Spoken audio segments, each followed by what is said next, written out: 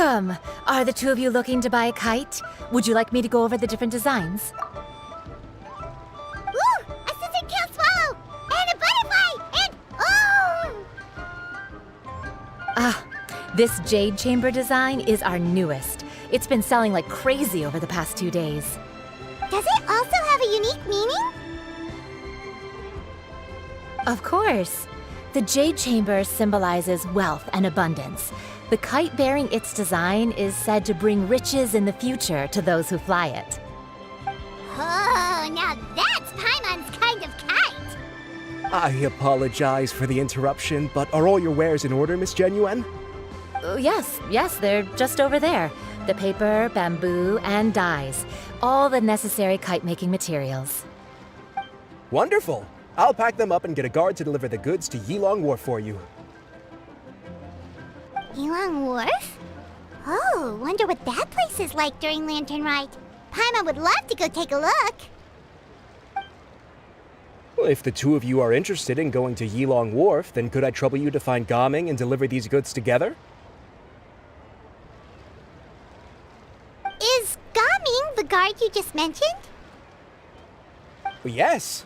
The communications office handles shipments and transports around Liyue. He works for the Secure Transport Agency, one of our sub-organizations.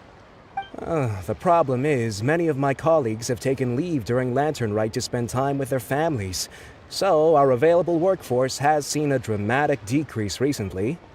If you were willing to help out, then I could get a head start on my next appointment. You do seem really pressed for time.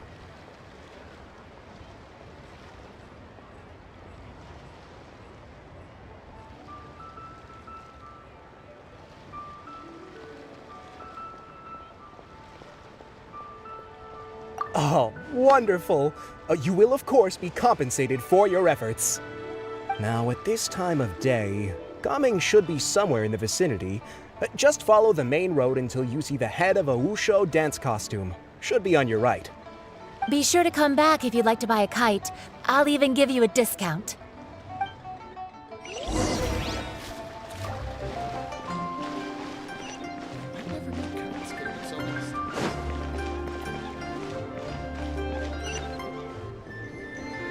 Wait, I thought we had an agreement. Loser buys dim sum tomorrow? Look at you, scowl like that for much longer and your face might stay that way. Hey now, don't be upset. How about this? You extend the invitation, and I'll pay. No way, Gaming. You're always the one picking up the tab. I'm not trying to be a sore loser. I just didn't expect you to come from behind to win like that. That was nothing. All in a day's work, friend. Perfect, Gaming is here. Sorry to interrupt, Gaming. We just spoke to a guy from the communications office who needs you to deliver some goods to Yilong Wharf. Oh, it must have been Longzhou. Looks like I've got work. Gotta go. Sure, go do your thing. Let's have a rematch when you get back. I won't let you win so easily next time.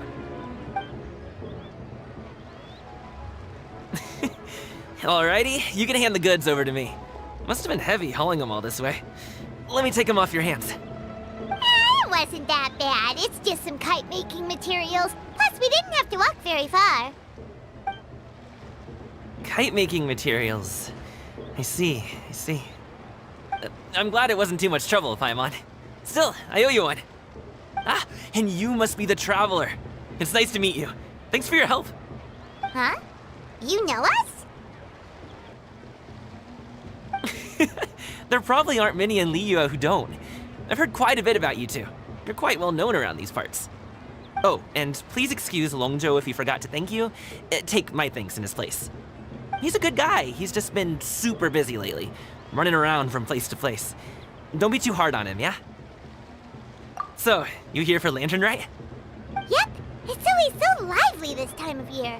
We were actually hoping we could tag along to Yilong Wharf and have a look around. Perfect! We'll go together then. I'm good with directions, so just follow me. Trust me, I know my way around. We can exchange stories, tell jokes, or just chat along the way. Oh, and there are a couple of good places to eat along our route. We can stop and grab a bite when it's time. The ingredients are fresh, the portions are generous, and the prices won't break the bank. You can order anything, and I promise, you won't be disappointed.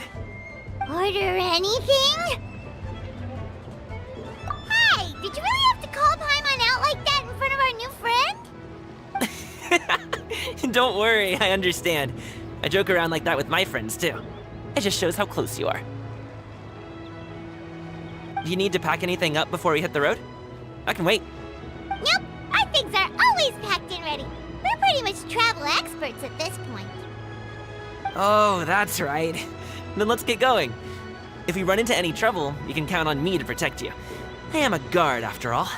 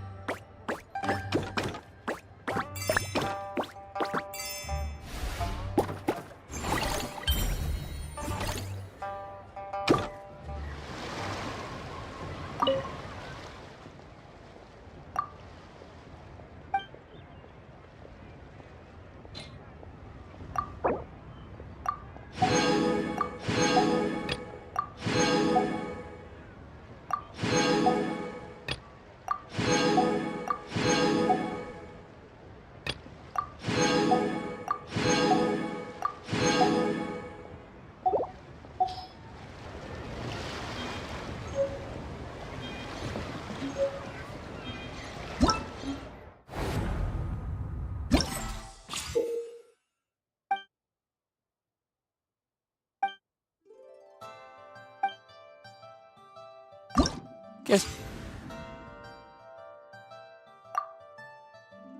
we can rest a bit.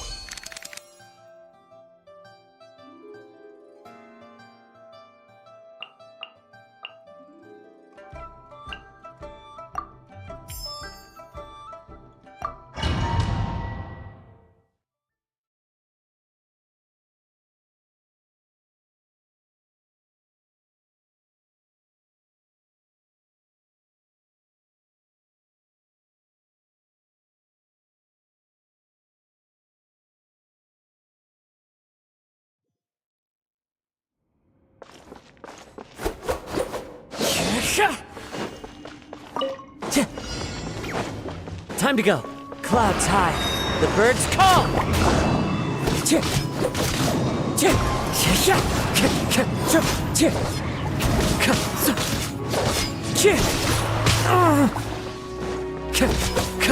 Wind strider.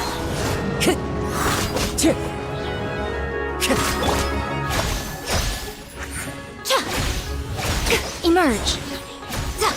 Right now. Nothing lasts forever. Show them. Come on out.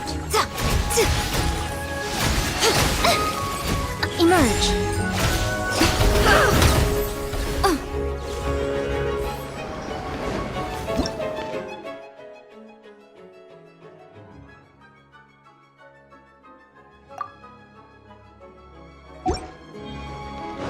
Right now. Emerge. Right now.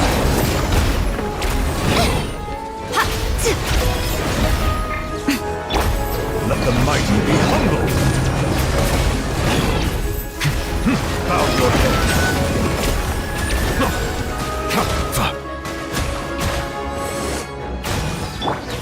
Come on. We can do it.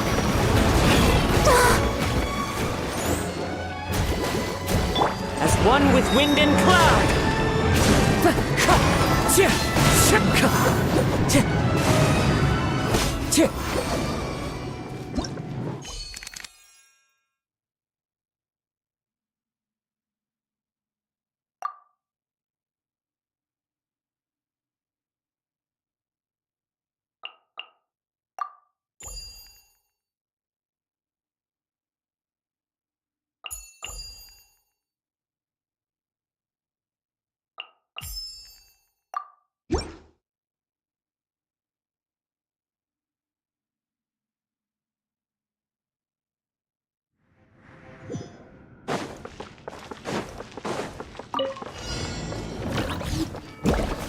Clouds high. The birds call. The tides beckon. Settle down. Let's get this show on the road.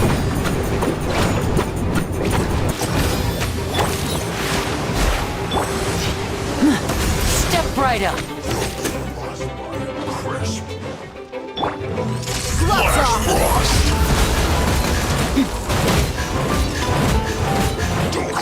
Wind strike.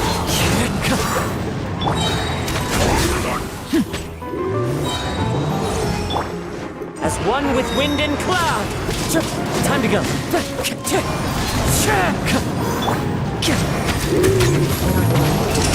Here comes the finale.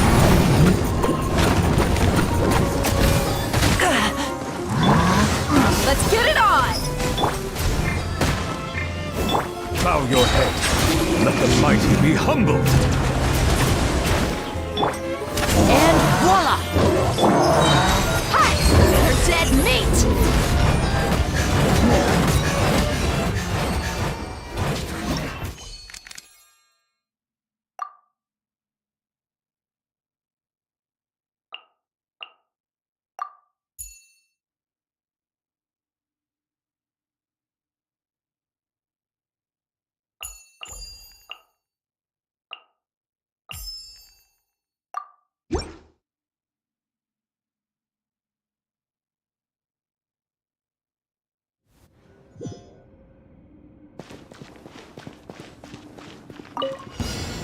Let's get down to business.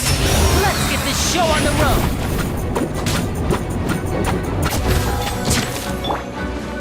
You asked for it! How's this?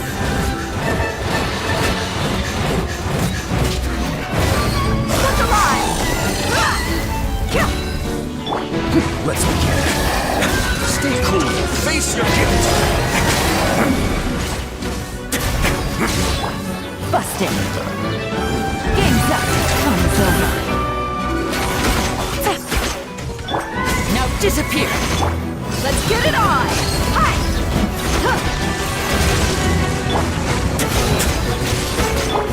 Quietly now.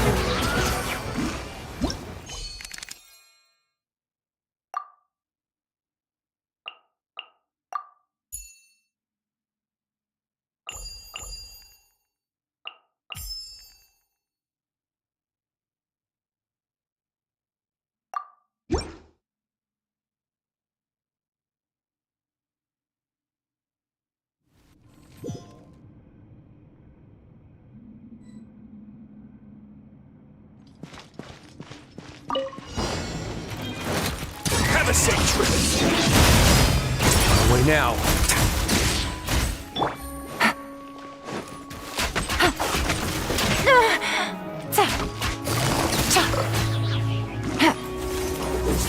Things are about to get dicey. Watch out! Watch out! Clover Senda! From the Steel Love. Let the world collide! Shower me with praise!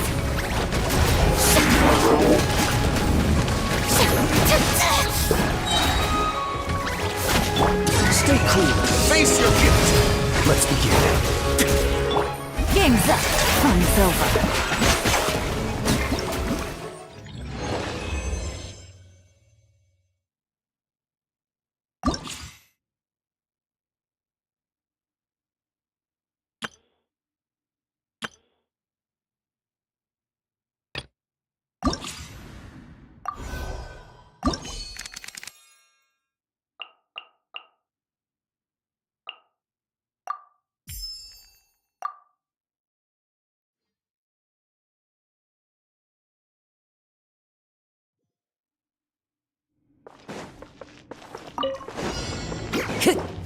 Fallen leaves, adorn my night!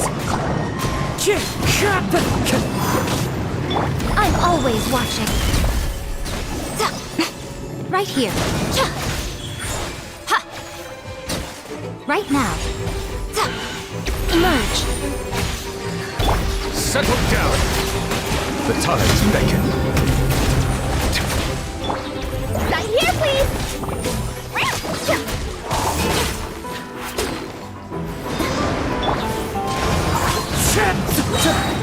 Clouds high, the birds call! Right here. Emerge. Bow your head. Catch that! Service with a smile! Wind strike! Right now. Emerge. Right now.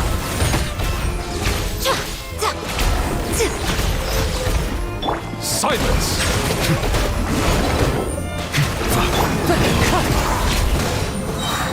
Time to go. Nothing lasts forever.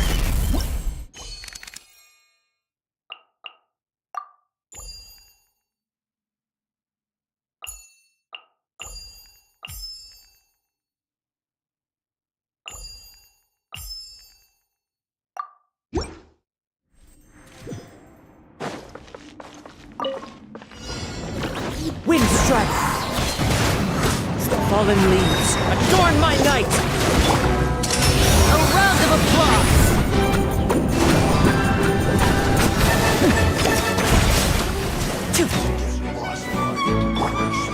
Gloves off!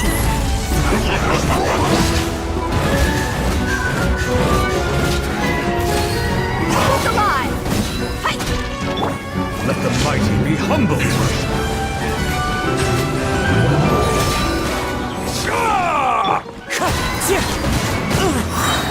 As one with wind and cloud! Here comes the finale.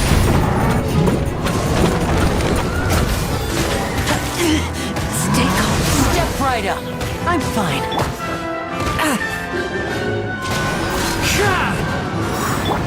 You're dead meat!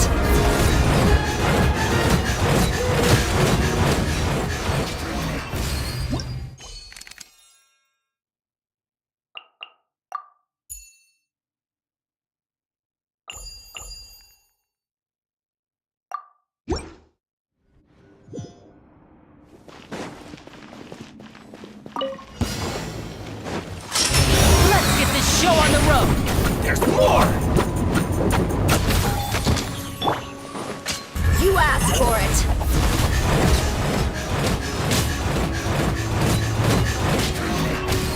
Buckle up! Ha! Ha! Emerge, right here. Emerge. I'm always watching. Right now. Have a safe trip! And voila! Let's get it on! Ha! Cha! Ha!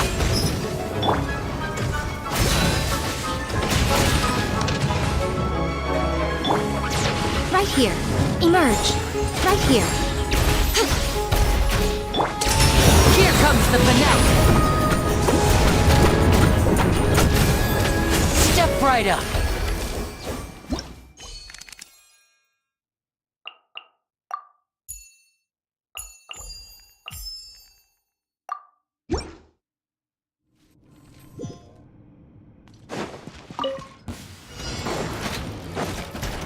Away now. This could get a little chilly. Time to shine! Yoo-hoo!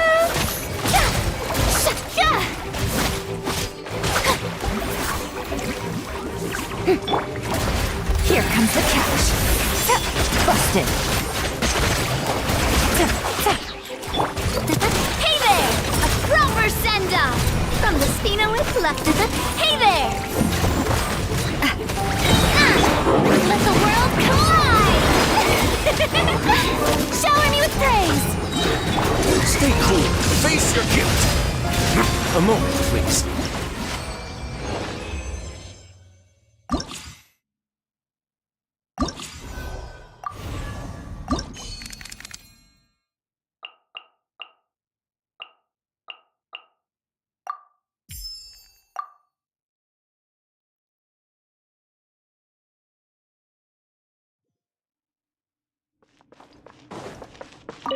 Time to go. Fallen leaves, adorn my night! A sight to behold. Right now, emerge. The tides beckon.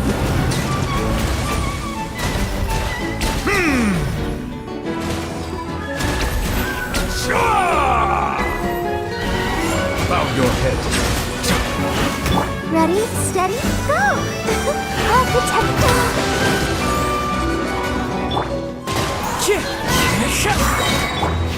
Right here, right now, right here. Clouds high, the birds call!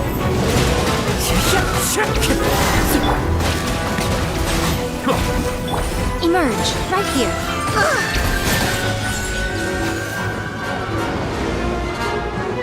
Wind strike!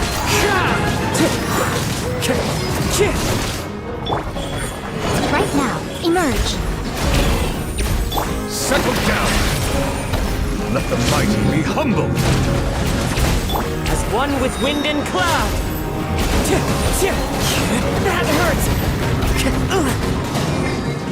Right here. Emerge. Come on, we can do it. Let's dance.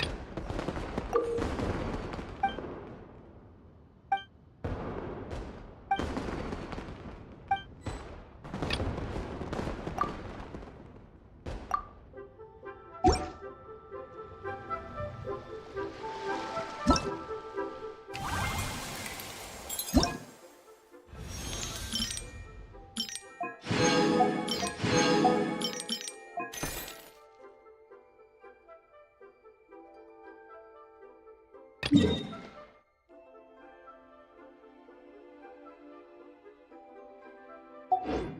should really bring the Knights of Favonius with you next time.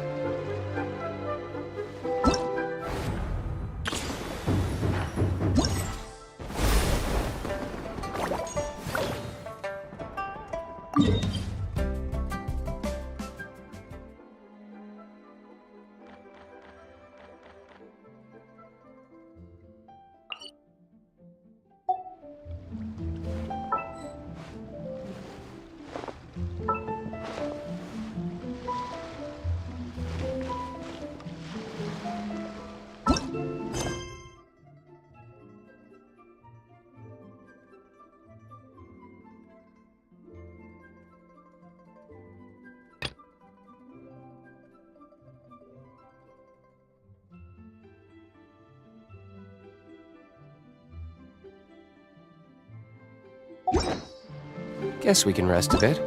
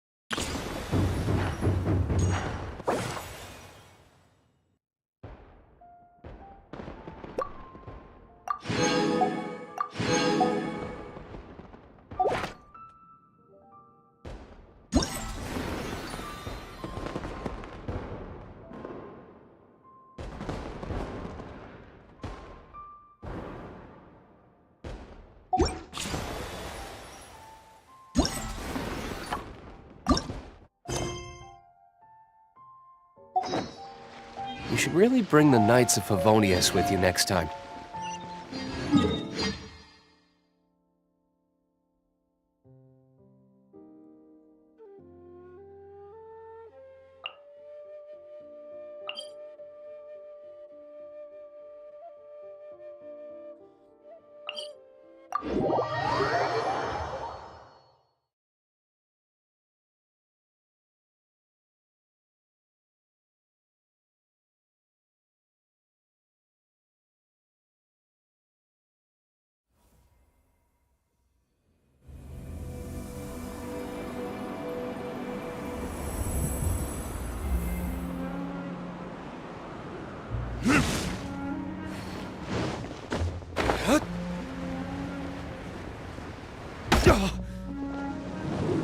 There can be no excuse for defeat.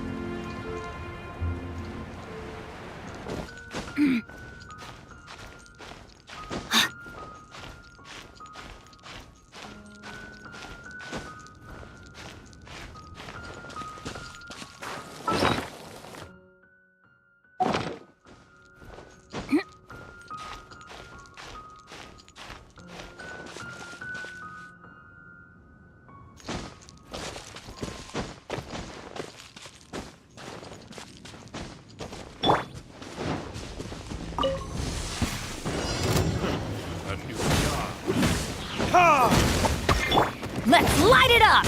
You're open!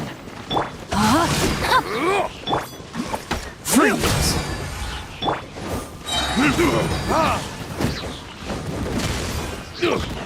Time for retribution! Take cover!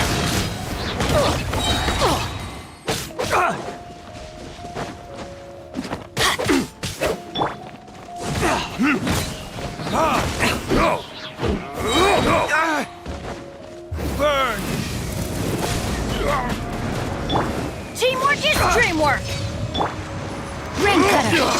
Rain outlines your fate. Huh? Don't get frostbite.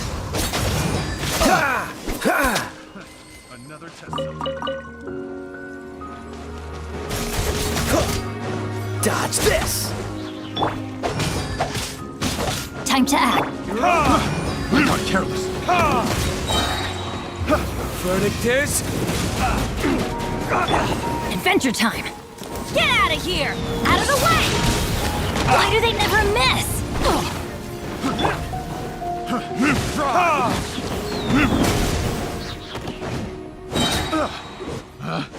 Picked the wrong test. Try! Time for retribution! I'm going in! Take cover!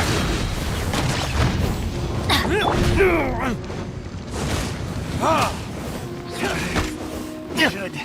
Replace burn!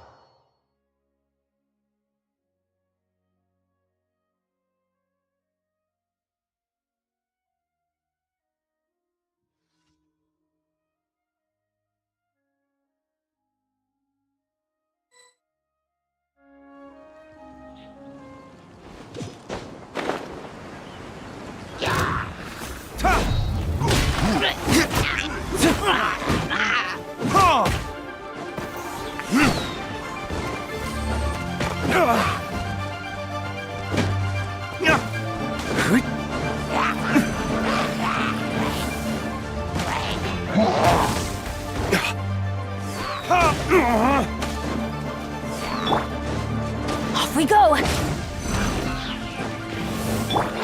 No, my sword! Witness the power of Gua! Freeze! This moment will be frozen.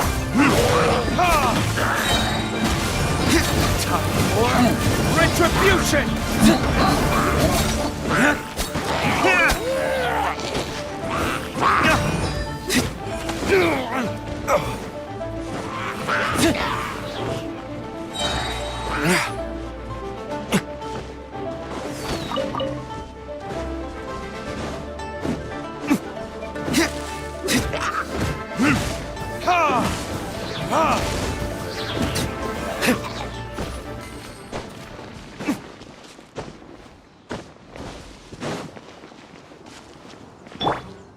Everybody stand back! Huh? Take cover!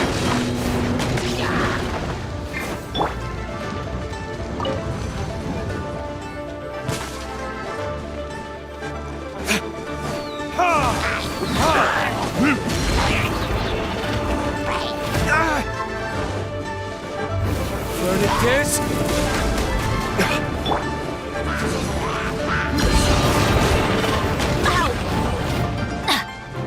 Rain outlines your fate.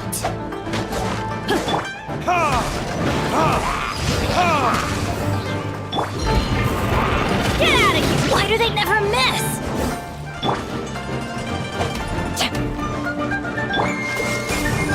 Don't get frostbite.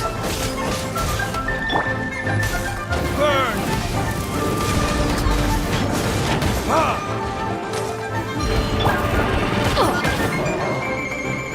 No, my sword! Let me weave you a verse.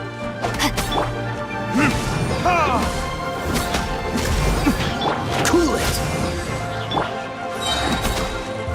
Verdict is... I'm going in!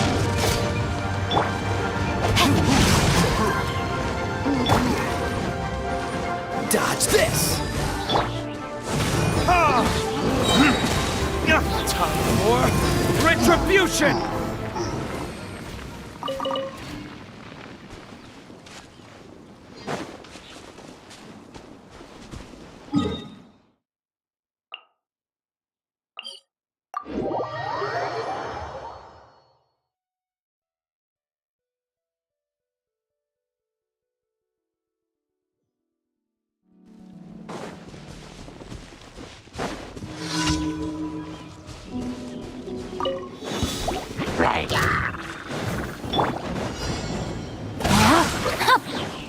What's the hurry? This moment will be frozen in time. Freeze.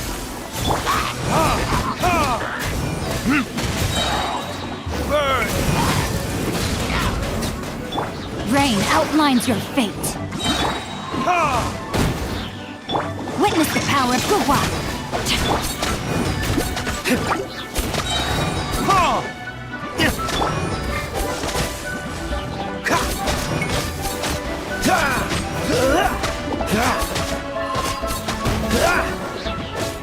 Dodge this.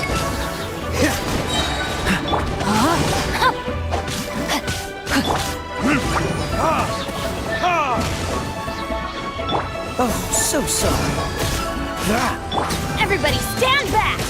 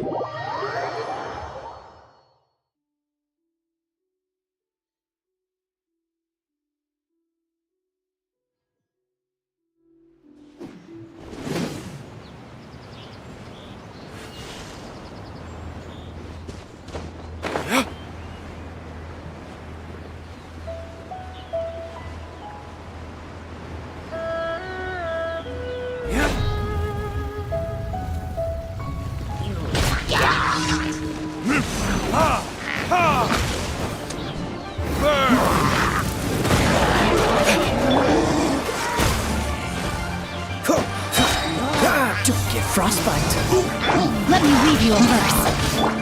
Teamwork is dreamwork!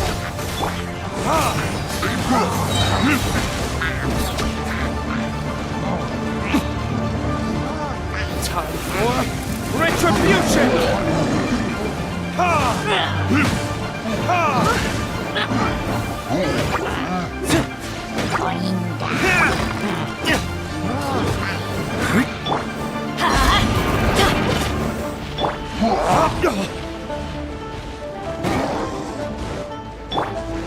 Rain outlines your fate.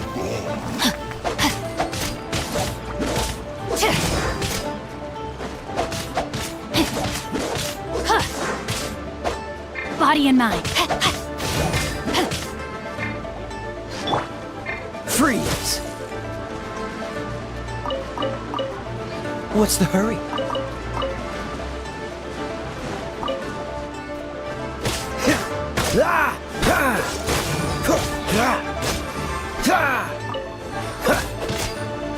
No, my sword! Rain cutter! Verdict is...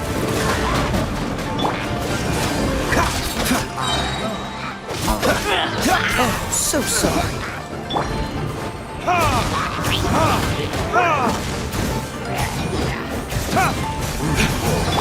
Going in!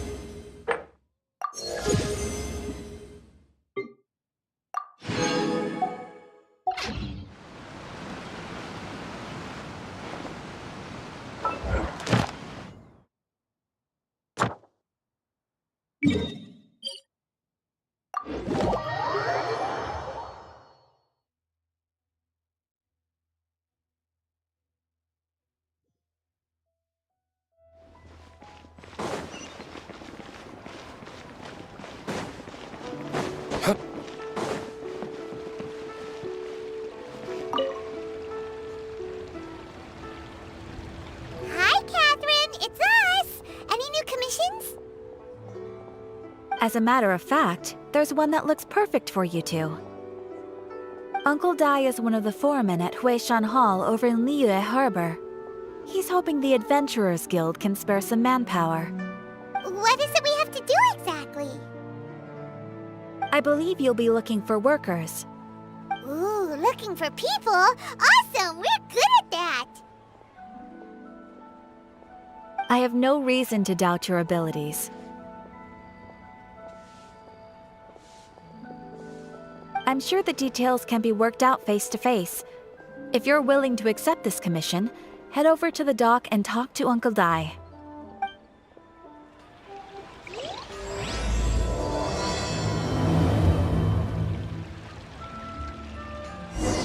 Ad Astra Abyssosk.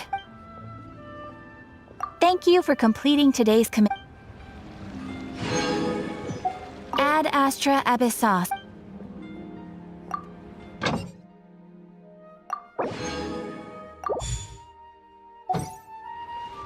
Ad Astra Abyssosk.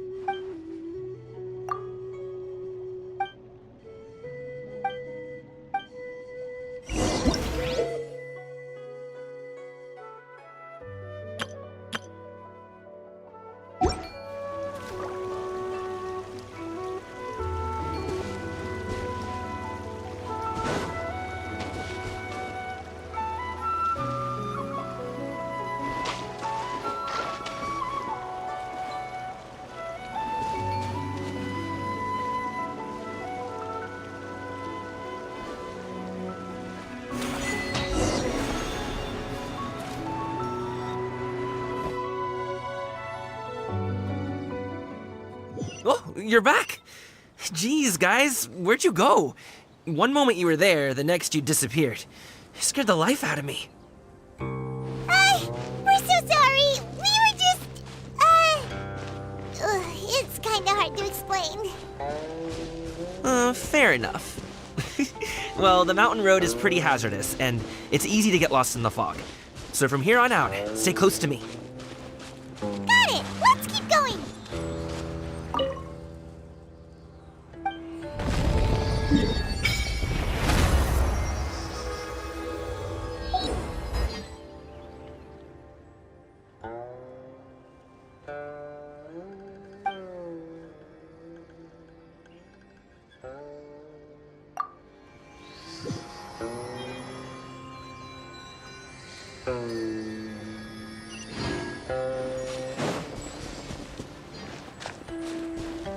Ooh, the docks are just a bit further.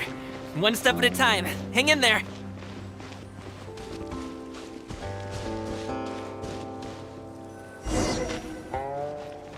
Wait! Get behind me. I'll handle this. Suffocate! Try!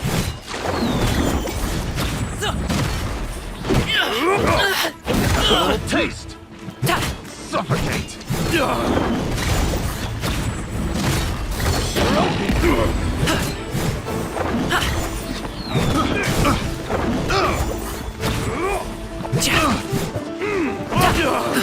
Suffocate!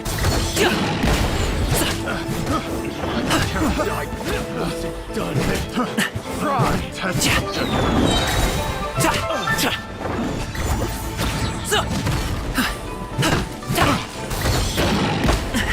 The feeling's mutual. Pity to my hammer. The wrong test subject. Mighty mythical beast!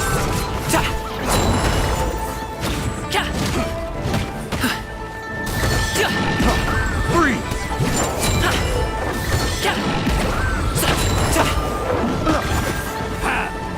Jack cross!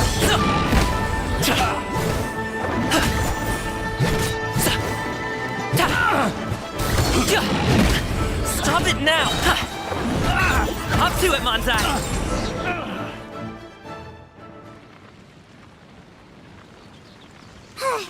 Seems like we really can't go anywhere without running into treasure hoarders, can we? Yeah, it's not uncommon for deliveries to get intercepted. That's why this job needs guards like us. Paimon was impressed by your moves back there. You seem like a real pro at your job. Oh, that's not a skill I learned on the job. It's just a hobby. Have you ever heard of wushu dancing? Really? Wushu dancing is famous in Chunyu Vale. Performers might be invited to promote the opening of a business or to spread good fortune during a holiday season. But I must admit, it has nothing on the popularity of the Liyue Opera. I'm also well aware that people in Liyue Harbor aren't exactly jumping at the chance to watch wushu dancing. So it's not something I do full-time. Huh? You have 2 jobs? How do you have the energy to do all that? It's not that tiring. You just have to take a rest. Ah, Paimon gets it, so you must sleep a lot then. Not really. Just yesterday I stayed up all night playing cards. Oh. Let's go. The docks are just up ahead.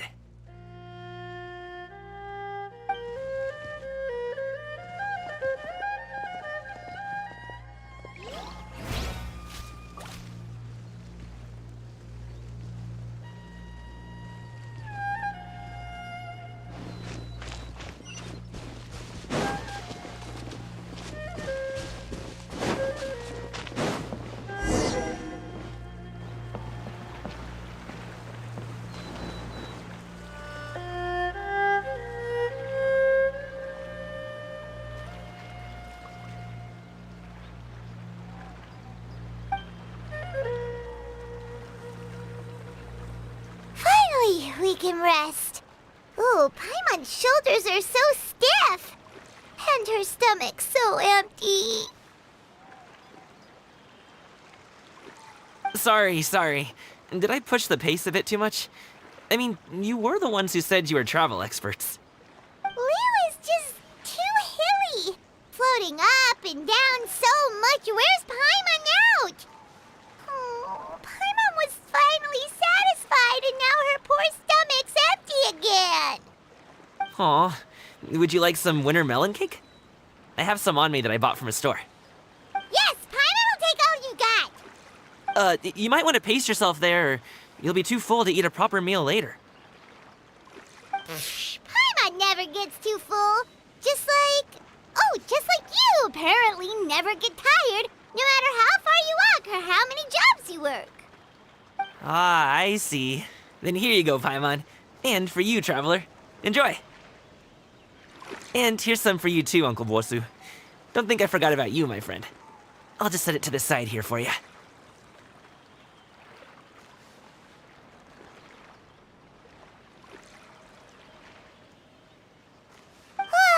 That hit the spot. Paimon thought she was going to starve to death for a minute there. That close of a call, huh? I've been eating winter melon cake ever since I was a kid. You can buy them from all sorts of places, whether it's a small vendor on the side of the road or a big restaurant in the city. But each place produces cakes with a slightly different flavor. If you like these ones, I can give you the address of the shop I bought them from. I'll just have to check when we get back. Oh, all my jabbering must be making it difficult for you to enjoy the scenery in peace, huh? Don't be afraid to tell me to zip it for a little while, okay? Really, I won't be offended. It's okay. Paimon is kind of enjoying listening to your chitter-chatter. Aw, a fed Paimon is a happy Paimon, huh? Hey, Paimon can be in a good mood anytime she wants.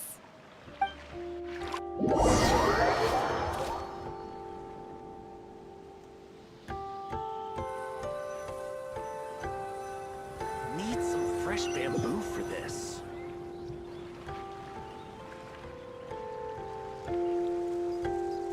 Woohoo! We're here!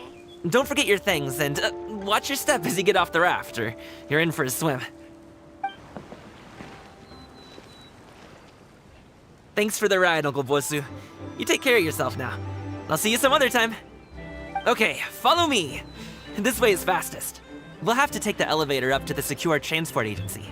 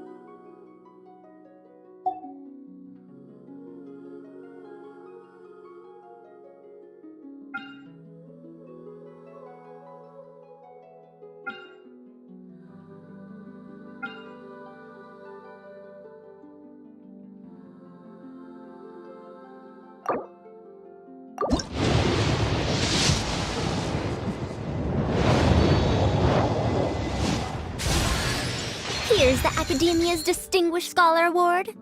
This is the Sumeru Puzzlers League Lifetime Achievement.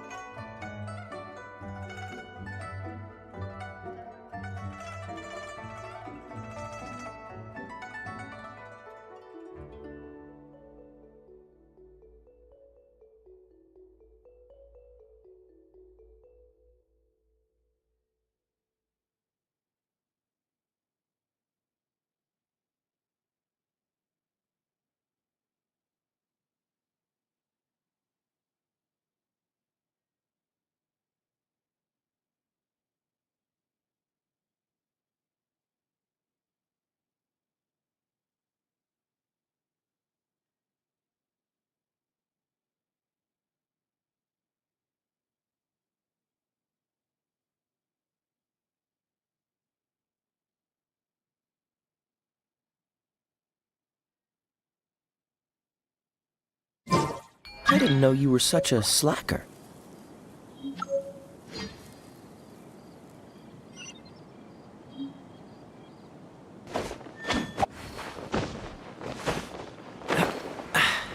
Catch the wind.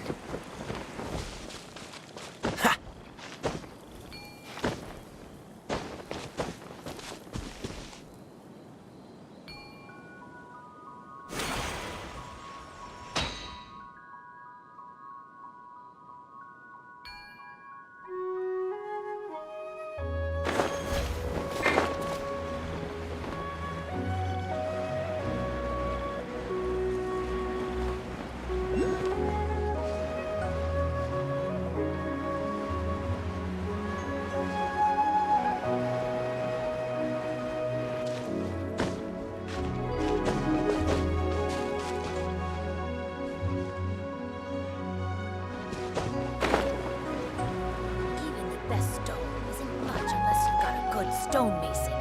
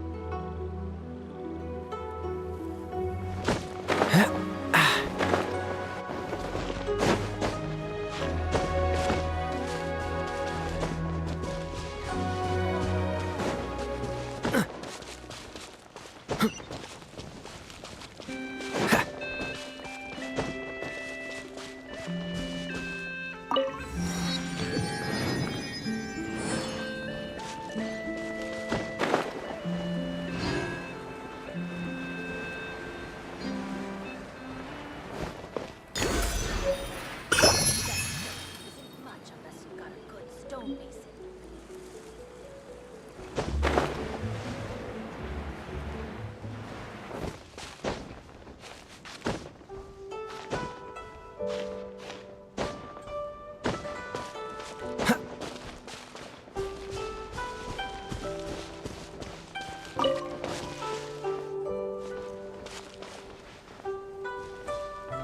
Cool it!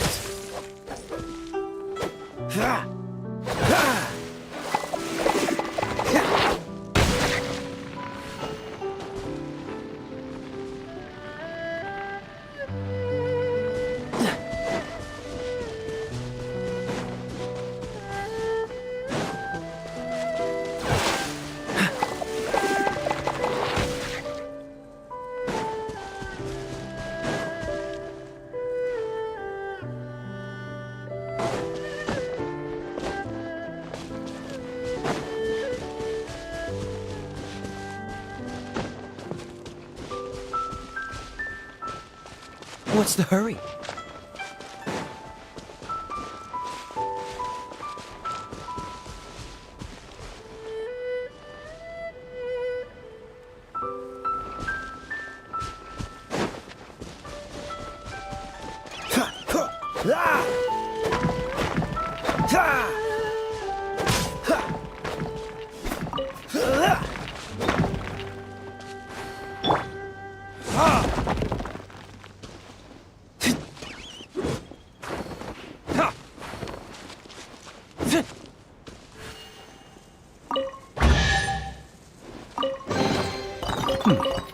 Better than nothing.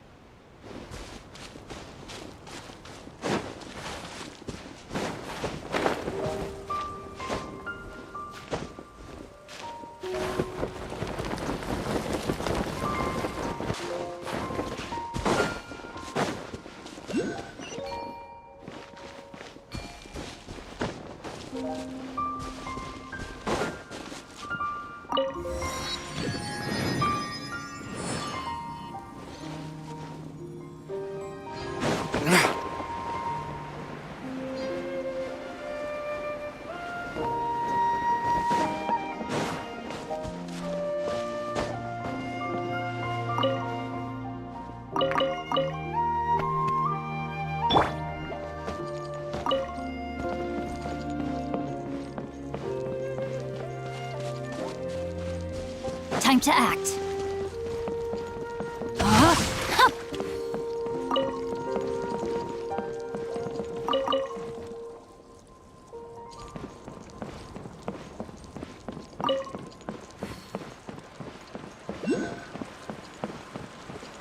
No, my sword!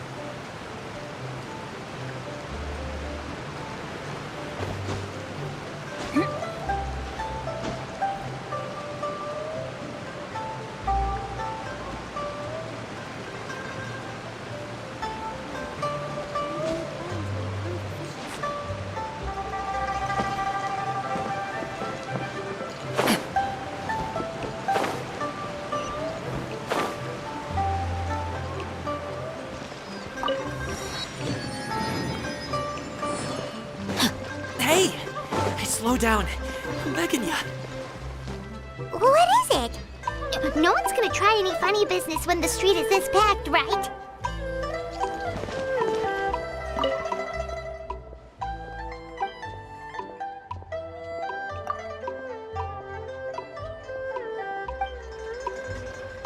Please, take a seat and enjoy a nice meal. Sure would be nice if When drinking tea, one should seek to be more refined. Oh, well... how should I put it? Come on, spit it out! Do you see that group of people over there? Those are my relatives.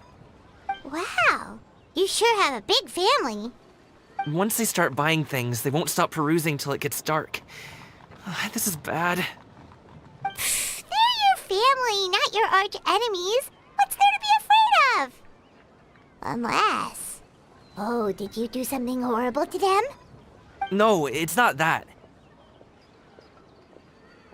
I'm just not that good at dealing with my family. It would be best if we could steer clear of them. I'll explain more when we have the chance, but right now, we've got a job to do.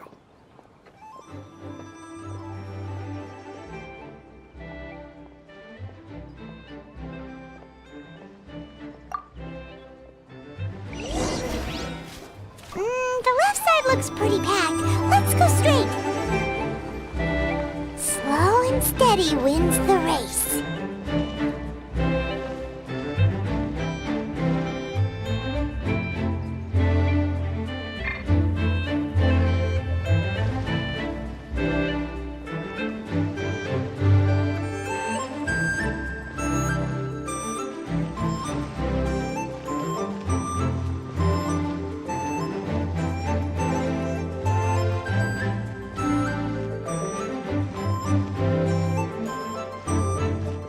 Let's wait here for a second.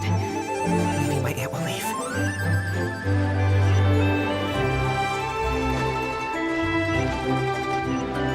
Uh-oh, we've been spotted!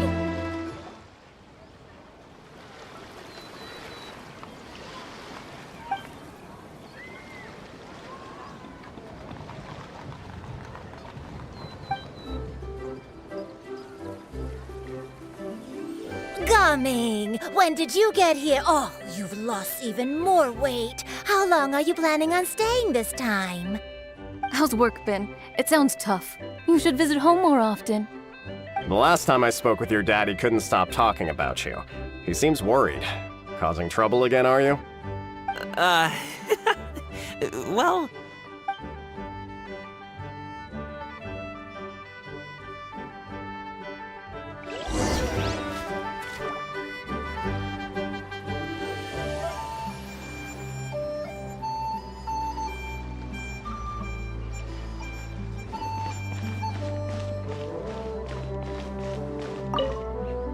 Don't miss out on our Lantern Rite promotion. Only the best tea sourced directly from Chaoyang Village. Buy 3 boxes. Don't miss out on our Lantern Rite promotion. Buy 3 boxes, get 10. Don't miss out on our Lantern Rite. Buy 3 boxes, get 10% off. Buy 4.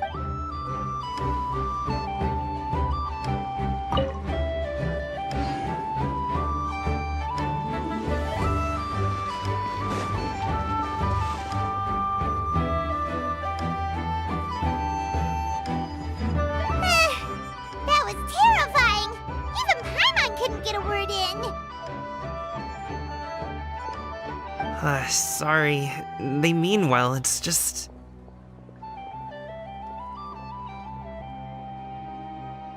I don't want to talk about it. Let's get these things delivered first. It's okay. Whenever you're ready to talk about it, we'll be ready to listen. Hey, Uncle Drugoi. These are my friends, the Traveler and Paimon. They came to deliver some goods with me. So, I guess I'll go ahead and take these over to Uncle Yongzan then? Yes, thanks for your hard work. I should thank you both for your trouble as well. Please take a seat and rest for a bit. I'll prepare some tea. No need. We'll be off soon anyway. Hey, we're already here, aren't we? No harm in taking a load off for a bit. Plus, I know the Secure Transport Agency has some great Songhua tea stashed around here somewhere. I promise you, one sip and you'll be hooked. Anyway, you just sit down and relax, Uncle Drugoi. Who would I be if I just sat here and let you go through all this trouble? Leave this to me. I have to be up and about to drop these goods off anyway. What's a little extra time on my feet? Oh, you aren't too picky, right, Traveler? I know Paimon prefers things on the sweeter side, so I won't steep the tea too long. And I'll add some... Aw, you noticed what Paimon likes? How long have you two known Gaming?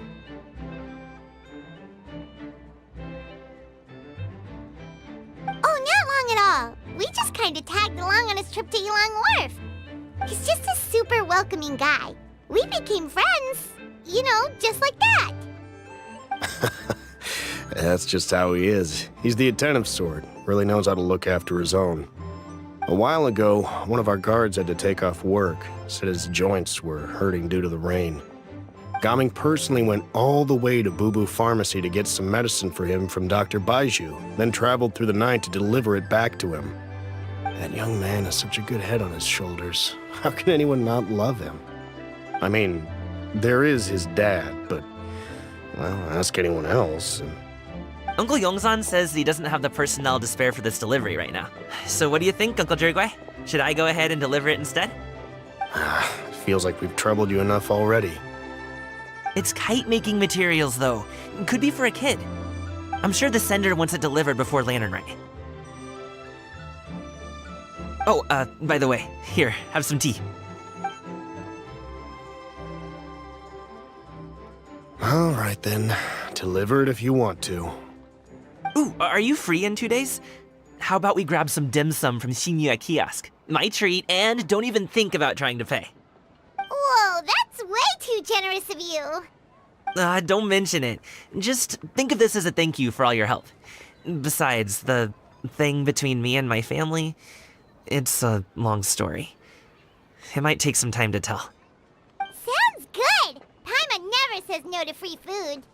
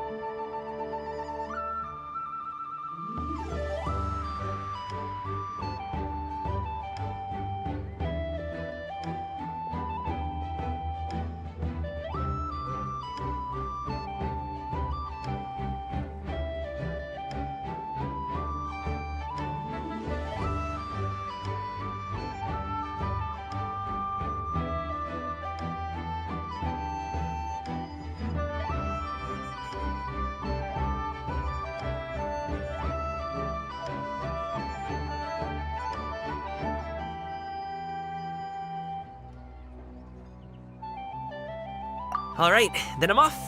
See you in 2 days. Oh, and Paimon, make sure not to eat too much before then. Don't say I didn't warn you. Is he underestimating Paimon? Ha! She's just gonna have to show him how much she can really eat. Anyway, is Gaming's family situation really that complicated? He has such a happy-go-lucky personality. Plus, he's an enthusiastic and diligent worker. It's hard to imagine a guy like that being troubled by much. How should I put it? Since he already plans to tell you himself, you don't need an old man like me to add my 2 cents. You seem to be around the same age, so you might have a lot in common. Perhaps you could help him talk things through. Consider it a favor to me.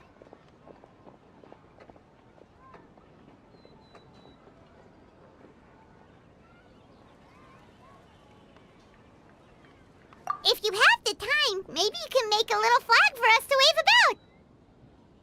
It can say, "We provide aid in spades." Couldn't hurt to advertise our services, right? Well, I can certainly arrange that. Is there anything else you wanted to say? Wait, seriously? Paimon was just joking, but if you're going to get us something, she'd much rather have winter melon cake instead. Seems like Gaming really has rubbed off on you. Would you like some more tea? I think there's some left. No thanks. We came all this way and still haven't gotten a chance to look around the wharf. We should see the kinds of kites they got. Maybe they'll have ones you can't find in Liyue Harbor. All right then. Please do let me know if you'd like more tea. You're welcome to stay as long as you like.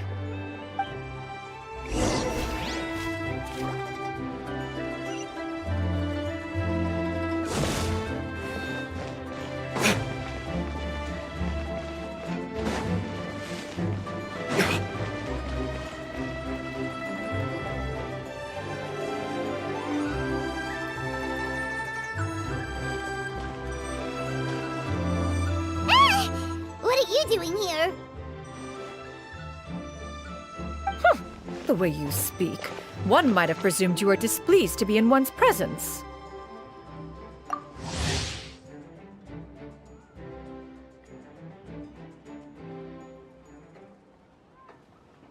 Take note, Paimon. You could learn a thing or two about how to respect your elders. Ugh, starting on the elder stuff already, huh? Shouldn't you be back in your cave tinkering away at some kite-related thingamabob or something? What brings you out here?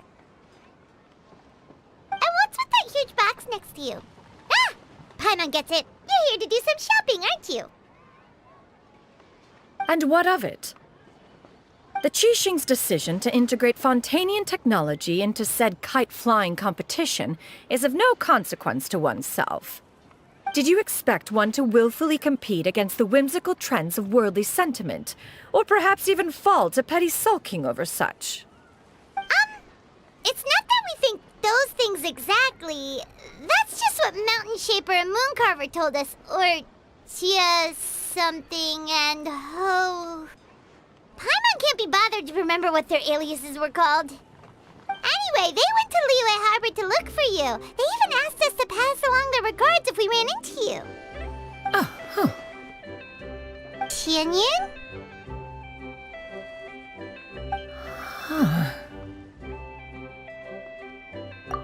It appears time has quite flown since one's arrival in Liyue Harbor.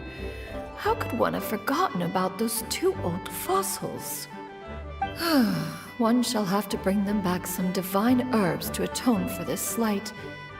Nay, given that one has ventured all this way to Yilong Wharf, tea would be more advisable. A great thought has illuminated one's mind once again. One is reminded that certain purchases have yet to be made. Perhaps you two could wait here whilst one performs this task. It'll be but a moment. Huh? Wait, here? You really just gonna ditch us here to watch your stuff? Oh, that woman really just does whatever she wants. Hey, not you too, Traveler! Oh,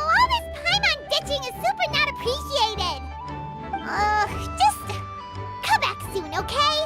Paimon doesn't want anyone to try and steal his stuff. Welcome. Please have a look around. We only sell teas of the finest quality, sourced directly from Chaoying Village. Might I recommend the Sunglo variety? It's one of our specialties. Now, that sounds promising. One will bring some back for those old fossils, and all will be well. 2 boxes will do. Wonderful. By the way, we're actually running a special Lantern Rite promotion. Buy 3 boxes, get 10% off. 4 boxes will net you 20% off. 20% off 4 boxes. This merchant strikes a fair bargain. One might as well give some to Morax and Ping, too. Then 4 shall suffice. I see. Are you intending to give these as gifts? If so, perhaps I can interest you in these exquisite gift sets. Buy 10, get half off. Look at the magnificent design, and the red ribbon gives quite the festive flair, don't you think? Such a gift would be sure to impress any lucky friend or family member. 10 boxes. Seems rather excessive. But if one factors in the conqueror of demons and one's disciples... 10, a nice round number, don't you think? Course you do. I'll even shave a little extra off the price for you. That is agreeable. I will have these boxed up then. Of course, right away. I see you have quite the eye for fine items, mademoiselle. Perhaps some of my wares might also be of interest to you. I'm a toy merchant from Fontaine. You'll get nothing but the finest and most intricate clockwork toys Mora can buy here, each one sure to be a source of endless amusement.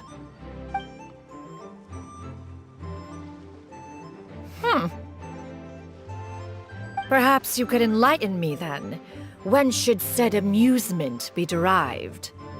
Well, that is, of course, best understood by playing with them yourself. If you could wait just a moment, I can bring one out and give you a demonstration.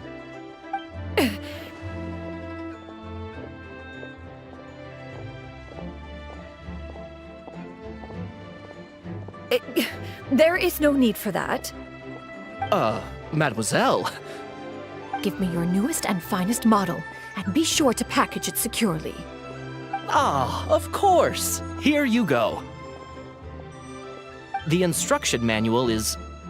I can do without, thank you. Many watchful eyes surround this place. If one were to be spotted purchasing a mechanical toy such as this, a child's plaything no less, it would only invite scandal. There is no harm in bringing it back to study in secret.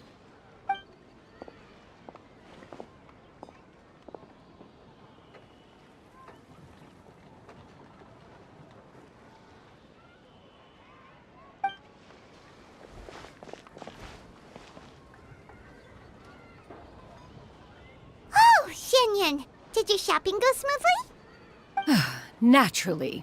One may not delight in social interactions, but that does not mean one lacks said faculties.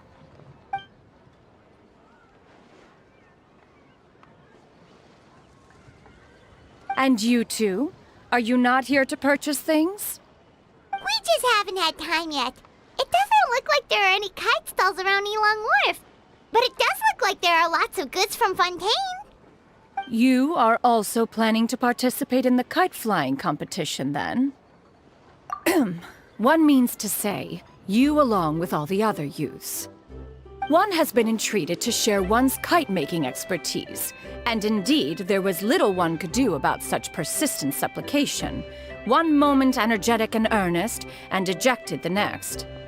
One had no choice but to acquiesce to these requests, and thus, one will be organizing a kite-making workshop to provide personal instruction in this art form. Oh, who will be participating then? Shuyu, Shenhe, Ganyu, and Yayo. Wow, that's quite a few people.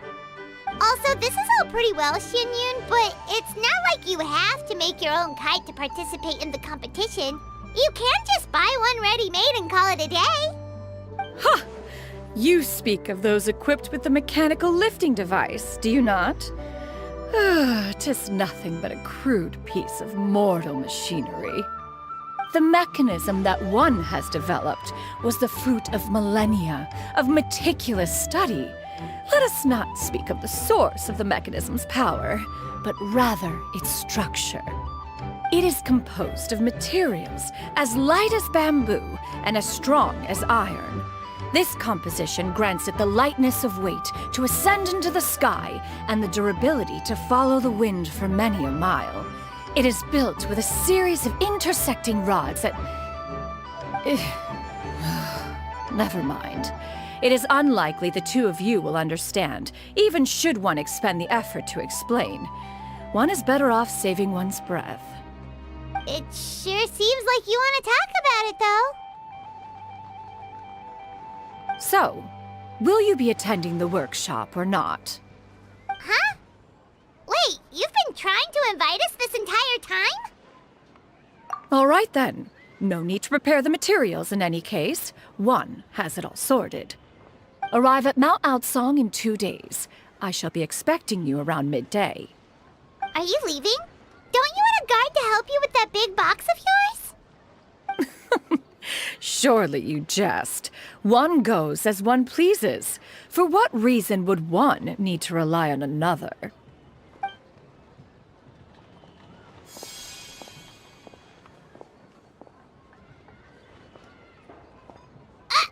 It can float? What kind of invention is that? One calls it the floating toting device. Huh. She seems pretty proud of that one. Look at her walk down the street. She seems so confident, but everyone around her is looking at her all funny. Paimon wonders... never mind. But anyway, that box of hers seems to be full of those mechanical lifty thingamabobs.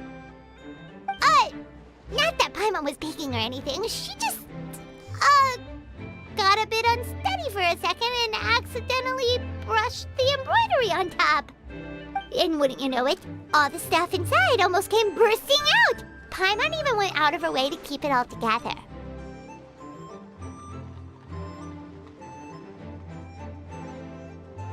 All Paimon say is that Shenyun sure does try hard to save face.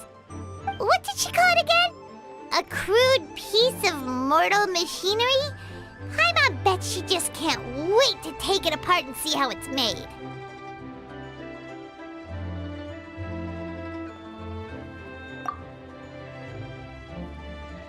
Totally. We should probably act like we didn't see anything, though. You know, in consideration of her feelings and all. After all, that is the propriety with which one should comport oneself. When it comes to an elder, right?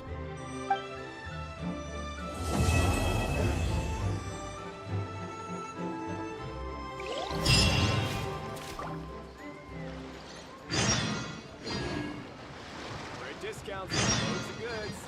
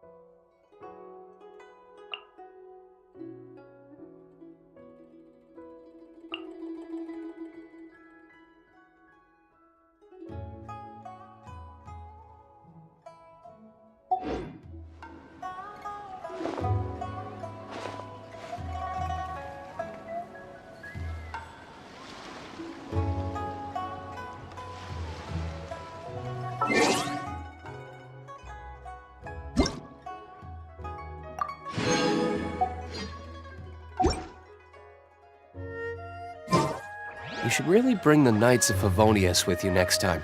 Great discounts.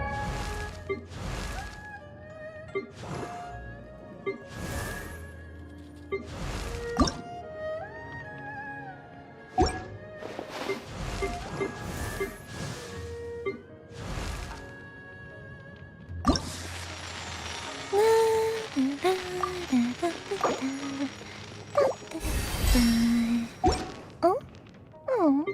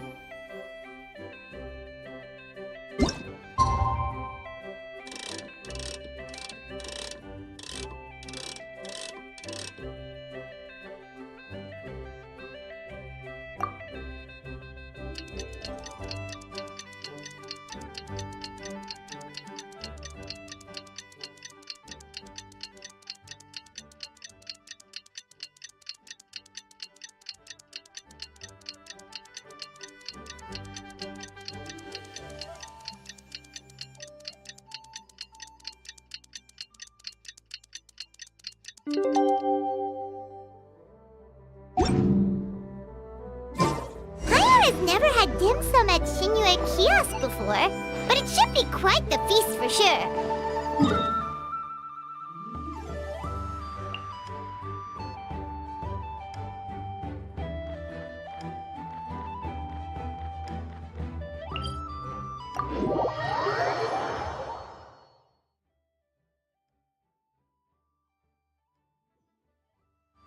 Ooh, and that's Paimon's stomach right on cue telling her it's time to go find Gami.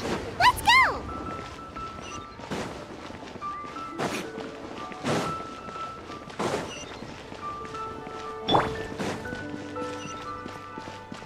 Adventure time!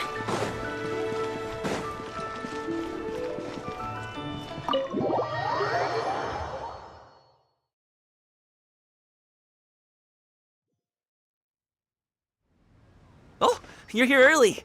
I just ordered. The food should be out in a second. Sit down, sit down. Let's all take a seat! Here, hand me your cups. Oh, thank you! Wait, you weren't supposed to drink that, Paimon. That was for you to rinse your utensils. That's a thing?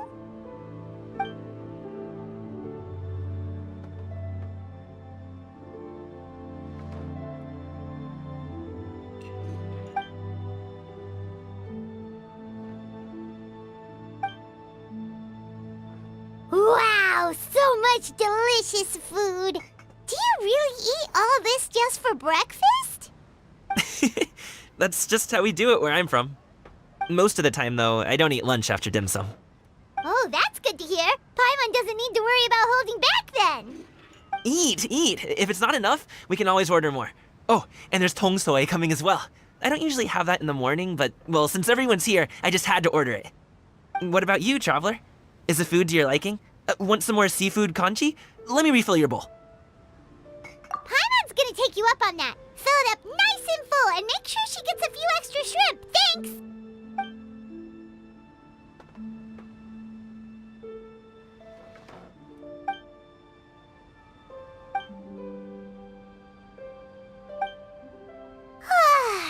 So full. That meal was so satisfying, it even gave Paimon some extra brain juice. Oh, listen, listen! Paimon's figured it out. Let's think about this for a second, Gami. You invited us to this awesome restaurant and ordered a whole table full of expensive dim sum just for the three of us. Well, you must be hiding the fact that you're some young master from a rich family. That would explain why you try to keep your friends and family away from each other. Are you confusing me with Xingqiu? Huh? You know Xingqiu? You sure know a lot of people. Well, when you're on the road as much as I am, you hear all sorts of rumors. Sometimes they're true, sometimes they're not. What it comes down to is being able to tell the difference. More often than not, that means knocking on some doors to find out for yourself. Oh, you truly are a man of many talents, young Master Gaming. Okay, enough with the teasing. Sorry to burst your bubble, Paimon, but you're wrong about my family situation. What? Oh, Paimon thought she was onto something there. My dad is just an ordinary tea merchant. Small-scale stuff, you know? It wouldn't even make sense to mention his business in the same breath as the Feiyun Commerce Guild. My dad... he always wanted me to inherit the family business, to be a merchant like him. But that's just not who I am. It's not who I ever wanted to be.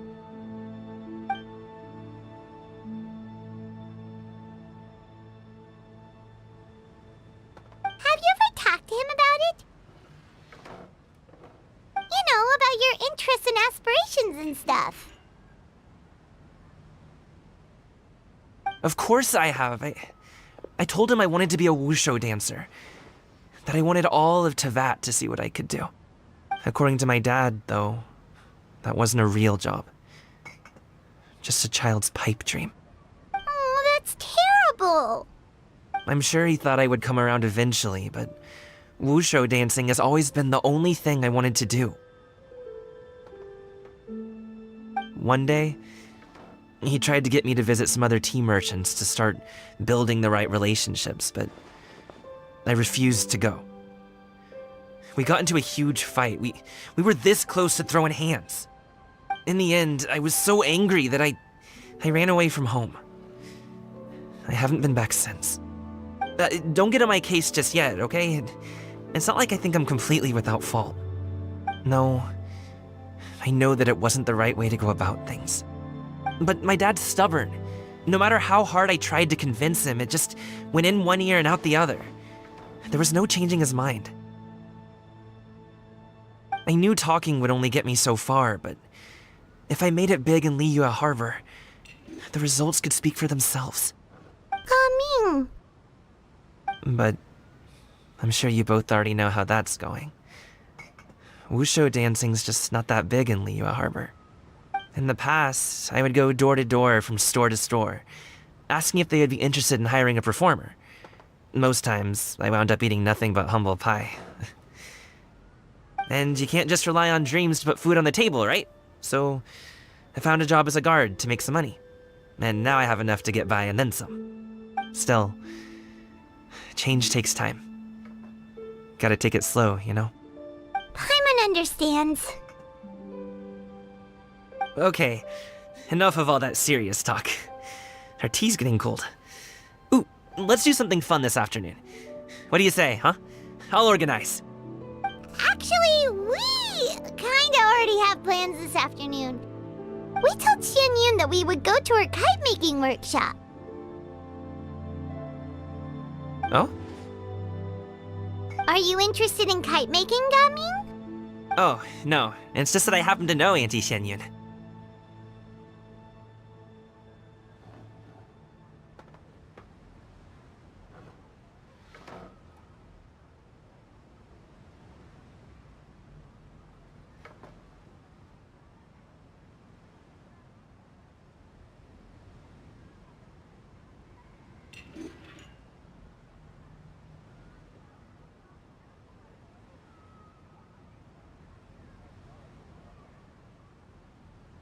That title certainly humanizes her a bit. Oh, I know that she's an Adeptus. I met her during a delivery once. But hasn't she been in the city lately? She's even tried, with some limited success, to change her terms of self-address or something like that. She came to see me a few days ago to ask about luminescent dyes. Oh, wait a second. She doesn't plan on putting those on a kite, does she? Is that not something you can... It's one thing to use it on cloth, but applying it to paper is another matter entirely. Why couldn't she tell me what she wanted them for? Yeah, she does seem to have trouble with that sometimes. It would be such a shame if everyone worked so hard on their kites only for them to get ruined in the end. Okay, I'll go with you. Great! The more the merrier!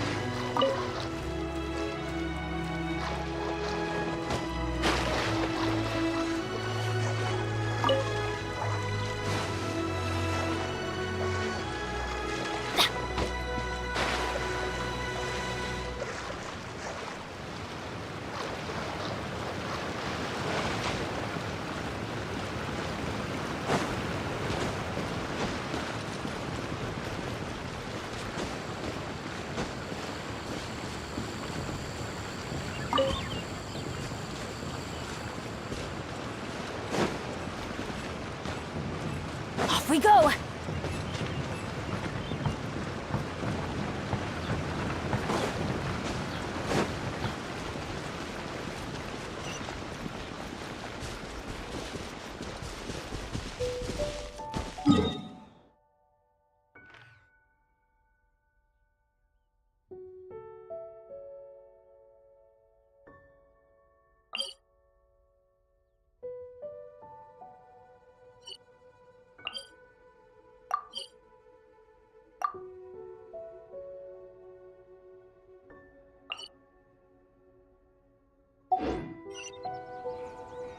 Oh, ow! Where did that come from?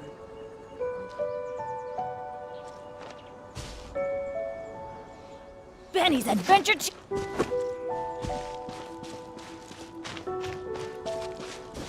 Adventure time!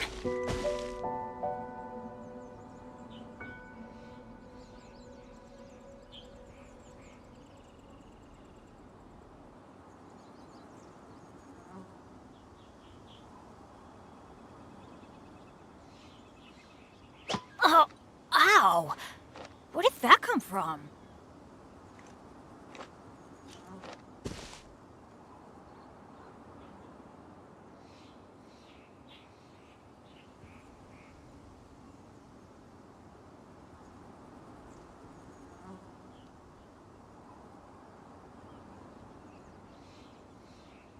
Good things come to those who don't wait around. That's what they say anyway. Knowing my luck, the opposite is probably true for me.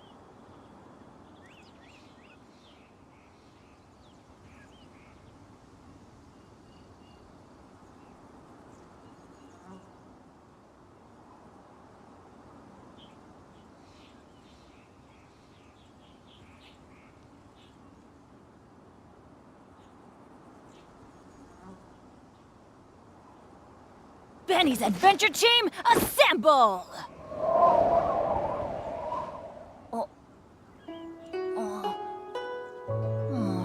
Or not.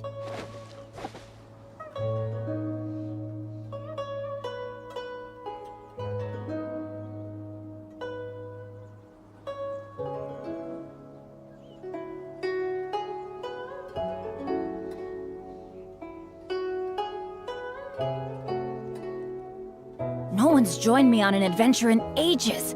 Come on, let's go!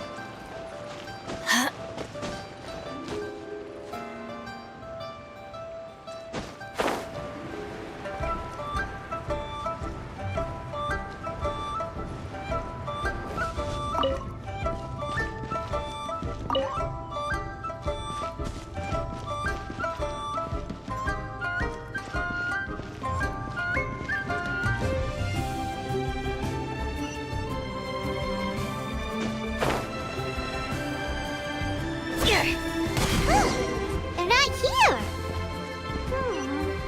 Let's keep looking.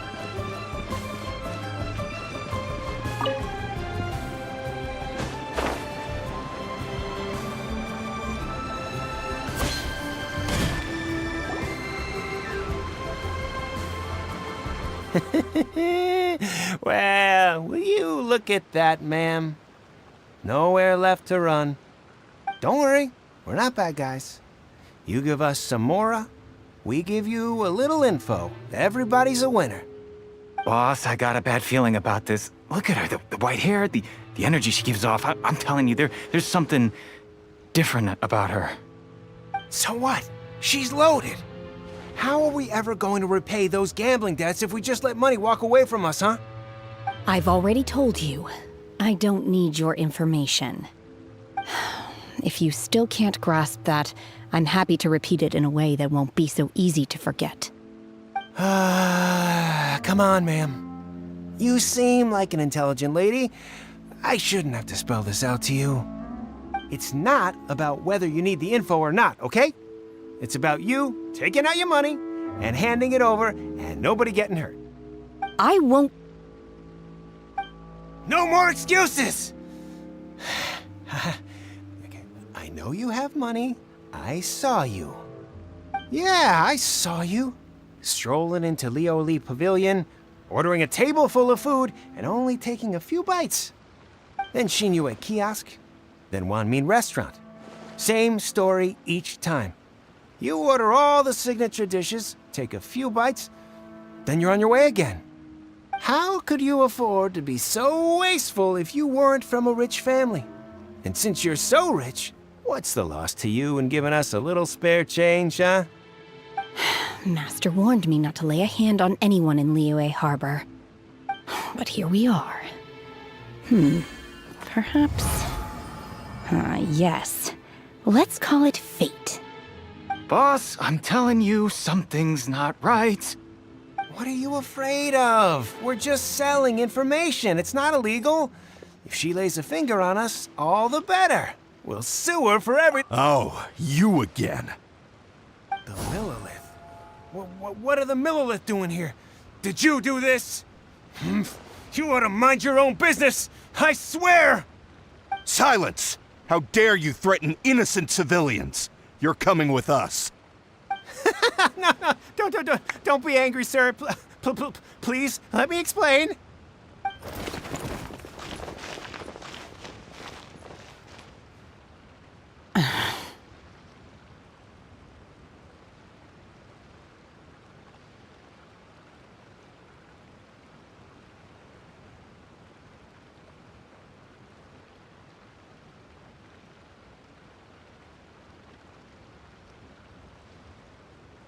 Shenhe, Shenhe? my name. Oh, so your name's Shenhe. Paimon's name is, well, Paimon. And this is Paimon's travel buddy. Oh, I've heard about you two before. Thank you for helping to defuse the situation. I could have dealt with it myself, though. I suspect smashing his head against the ground a handful of times is all it would have taken to get him to surrender. You can't do that. That's way too violent. This is Liyue Harbor. There are laws against that kind of stuff, you know. Laws? No, apparently not. Really? So how exactly have you...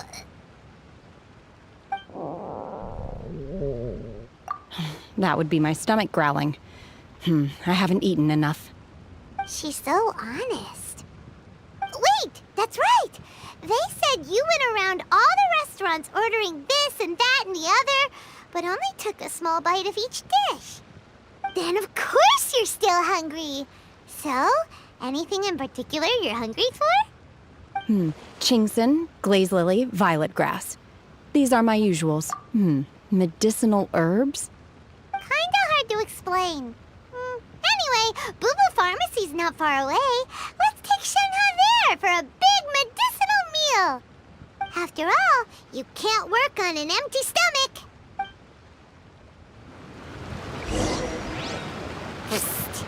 Do you think Shenhe might be an adeptus? It seems like it's her first time in Liyue Harbor, and she doesn't seem to get how things work here. Are you here to buy some herbs? I do hope you brought your prescription. Chingson, glaze lily, and violet grass, please. Half a pound of each. What kind of prescription is this? Sounds more like a lunch order. Oh, here you go. That's everything we have in stock. Thank you. She's really eating them!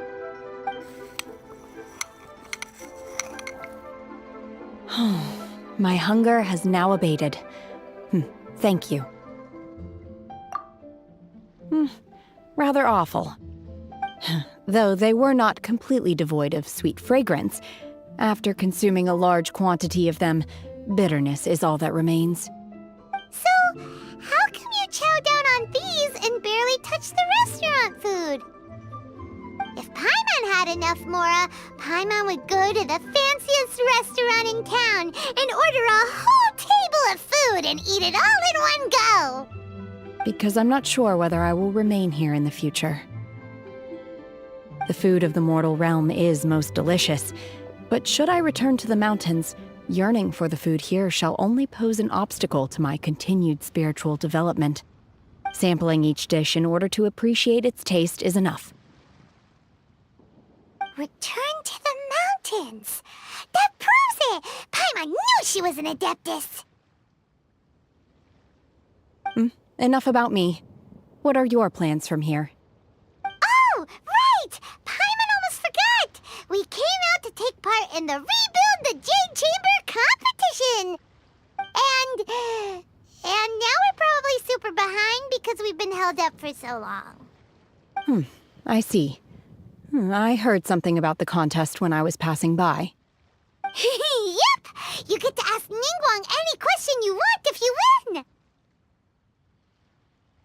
Were you interested in the contest too, Shenhe? I came for the rebuilding of the Jade Chamber, but until this point I had no intention of joining a contest. However, you have shown me your kindness, and I would now like to lend you my assistance. Oh, don't worry. I ask for nothing in return. Wow! You really don't have to. But having an adeptus help out will make things a whole lot easier, so...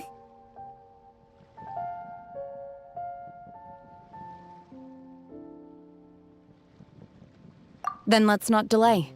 I have a plan. Great! Paimon bets this is gonna be the awesomest plan ever! I am not sure whether or to what extent this plan can be classified as Awesome. I do, however, believe it will be highly effective.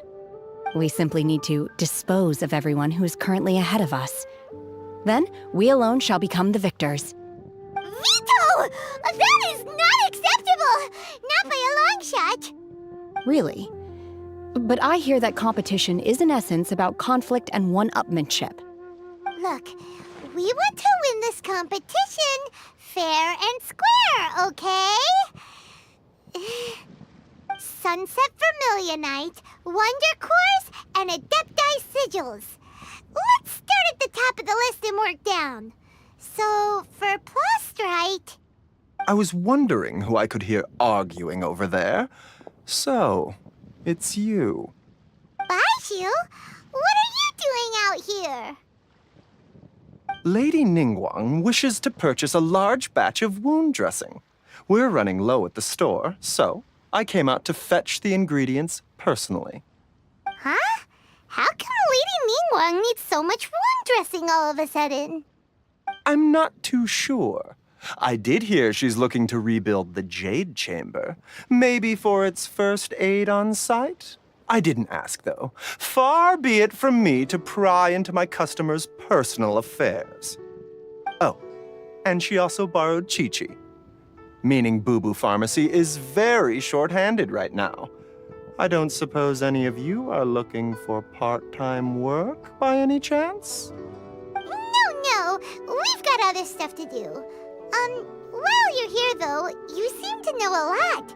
Have you ever heard of something called Sunset Vermilionite? Ah, the variety of Plostrite used in the Jade Chamber, yes? There is some mention of it in the Seven Mountain Treatises. When activated, Sunset Vermilionite rises up all the way into the clouds. It's very rare indeed. As far as the records show, virtually all Sunset Vermilionite in existence has been mined and taken possession of. But the Feiyun Commerce Guild would know far more about this than I do.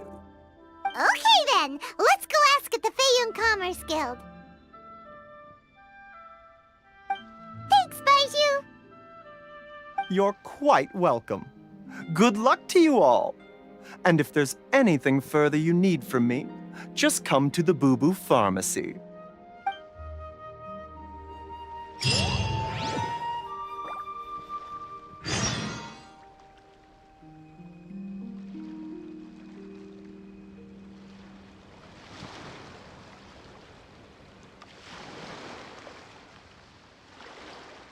Good things come to those who don't wait around.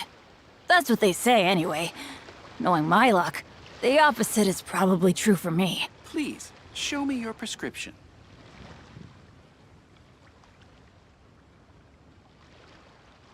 Benny's Adventure Team, assemble!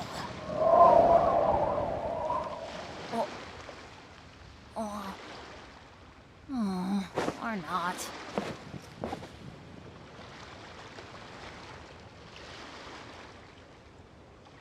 Please, show me your prescription.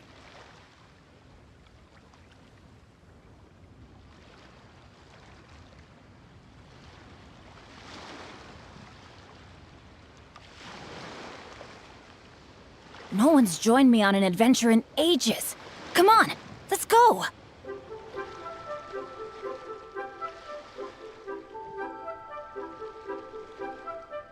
Adventure time!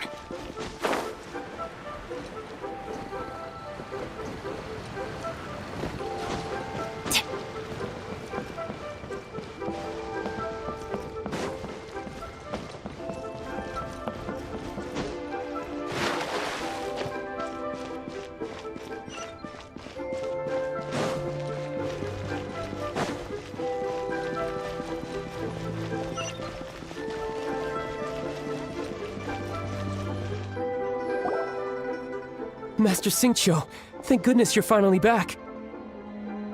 Oh? Why do I detect an urgency in your voice? The guild has had a whole string of strange orders in recently. Everyone's been completely caught off guard. Your father gave me specific instructions to ask you to stay and help out if I happen to see you. I see. Have someone sort the orders by type for now. I'll deal with them myself shortly. Oh, how wonderful. Thank you, Master. With you on the job, I can breathe a sigh of relief. Hey, Xingqiu! Glad you're here. We want to ask you for some information. Traveler, Paimon, please wait a moment. Shu, I need to entertain some guests. Please continue with your work for the time being, and we'll discuss them. Understood, Master Xingqiu. Then I will leave you in peace.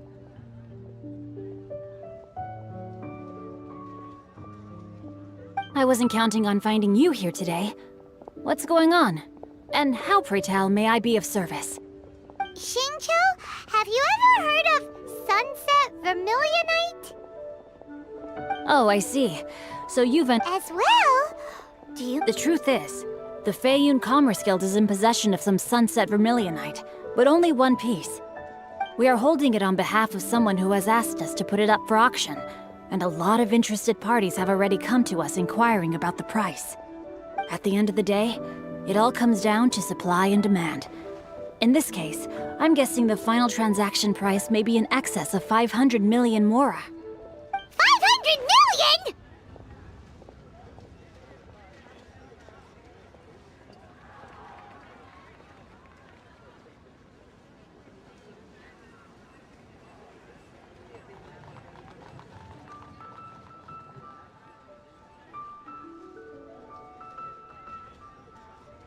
Honestly, I would recommend that you don't bother bidding on this one. The price is greatly inflated, and it's just not worth it. But without any Sunset Vermilionite... Don't panic. I don't suppose you ever heard of Sea Gazer? Who?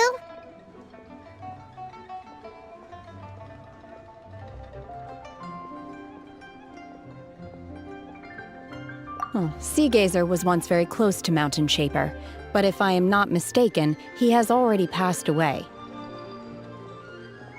Yes, precisely. I didn't know anyone else knew about him. According to records of drifting clouds, Sea Gazer once built an abode to store his rarest and most exquisite treasures, among which was some Sunset Vermilionite. After Sea Gazer passed, the abode was abandoned, and its location was lost to time. Luckily, I came into possession of a stack of folk history books just recently. They make some oblique references to this lost abode, and after cross-referencing them against each other, I'm now fairly certain that it is situated in the Lisha area. That's great! But is it really okay for us to just go and take his treasure? Wouldn't it be a little, disrespectful? With him being an Adeptus? You needn't worry. As far as I understand, Sea Gazer was very open-minded. Even while he was alive, he wouldn't have let something like this bother him. Open-minded? I have not heard of Sea Gazer being described in this way before. May I ask where you read that? Just a rumor I heard out in the mountains. All right then, let's go.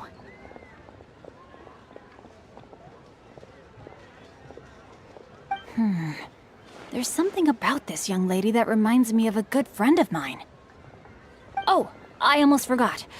Adepti abodes tend to have very ingenious designs, especially when it comes to their defense mechanisms. Plus, it's likely to be crawling with monsters after being abandoned for so long.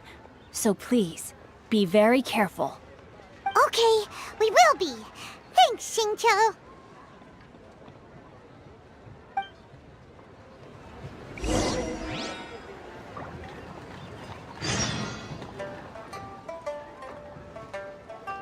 새로운 임무가 생겼어. 아직은 쉴 때가 아니야. Benny's Adventure Team, assemble!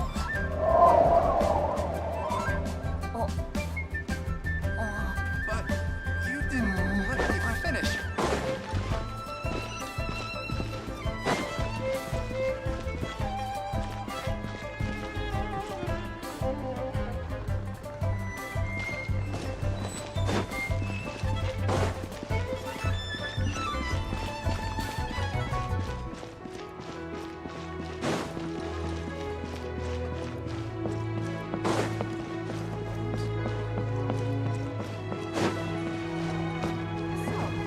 go! Or not.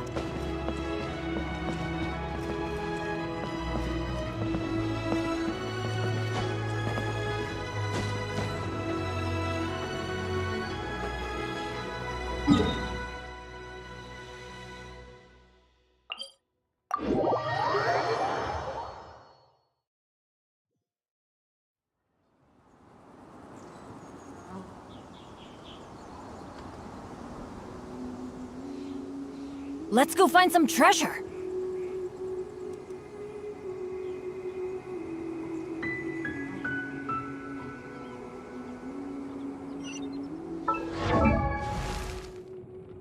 Oh, ow!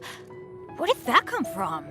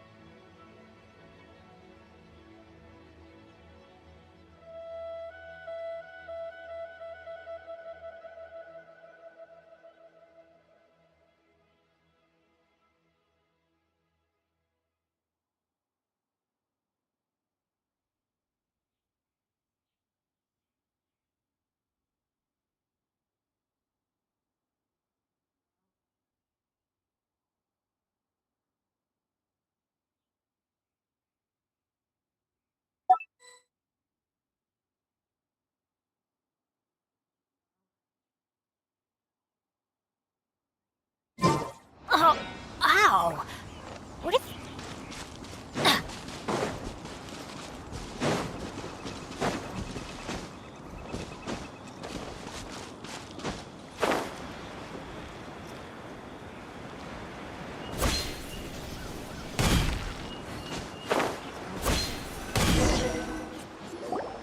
Let's see.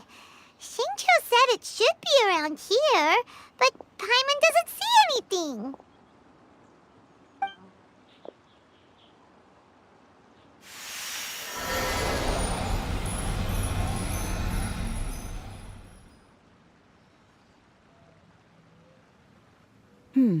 This place was hidden using a special Adepti art. But now that I have removed it, we can inspect the area more closely. Wow, that's amazing! Yep, let's take another look around. Hey, look! Is that a new Sealy over there?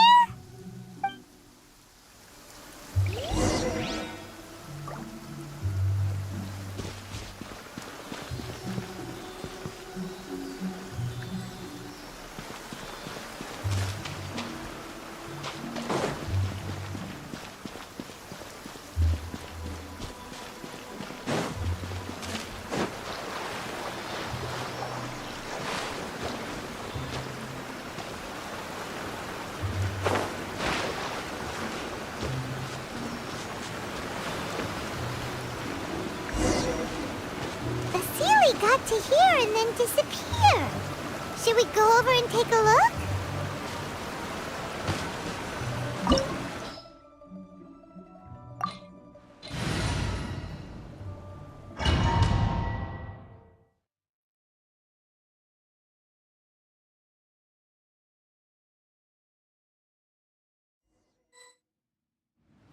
What? Weren't we at a waterfall just now? How did we suddenly end up here? Oh, so many clouds. It feels like we're high up in the sky. I believe this is the abode of that Adeptus. With any luck, the sunset vermilionite we're looking for should be in here. Really? Let Paimon see. Huh? from before? Look, it's gone and snuck beneath the clouds. And now that Paimon takes a closer look, the rocks and trees here don't seem complete. Oh, could there be something below the clouds?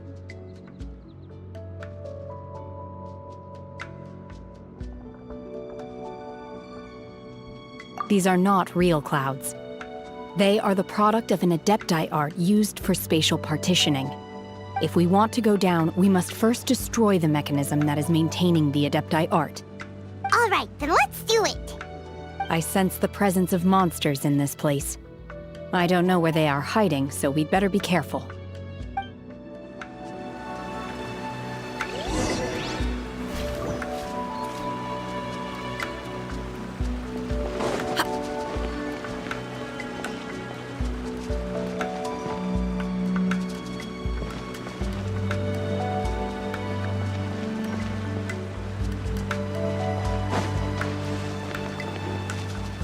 Unleash!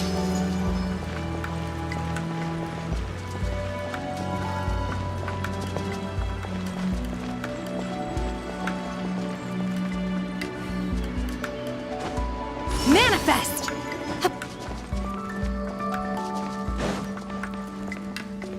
Unleash!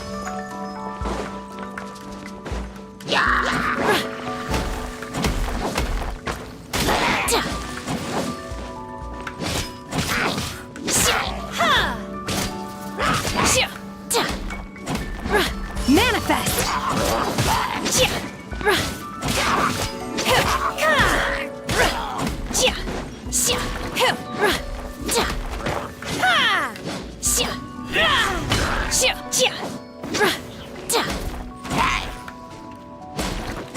Obey! Unleash!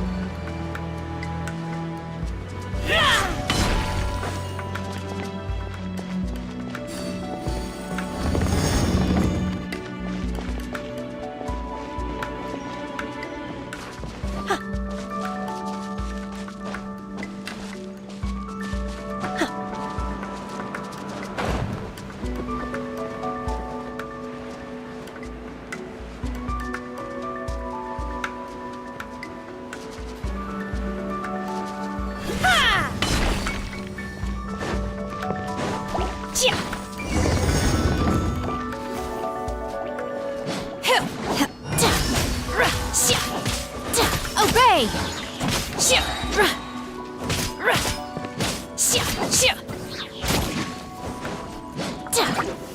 Unleash!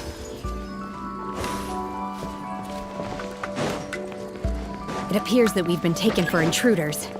This time, why not allow me to take care of this? Obey!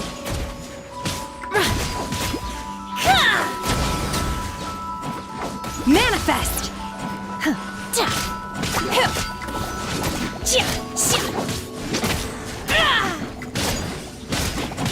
Obey!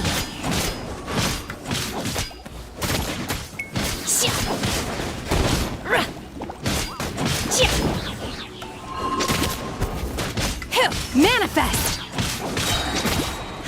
Do your master's bidding! The core of the mechanism is exposed. Now's our chance.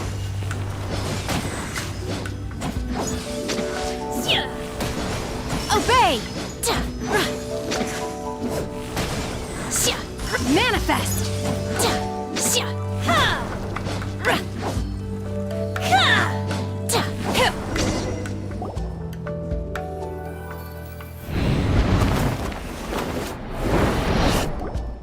Whoa! We're gonna fall! My curse!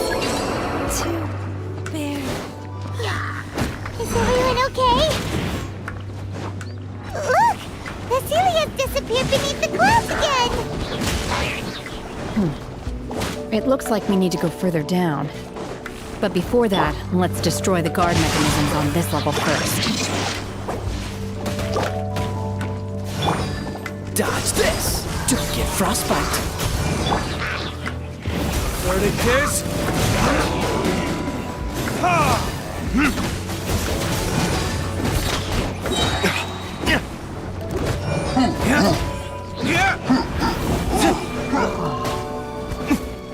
Everybody stand back! Ow! Time for retribution! Rain outlines your fate. Freeze! Ha! Ha!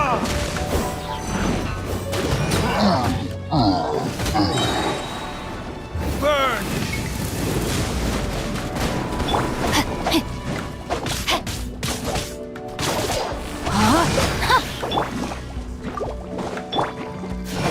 Rain cutter! Cool it! This moment will be frozen in time. Ha! Ha! Ha! Yeah! Verticus! Freeze!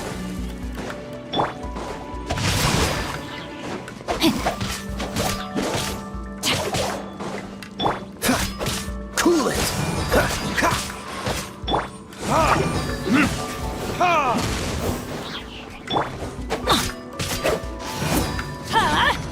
Out of the way! That's gonna hurt in the morning. Time to act.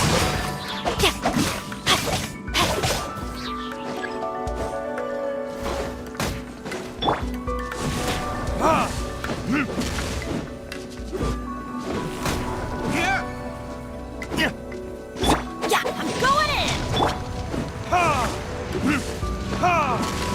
No, my sword! Freeze!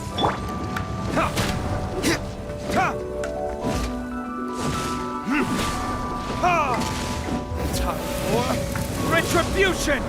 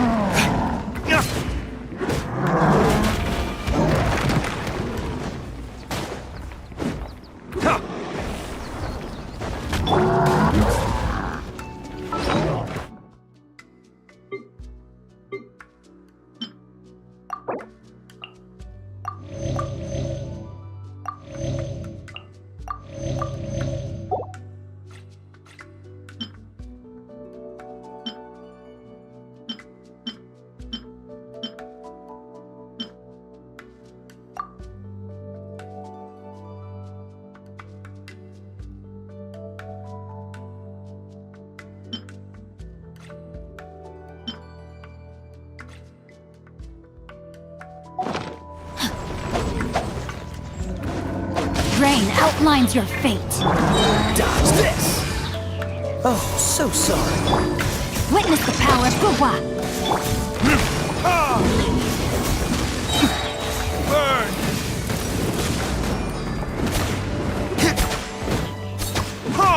Let's light it up!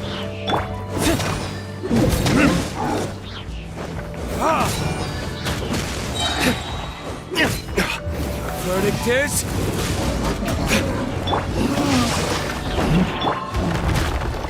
Freeze!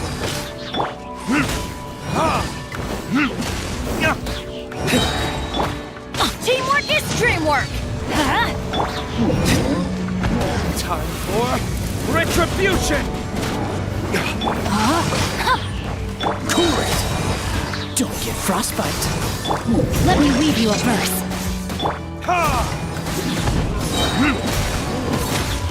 Verdict is... Obey! Manifest! Cryo incarnate! Shia! Ka! Ra! Shia! Ra!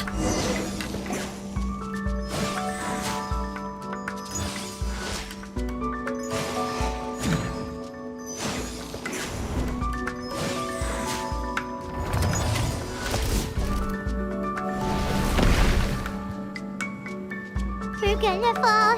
This time, we're really gonna fall. Ah! So high. Luckily, there was a pool of water at the bottom. Otherwise, that could have ended very differently. Hey! That Sealy's on the move again. Let's catch up with it. Huh. Something looks different about this stone wall. Let's take a closer look.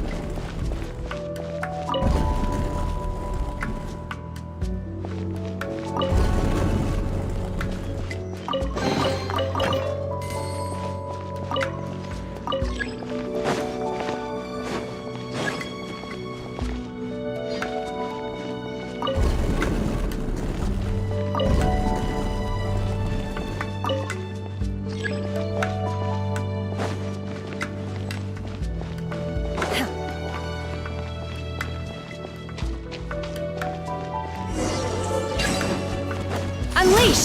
Obey!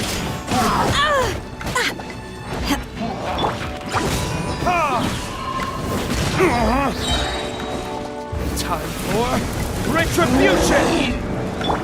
No, my sword! Unleash! Dodge this!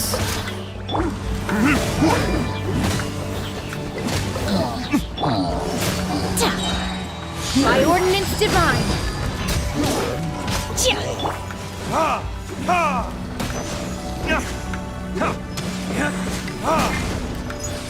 Manifest! Unleash!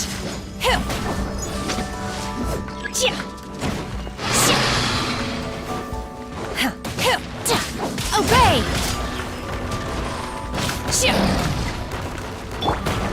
Rain cutter! This moment will be frozen in time. Freeze! Burn! I'm going in! Adventure!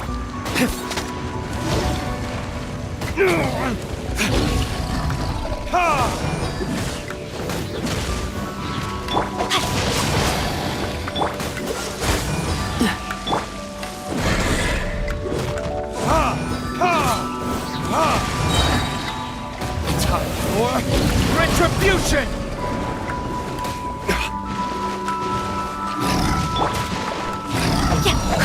I can no longer hold. Cool it!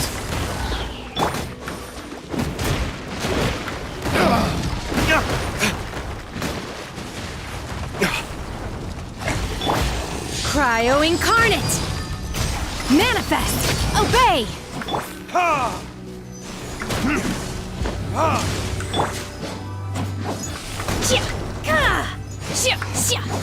Unleash!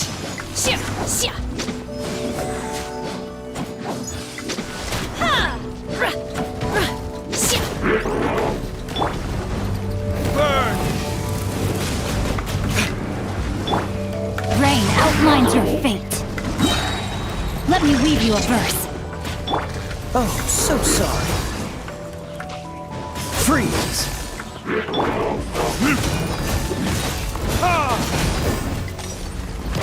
Damn you! Time for retribution!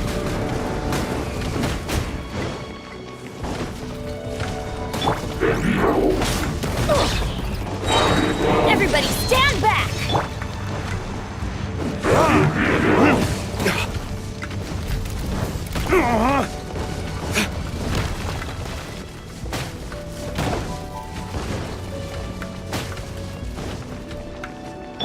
No, my sword!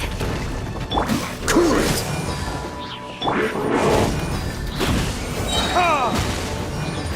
Verdict is...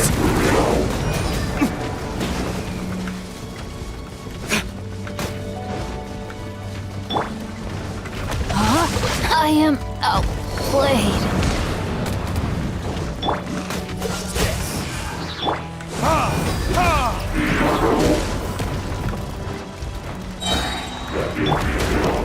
This moment will be frozen in time.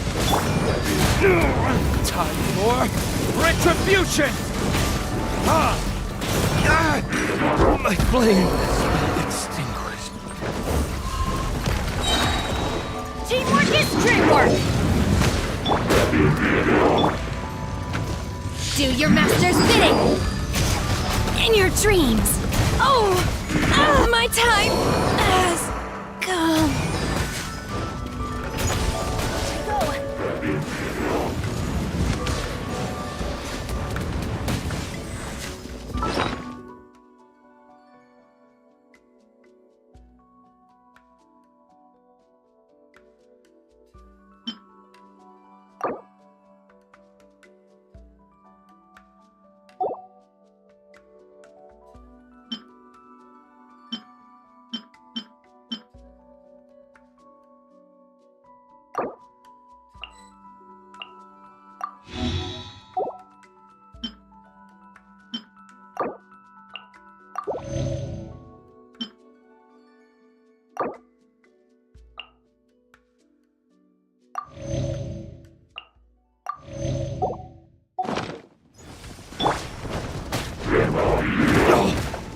Where did I go wrong?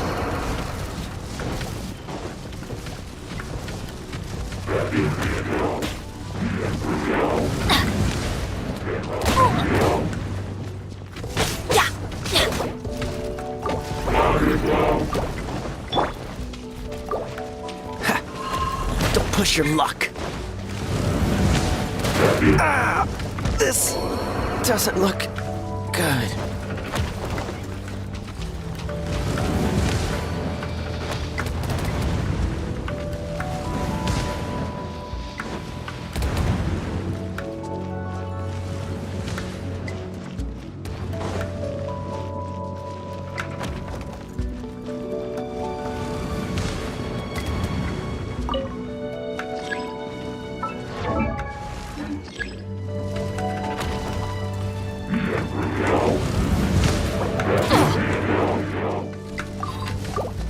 Off we go!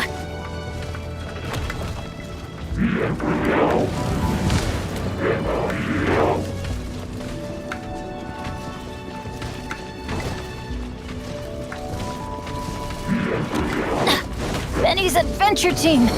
I have failed you.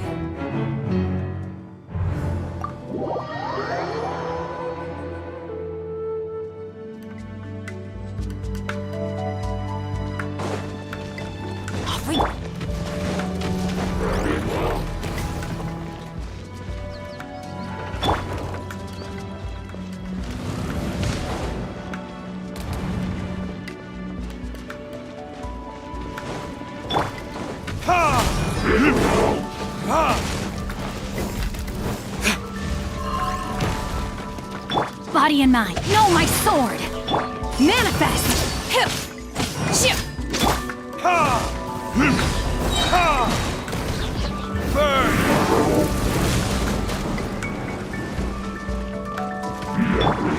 Rain outlines your fate.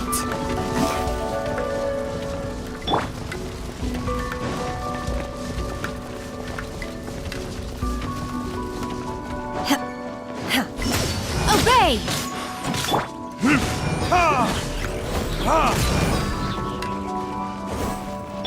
Adventure time!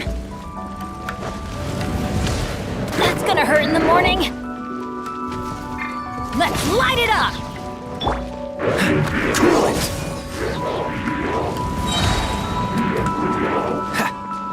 Don't get frostbite. No, my sword!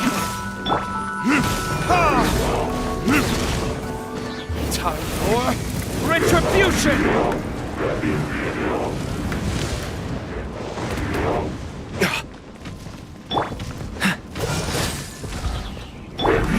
I'm going in! Witness the power. Manifest! By ordinance divine!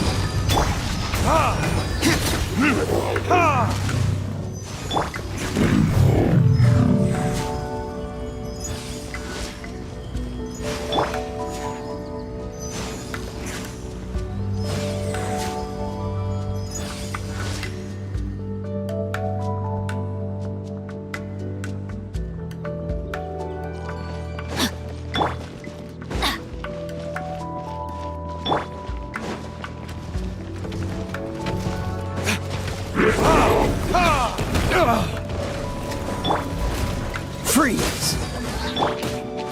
Burn!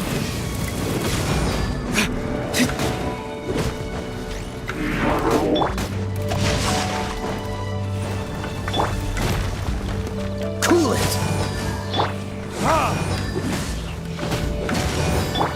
Unleash!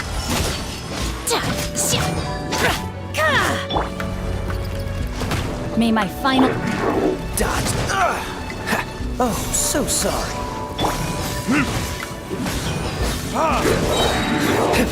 Verdict is...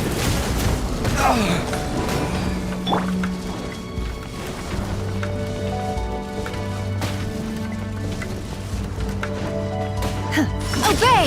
Unleash! Cryo incarnate!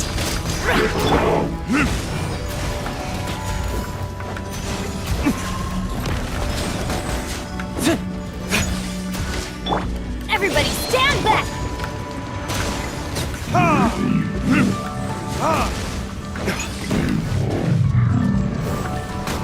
Cool it!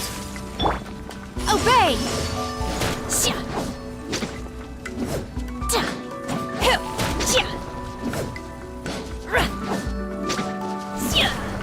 Manifest!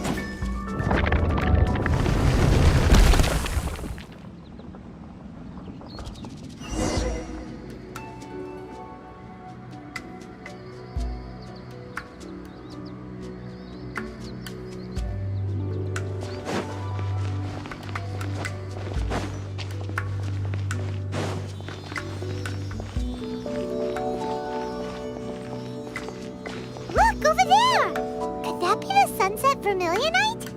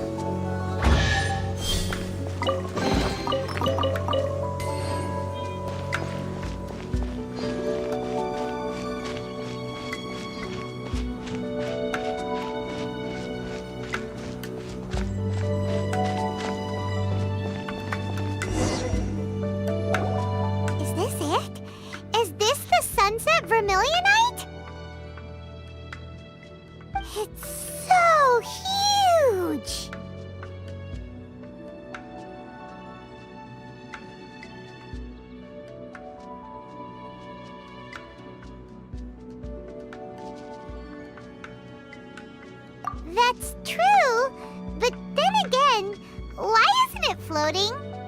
Plaustrite doesn't float until it's activated. It may look different from most ordinary stones, but it weighs around the same amount.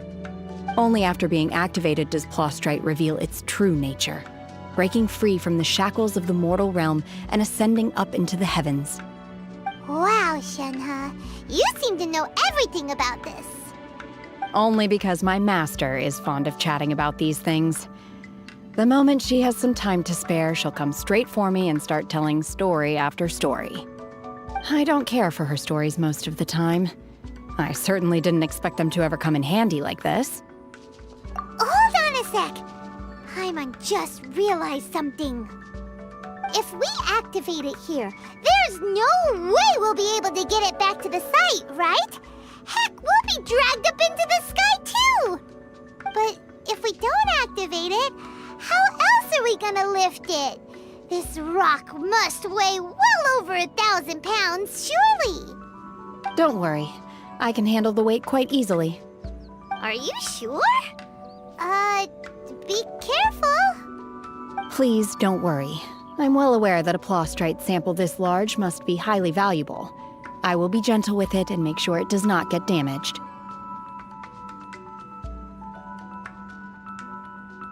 My safety. That's right! Paimon's sure you can handle it and everything, but if something this heavy lands on you, you're gonna get yourself hurt, no matter who you are. You gotta be extra careful when lifting heavy objects. It's just common sense. Is it now? Well then, thank you. I'll go on ahead with the Plaustrite. Let's meet at the building site later.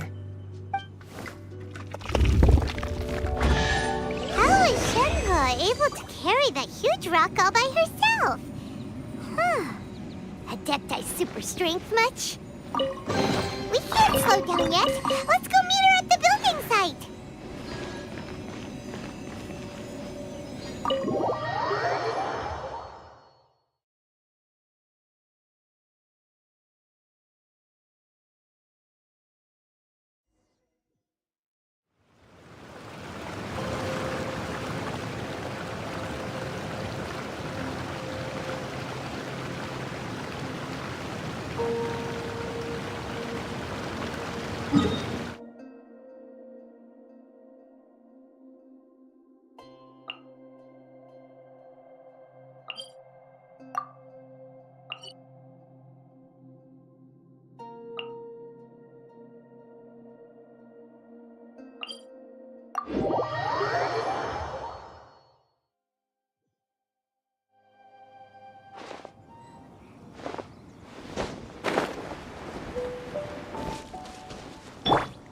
Adventure time!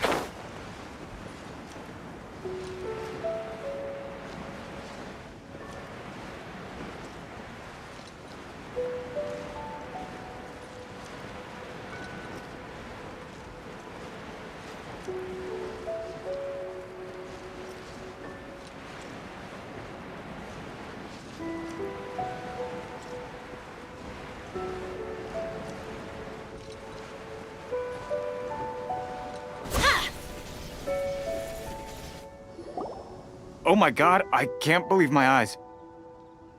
How can she lift that massive rock all by herself?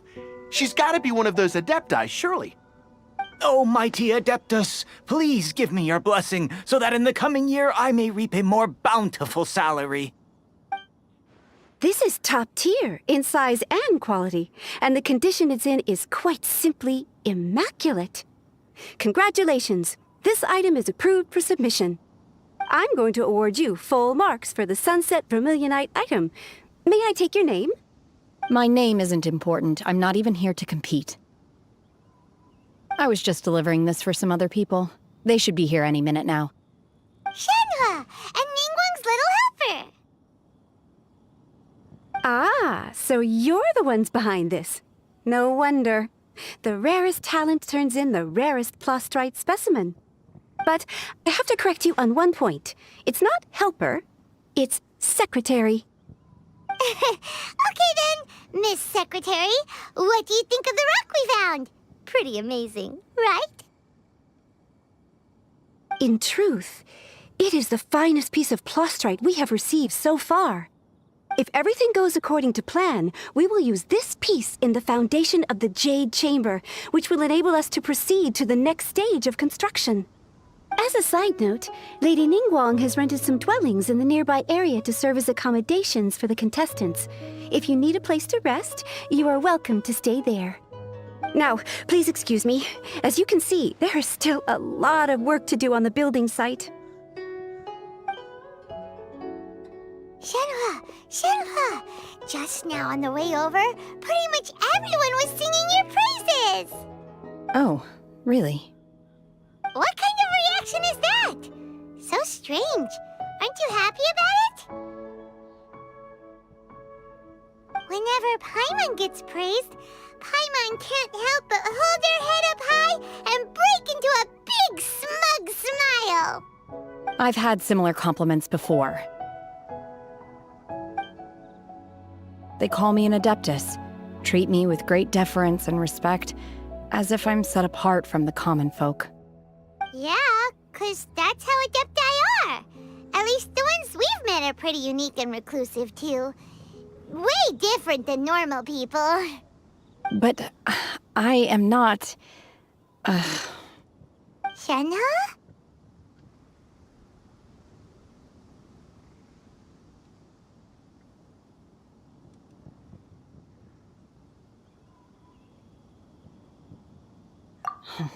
I'm fine. I've been exerting myself quite a lot ever since we set foot in that abode. I'm just a little fatigued. Well, Byron said that there are some makeshift hotels we can use, right? Let's go check in and take a rest. No need. I simply need to find myself a secluded place in the wilderness to sit and meditate in silence.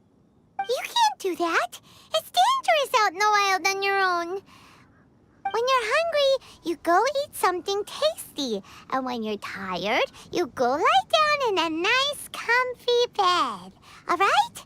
Seriously, don't punish yourself like this. Okay. If you insist. Great! Now we're talking. Let's head to our hotel.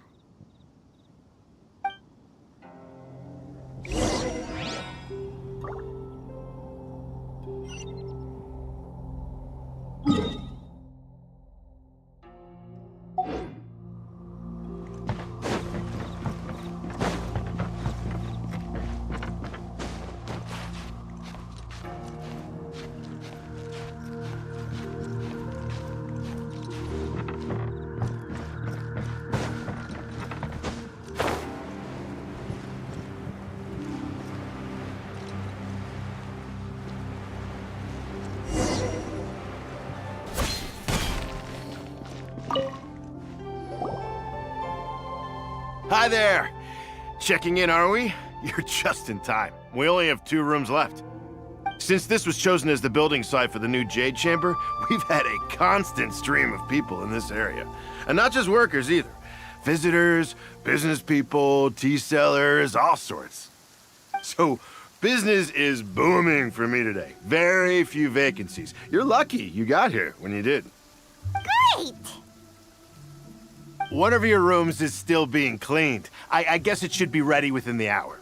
The other room is just through the door on the left. Here are your keys. All right. Hope you enjoy your stay. Please excuse me, I'll leave you to it. Shenhe, you should go get some rest. We'll hang around outside until the other room's ready. Paimon's gonna go see if there's anything good to eat around here. Paimon couldn't help but notice one of the guests walk in with a huge grilled chicken drumstick before. Let's buy one for Shenhe too. She can have it as a midnight snack. Or save it for breakfast tomorrow. All right. I will head to my room for now. If you need anything, don't hesitate to disturb me. I'm a light sleeper. I will hear if you knock on the door.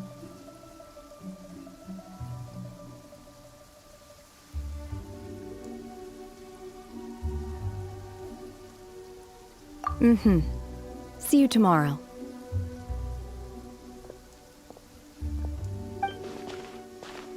Hey! Isn't that cloud retainer? What here. Let's go and say hi.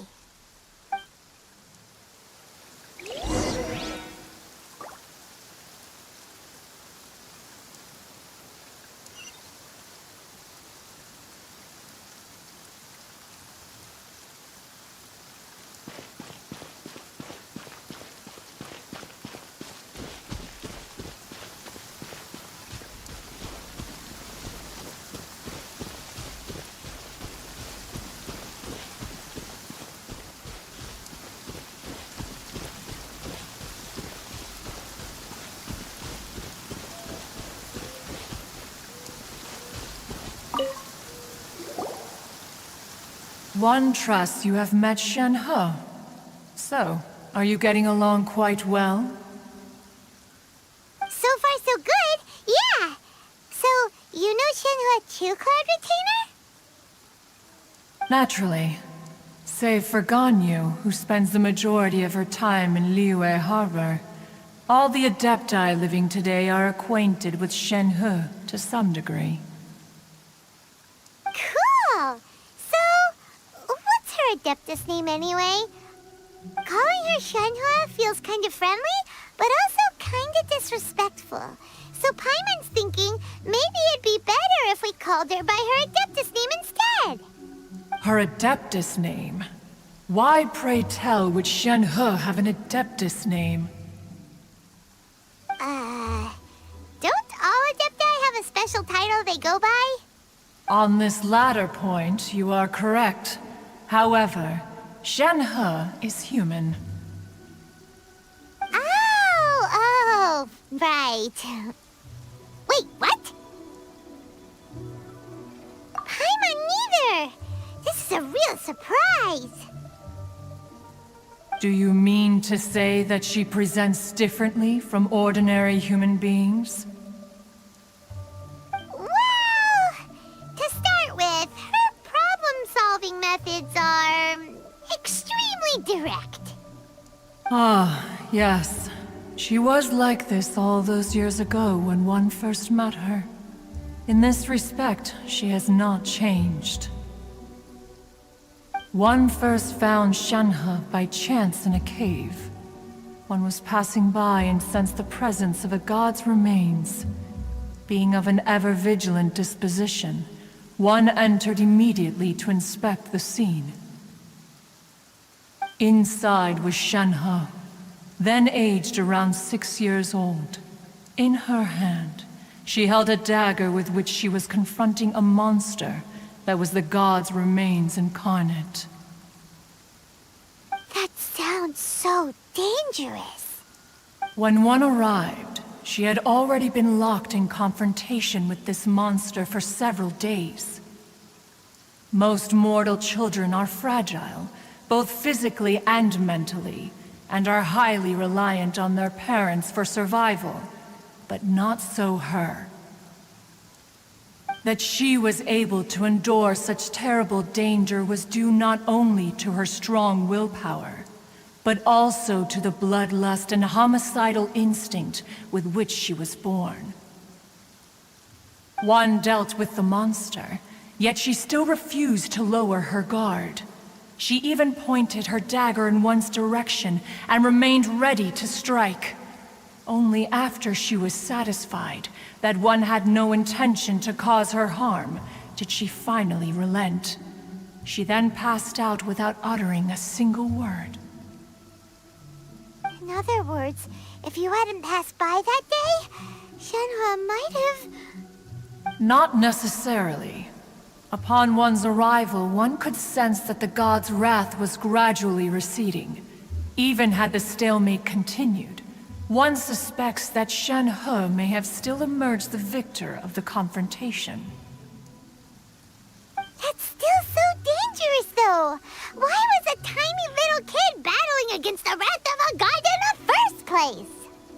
Alas, the mortal world is rife with suffering of every kind. And she had experienced her fair share of this, even at a tender age. Seeing that she was homeless, one decided to adopt her.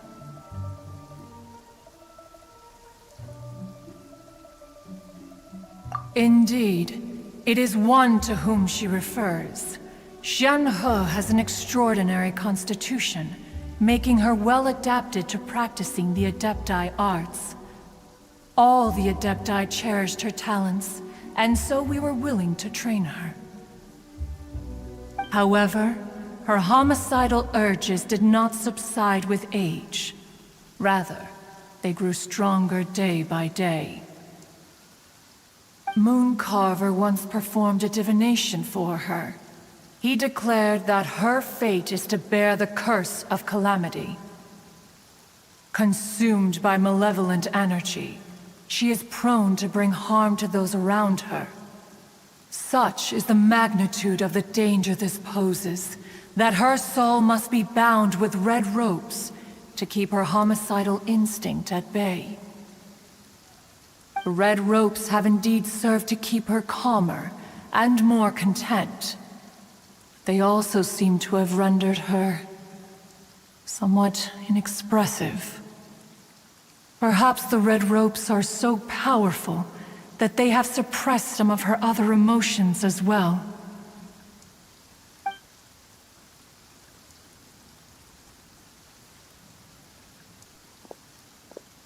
It is only by fate that people's paths may cross. Now that Xianhe's path has crossed with yours, please be sure to treasure the gift that fate has given you, and take good care of her. Paimon gets it. You came out here to check up on Xianhe because you were worried about her, didn't you? Huh. You dare draw such a facile conclusion on the nature of one's present excursion? Incorrect. The truth is that while Liyue Harbor may seem peaceful today, danger is always lurking in the shadows. Ningguang once made a bold assertion that this is to be the era of the contract between Liyue and the humans. Well, one is most curious to observe how she will respond to the coming storm. If she handles it admirably, one is willing to be a witness to her achievements. But if she does not, the Adepti shall not hesitate to seize control. Let us conclude our conversation here for today. One has occupied enough of your time, and night is approaching. Be sure to get ample rest.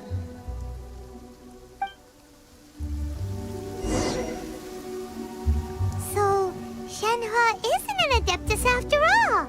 She just grew up around the Adepti. Oh, no wonder she doesn't like being treated as an Adeptus. Having everyone falling over themselves to show their respect all the time must be kinda hard to deal with.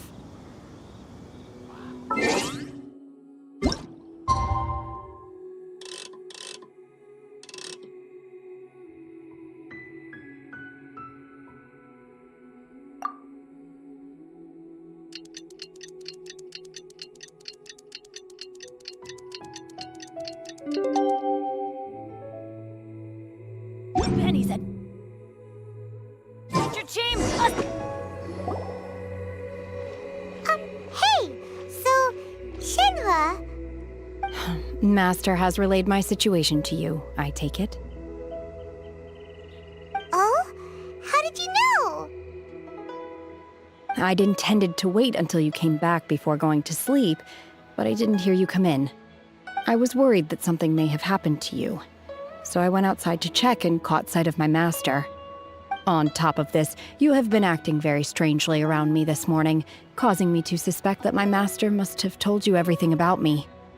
After all, Master is... very talkative. Sorry, Xianhe. Paimon had you down as an Adeptus this whole time, but it turns out Paimon was wrong. It's okay. I don't mind. The fault is mine for not explaining everything to you sooner, because in my experience, trying to explain is a futile pursuit. Still, though you mistook me for an Adeptus, you never treated me as distant and unapproachable. Instead, you treated me as you would a friend. For this, I am very grateful indeed. To be fair, we've met our fair share of real Adepti, too. Anyway, now it's settled. From now on, you're our friend. Whether you're an Adeptus or a human isn't the important thing. First and foremost, we're just plain old friends. Got it. Although I don't know quite what it entails in terms of what I have to do, I must say I like the title Friend very much indeed. Great!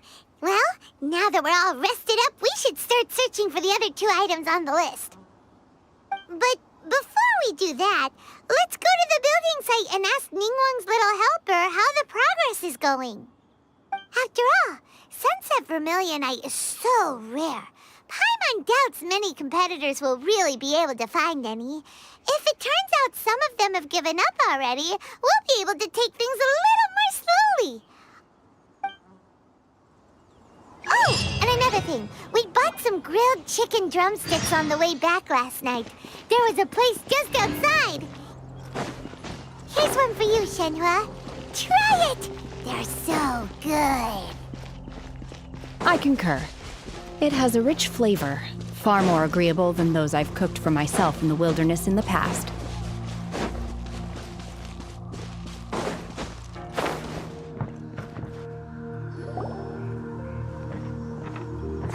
Look!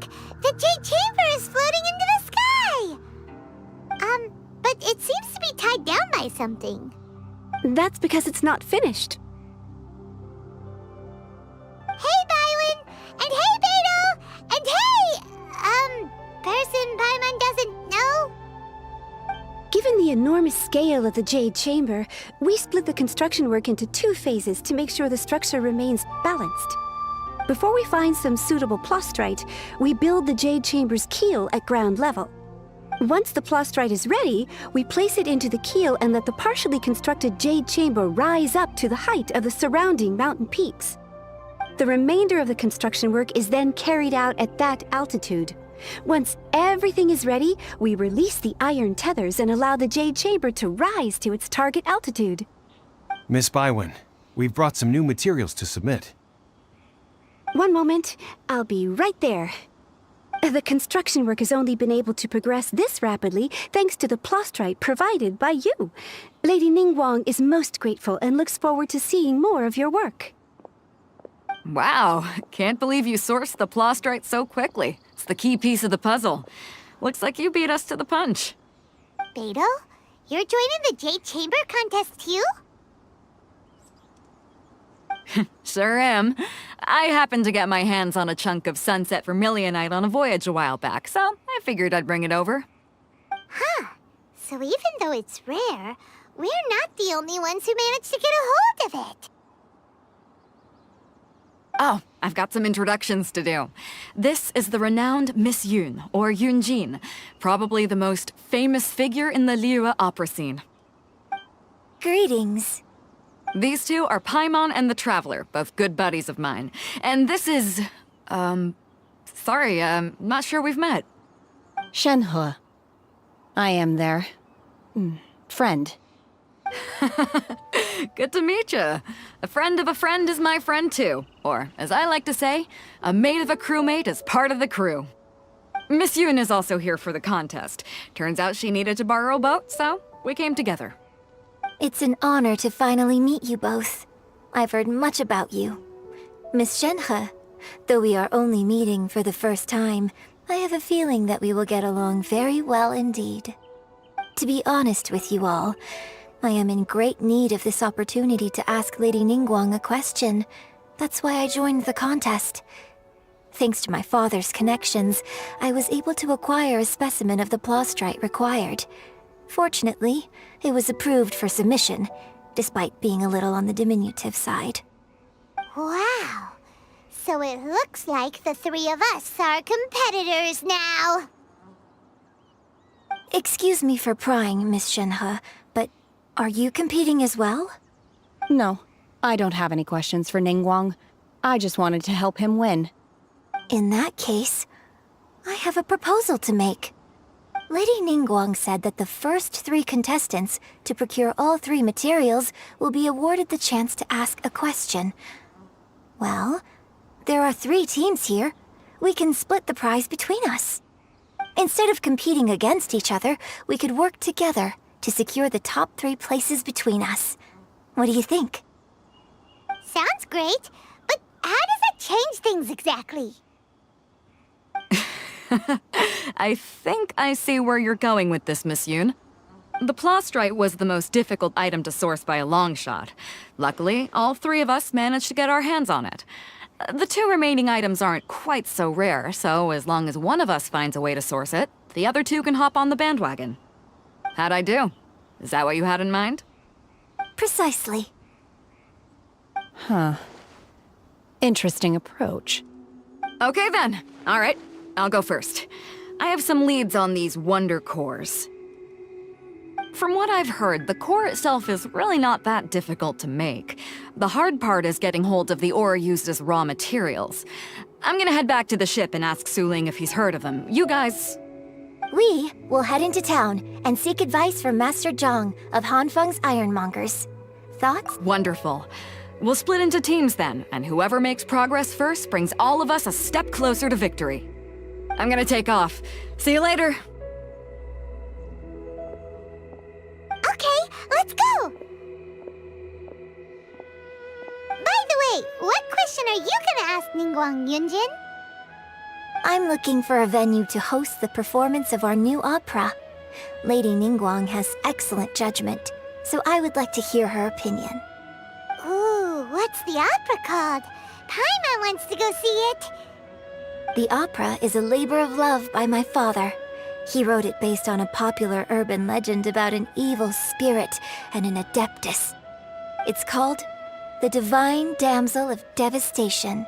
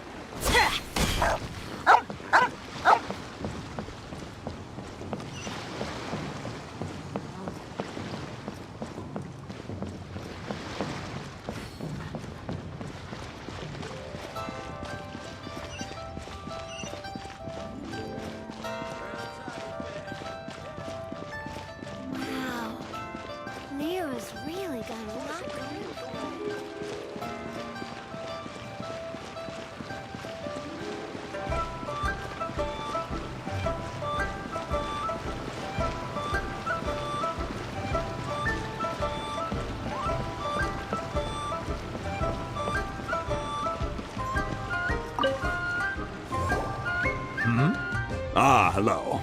Are you here for something off the shelf, or do you need something forged? Excuse me, Master Zhang. We were wondering if you'd heard of something called a Wonder Core. Of course I have. Sorry, who's asking? My name is Yunjin. Perhaps you don't know me, but I believe that you forged some weaponry for my father in the past, for stage use. Yunjin? Stage use? Oh, so you must be Miss Yoon.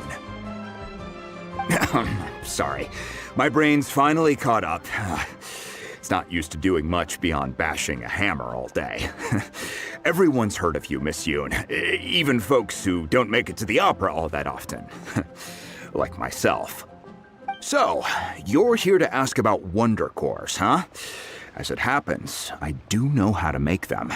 Matter of fact, I made some for Lady Ningguang back when she was building the original Jade Chamber.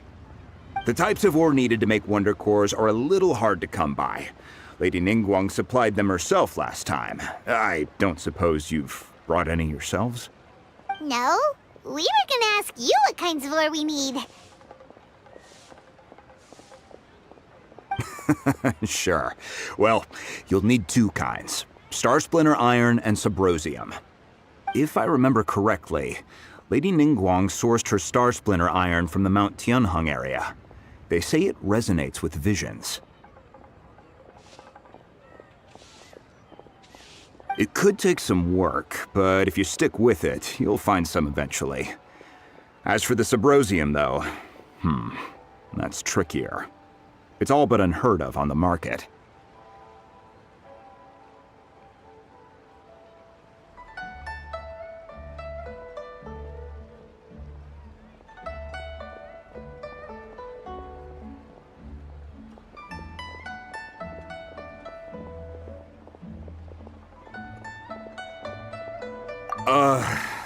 I'm really not sure. Sorry. What I've heard is that the people around Mount Tianheng have some sort of magic trick that can pinpoint the location of the stuff. Of course, it's probably just hearsay. If you want my advice, start by looking for Star Splinter iron around Mount Tianheng. And if you run into any locals, ask them a few questions about Subrosium. Mount Tianheng. Interestingly enough, the story of the divine damsel of devastation also takes place on that mountain. I hear the view there is quite spectacular. A favorite destination of the Adepti, in fact. Perhaps it can give me some inspiration. Let's not delay. We should head straight there.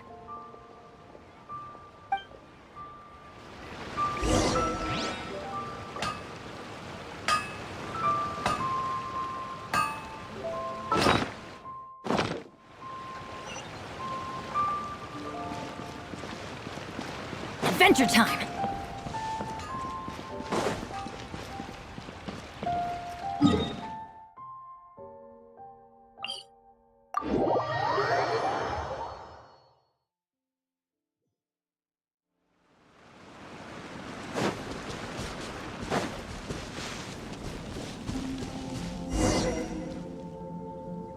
I came to Mount Tianheng once with my father as a child.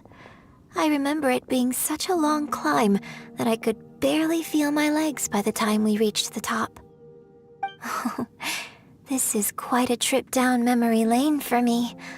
Look at these majestic, towering peaks, and the gently flowing streams. It's like setting foot in paradise. No wonder the legend of the divine damsel of devastation is said to have taken place here. Adepti wander oft where mortals seldom stride. Indeed, this looks like a place that one might expect to be frequented by Adepti. The Divine Damsel of Devastation is your upcoming opera, right? And the story takes place in Mount Tianheng. Huh. Seems like you have a real connection with this place. What's the story about, though? It's the story of a girl becoming a hero. Cool! A hero story? They're Paimon's favorite! The legend first arose in this area. It is said that there used to be a prosperous village on the mountain. In that village, there was a loving couple who were completely devoted to one another. One day, a terrifying monster appeared.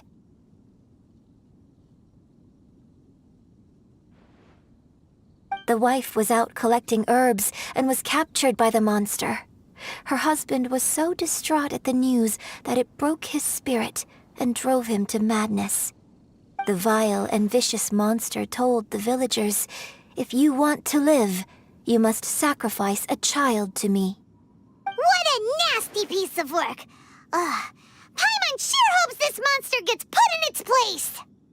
But the monster was so terrible and so strong that all within the village were terrified of it.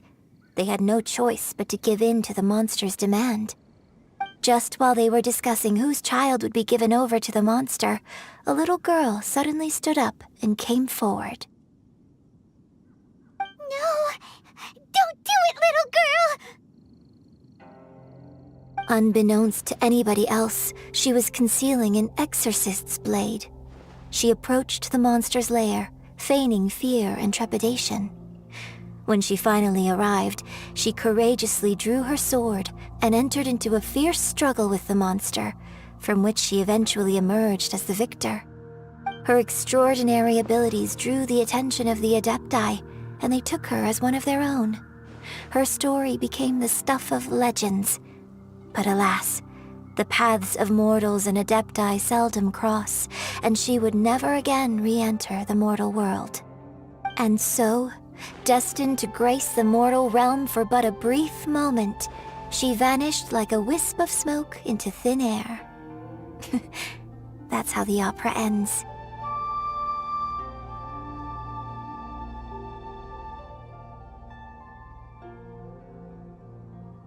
I really like this story.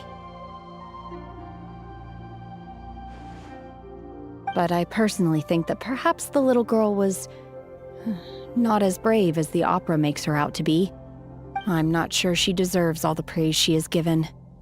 I've never considered that before. Opera is always an interpretation of the events it purports to portray. A certain degree of deviation from the truth is always inevitable. When my father wrote the script for this play, I suppose his intention was to inspire his audience with the character of the divine damsel. I think it's a great story.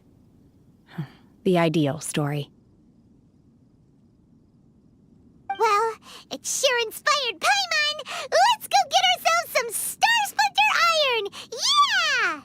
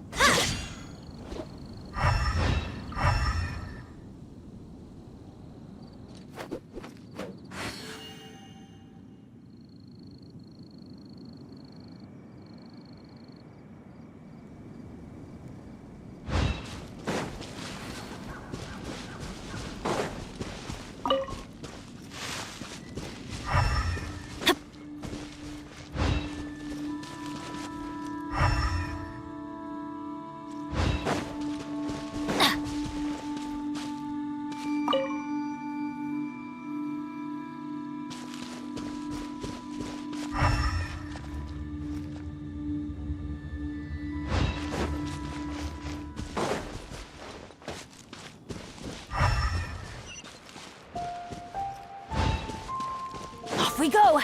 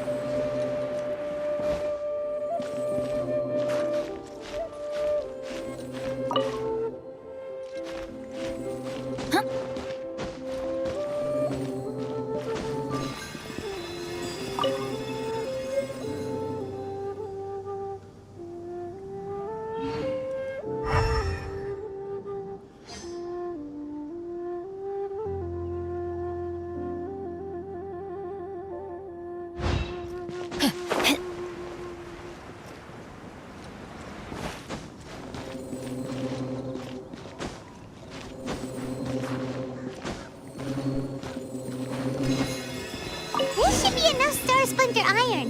Now we just need to find that Subrosium. I think I saw a village on our way here. Master Zhang said we should ask the locals for help. Why don't we try there?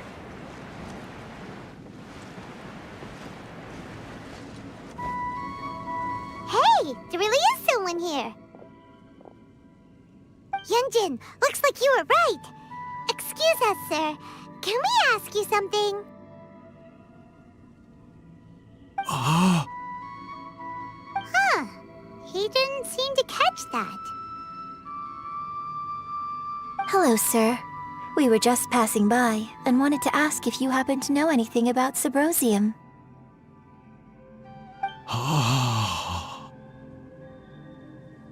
Is he trying to tell us to look for clues in the village? Well, whatever. Guess we're on our own here.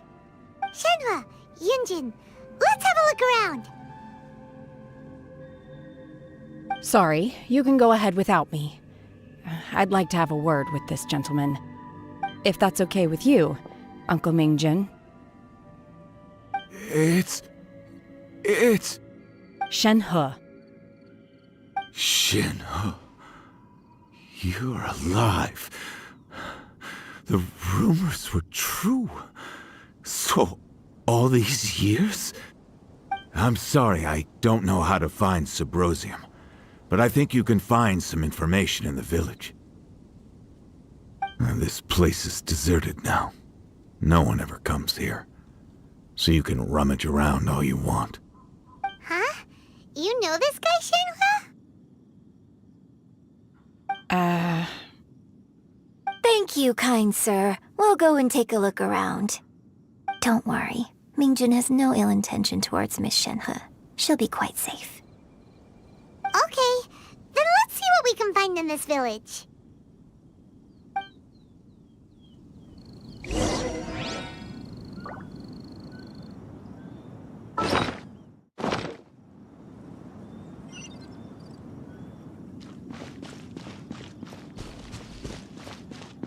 Adventure time!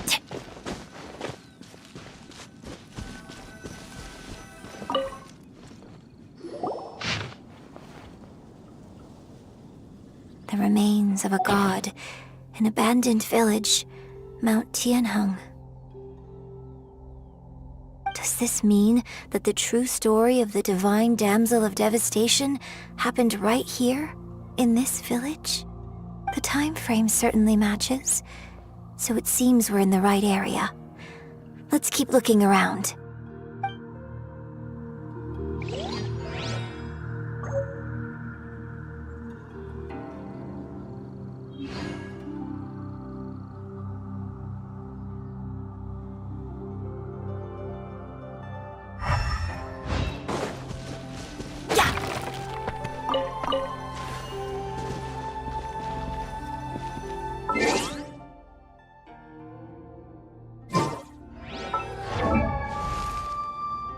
Benny's Adventure Team, assemble!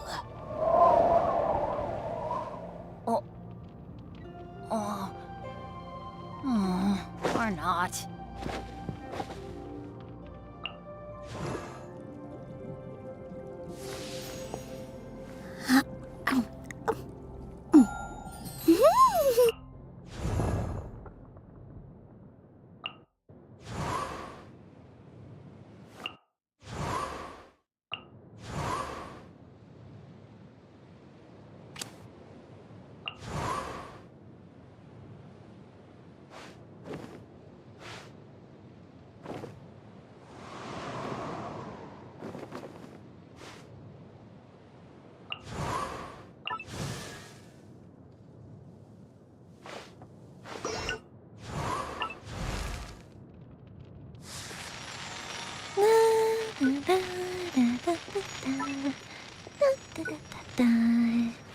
Oh?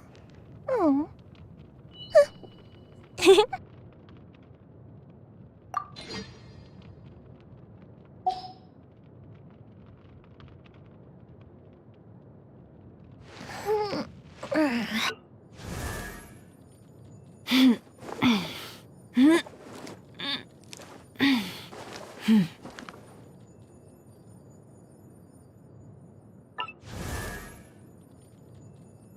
One, two, breathe.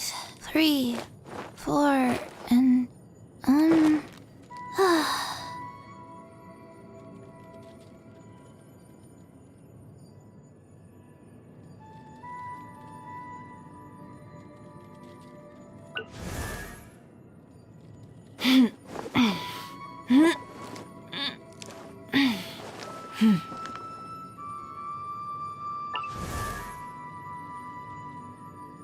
One, two,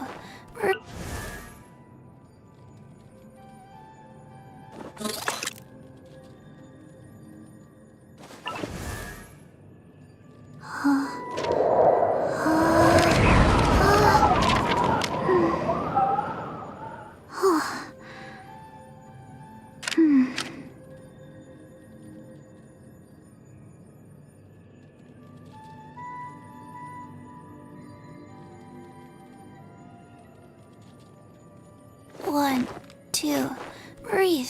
3, 4, and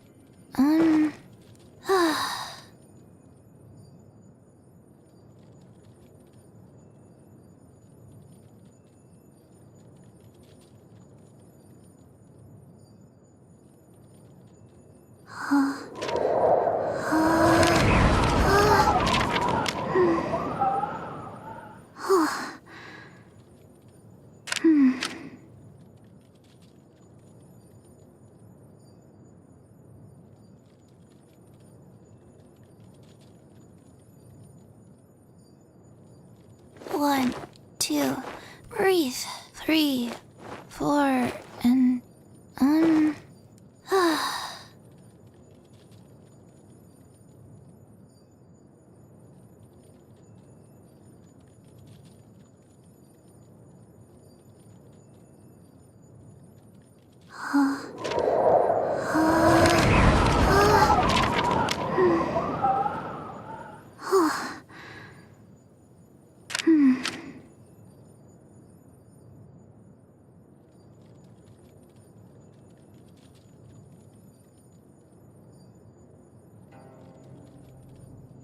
One, 2, breathe. 3, 4, and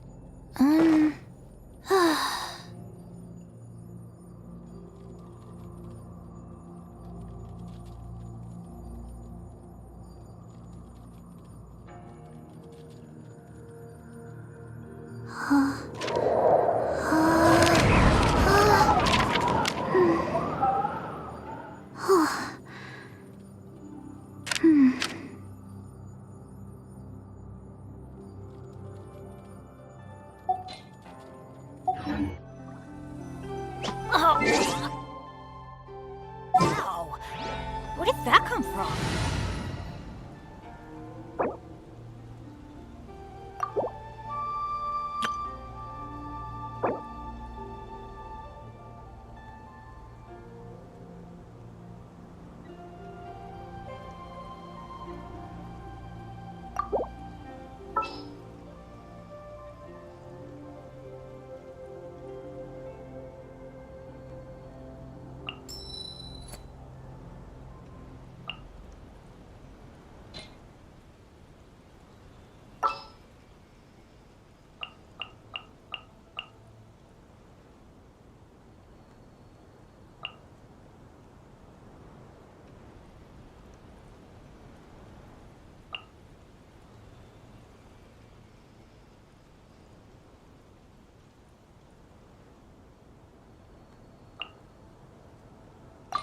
What'd they do this time?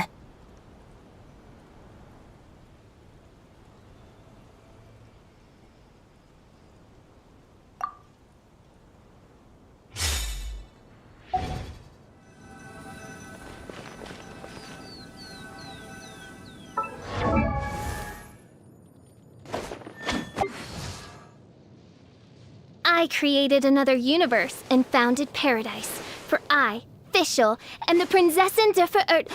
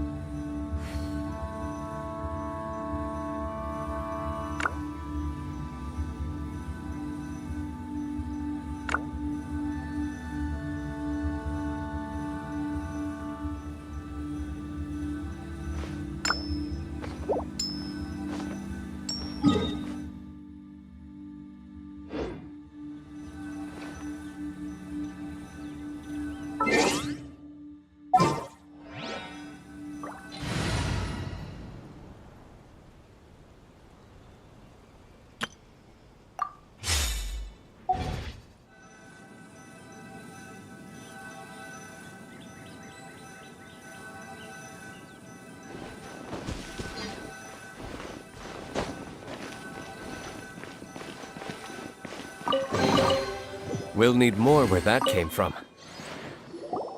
Huh. What's this?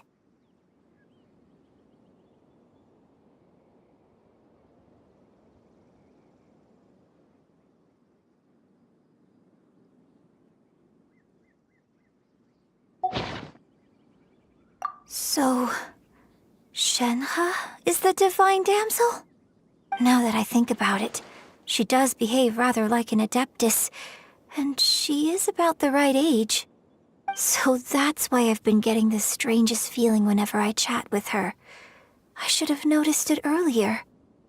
According to this text, the divine damsel from the opera was actually the daughter of the loving couple. And she didn't volunteer. She was sacrificed to the monster by her own father. Oh, the truth is even more lamentable than the opera.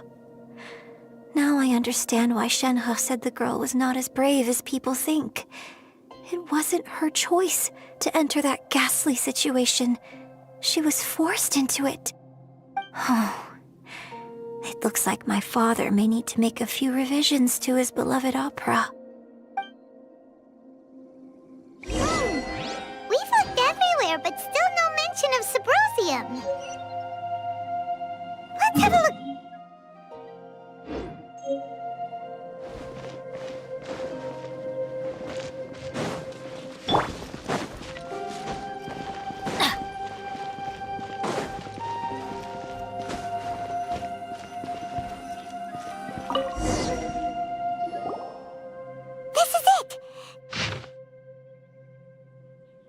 So basically, we need to go to the middle of the lake south of Mount Tianheng at dusk, and we'll find us some Sabrosium!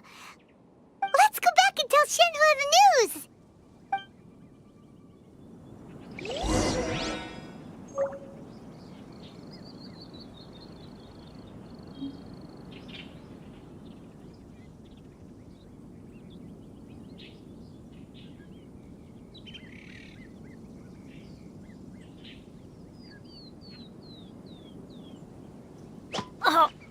Wow! Where did that come from?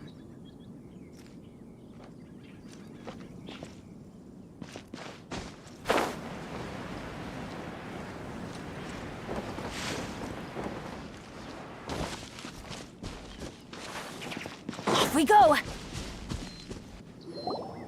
One year when I was back visiting, I heard a story about a white-haired adeptus from a merchant passing by. I never imagined it was you. I was a very close friend of your father's. I could have stopped him from performing the summoning ritual. I had plenty of chances, but I couldn't bring myself to stand up to him. I just let things happen, let it all escalate. And, well, we all know how that story ended. I bring flowers back here every year. And each time I wish I had a chance to apologize to you.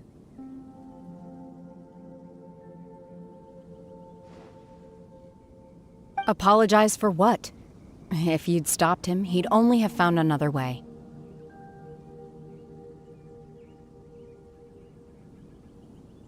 There is nothing he wouldn't have done for his true love. Nothing. Do you still hate him? I don't know what I feel.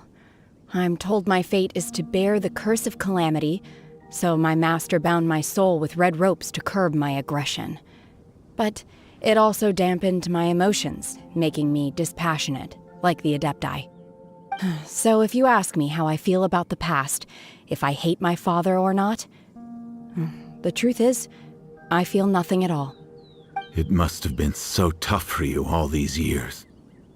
Shenhe, we're back! Oh, then I will leave you all in peace. Shenhe, it brings me some solace knowing that you are okay. I'll tell you more about the old times next time we meet. Thanks, mister. We found some info in the end.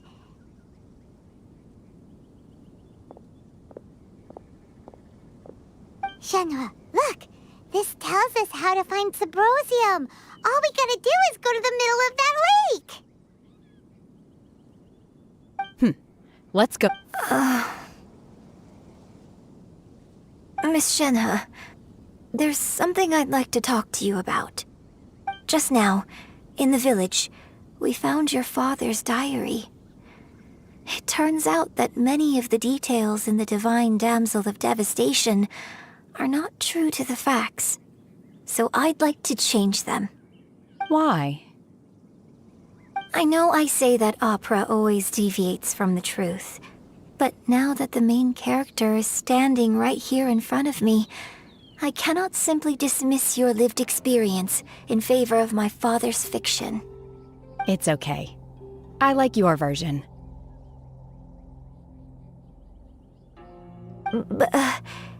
Huh?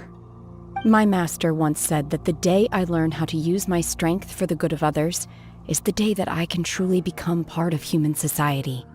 So, I hope that one day I might be brave enough to stand up and protect others, just like the girl in the opera. But I've never thought this way before, and I wonder whether I will continue to think in this way. Don't worry. I believe you will. In fact, I think maybe you've already started to become the person you aspire to be. You just haven't had the opportunity to see it for yourself yet.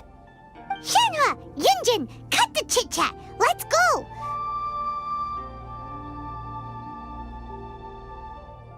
We can't let someone else beat us to it!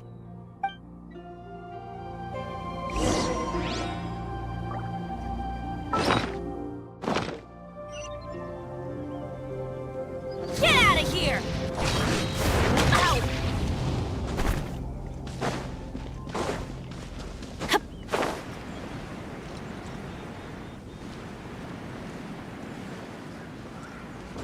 Adventure time!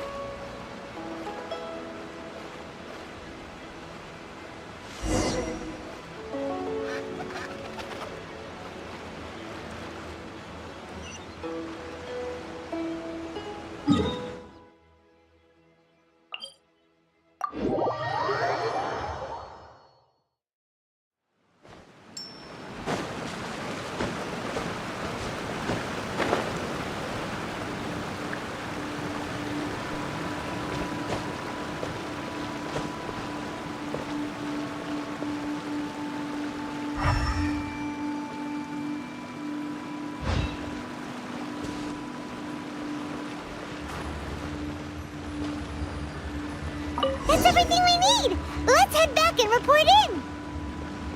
Paimon's curious if Beto's made any progress.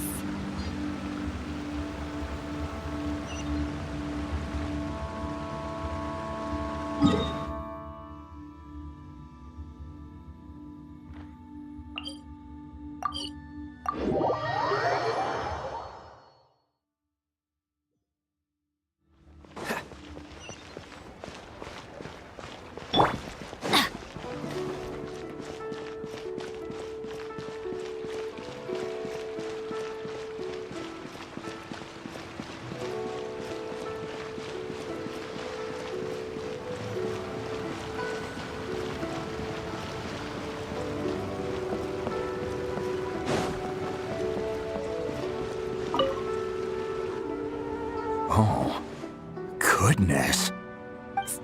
So, are they okay? This is some top quality ore you found. I think I'll get a good end product out of these.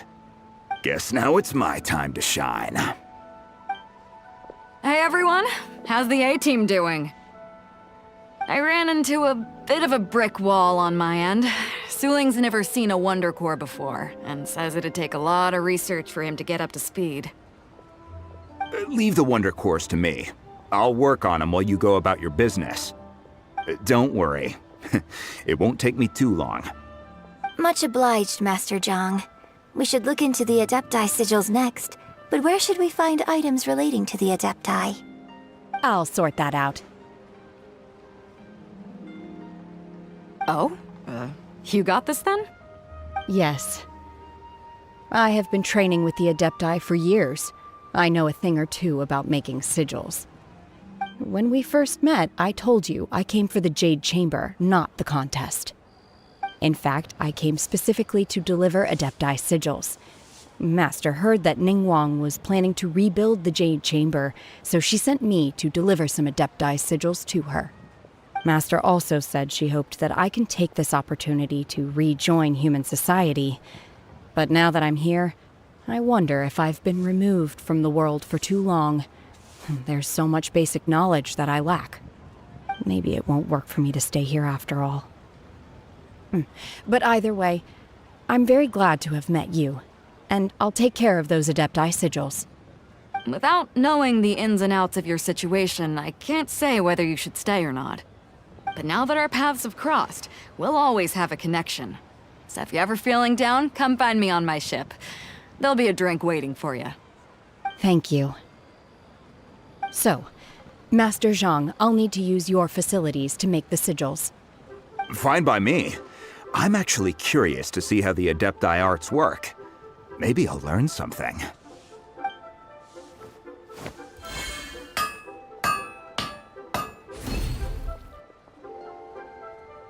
Whew.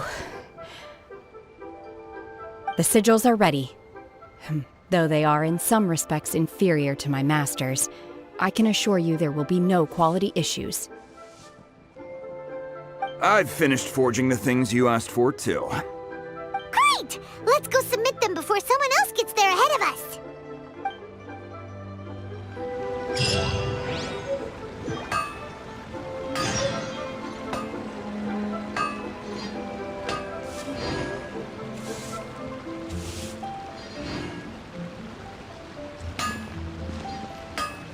Adventure time!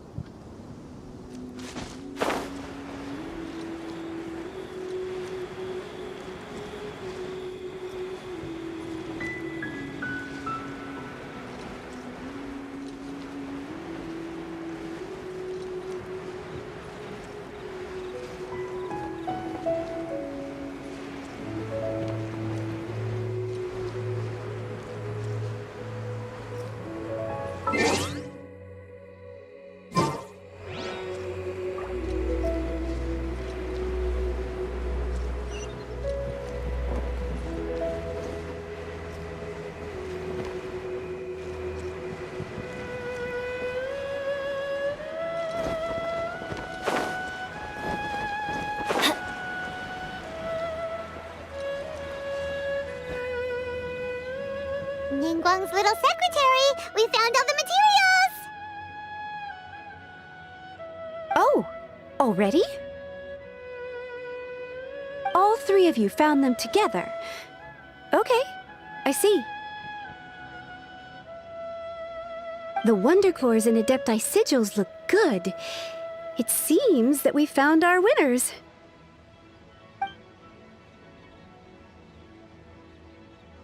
I hereby announce that the winners of this material procurement contest are the Traveler, Yunjin, and Beidou. What? It's over already? I haven't even found the prostrate yet! I can't believe it. So close, but so far.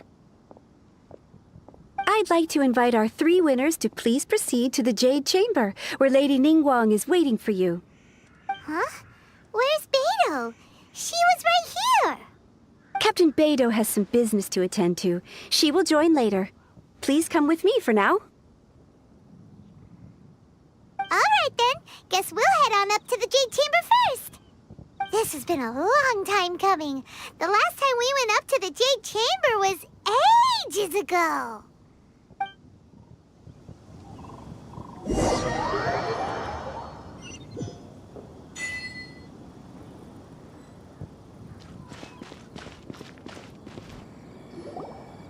Combine the Adepti sigils with the Wonder Cores and insert them into the Jade Chamber's control compartment. The construction of the new Jade Chamber is now officially complete. Once the tethers are released, it will soar into the sky. Thank you all for your work. Now it is time for me to fulfill my promise. Yeah! Miss Yun, I've already heard something about the reason for your involvement. You are looking for a venue for your new opera, aren't you? That's right. Lady Ningguang, I would like to hear your opinion. The unveiling of Miss Yun's grand new opera surely requires a venue of equal grandeur. So what would you say if I proposed that we stage your first performance right here, in the newly built Jade Chamber? The Jade Chamber offers a splendid panoramic view of the mountains and the bustling city. It is fitting for the finest performance to be hosted in the heavens.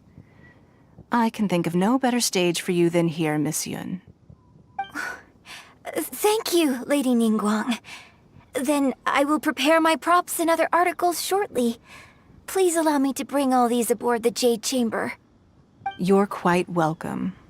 It's truly what a good opera deserves. Oh, a traveler, Shenhe, Paimon, I'll be leaving now. Do come and see my play when the time comes. You're next. What is your question? I should clarify. I do not know your sister's whereabouts. Please, don't waste your question on this matter. Wow, you're a mind reader, Ningguang. Oh well, guess Paimon will ask a question then. Managing a successful business is not as simple as you might think. Capital, connections, sensitivity to the trends, and instinct for what is a good opportunity. All of these traits are crucial. If you want to know how to make money, I will honor our agreement and give you an answer. But that is not to say that it will work for you. Wow, Paimon hadn't even asked the question yet. Your question was written all over your face. Now look, you helped me rebuild the Jade Chamber, and I intend to repay you handsomely for it. So I promise you that should you one day require financial assistance, you may seek employment here. I will pay you at the highest rate of remuneration. Oh, great! So next time we run out of Mora, we just need to come to Ningguang? No more questions from us. Shenhe, you got a question? Me? Yes, this is a group effort. Thank you. But I don't have anything to ask. Are you sure? This is a once-in-a-lifetime opportunity. I'd urge you not to squander it. Yeah, just don't waste it. Hold on a second. Paimon can probably think of another one. Lady Ningguang, do you think I can ever fit in Liyue Harbor? Now that is an interesting question. Liyue Harbor is very inclusive. As long as you respect the rules here, you will not be turned away. So, the key is whether or not you yourself can develop a sense of belonging in Liyue Harbor. Huh. A sense of belonging? Yes. To become fond of a place, to feel part of it, it always requires a reason. Perhaps someone you've met, or something you've experienced here. Or perhaps you enjoy the atmosphere of Liyue, and you will become accustomed to it. In short, everyone needs a reason to stay. I hope you can find yours soon. I see. Hey, what's going on? I just went to see the fleet a little later than expected. Come on, Beidou! It's your turn! Do you have a question for Ningguang? Me? Nah, I ain't got any questions. She forced me to help out, so I figured I may as well get involved with the contest. Ningguang, don't forget what we talked about. It's not gonna be easy to deal with. I don't think my fleet can take it on their own. Don't worry. I have made preparations. The wound dressings are ready, and the Millilith have set up an ambush. Glad to hear it. Watch your back. Stay alert. Beidou? Ningguang? What are you talking about? You'll see when the Jade Chamber ascends. However, it's not the most pleasant topic of conversation. Maybe it's better that you don't know.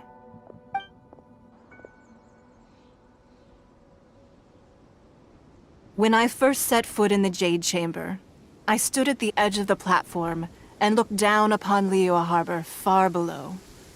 At that time, I dreamed that one day the Jade Chamber's shadow would be seen in all 7 nations of Teyvat.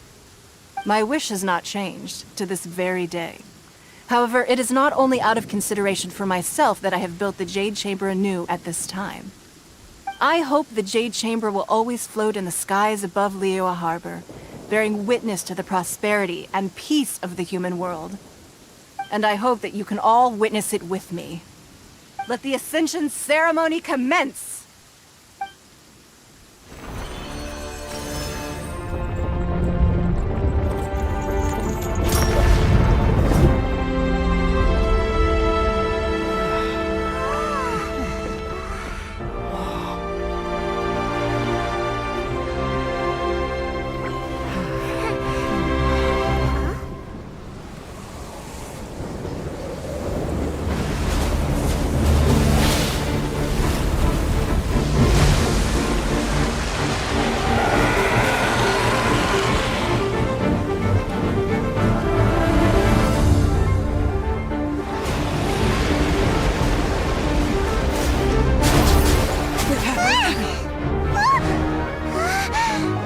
Right on cue. The Avenger of the Vortex, Beisht. Who is that? Osial's wife. Final follower of the Overlord of the Vortex. Sounds like you knew this was coming! Beidou sensed something was stirring in the deep. She warned me months ago. Knowing she harbors hatred toward the Jade Chamber, I chose to rebuild it now as a way of drawing her out. Got it. Well, let's go fetch the Adepti. No. In this human age, the people of Liyue must find a way to overcome this crisis on our strength alone!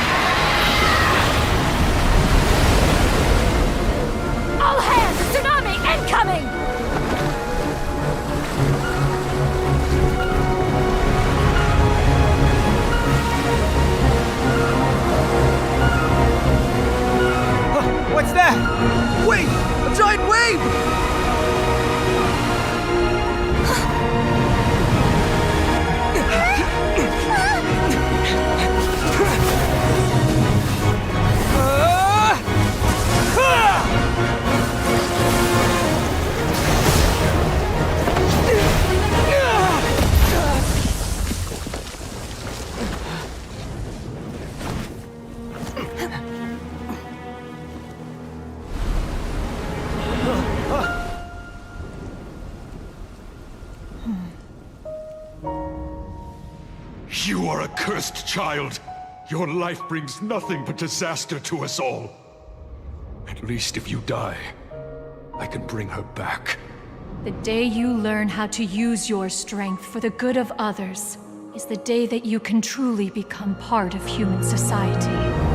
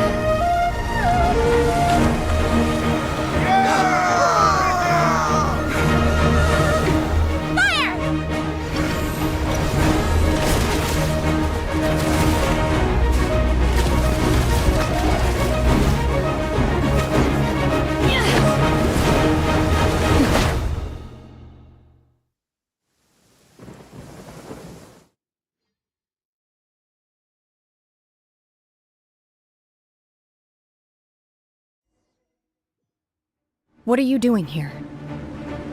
We can't let you be the only one taking this risk!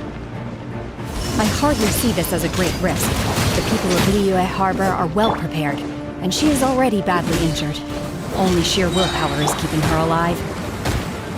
I may be nearing the end of my stamina, but in a fight to the death, I think I have the upper hand.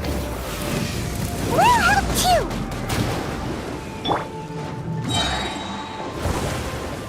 Let me weave you a verse.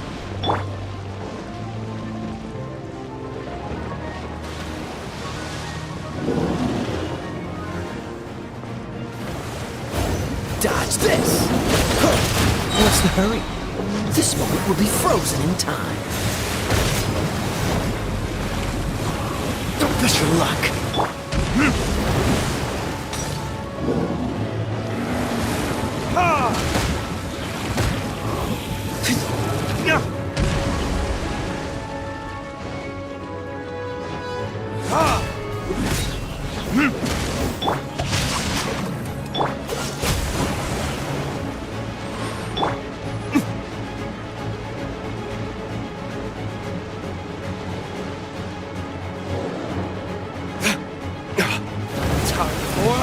Retribution!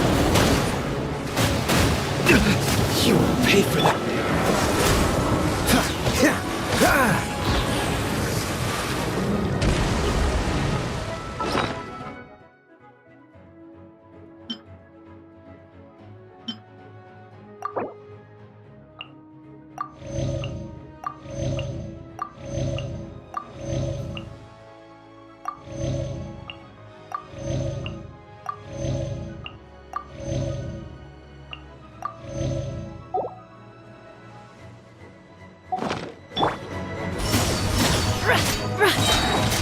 By ordinance divine.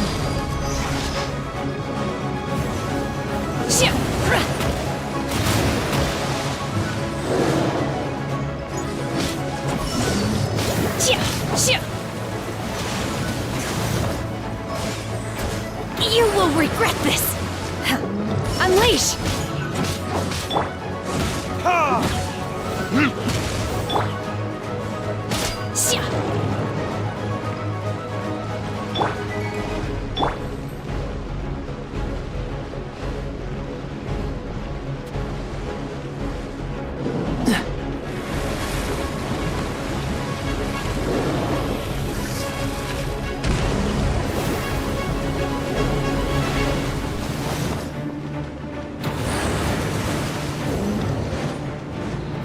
So sorry. What's the... Teamwork is true!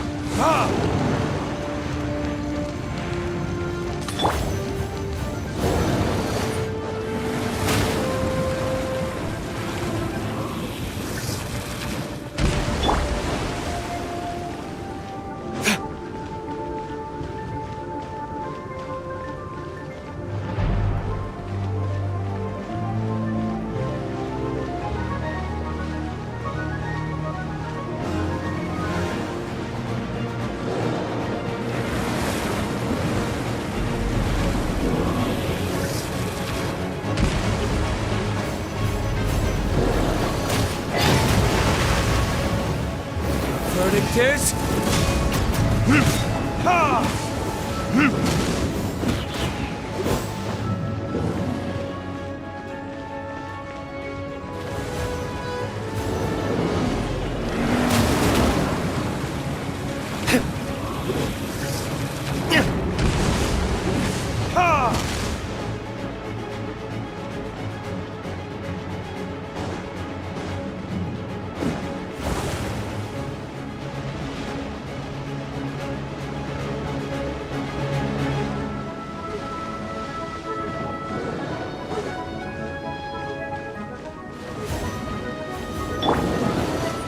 Off we go!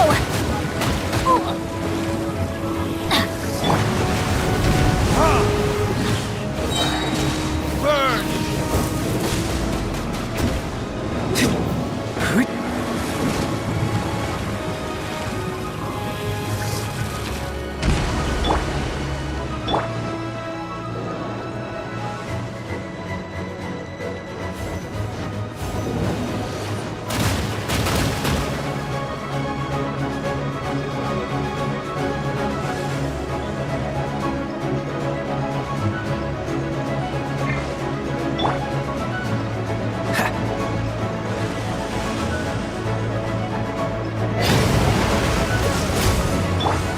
Manifest! Obey! Ka! Chia! Ta! Oh! Do your master's bidding!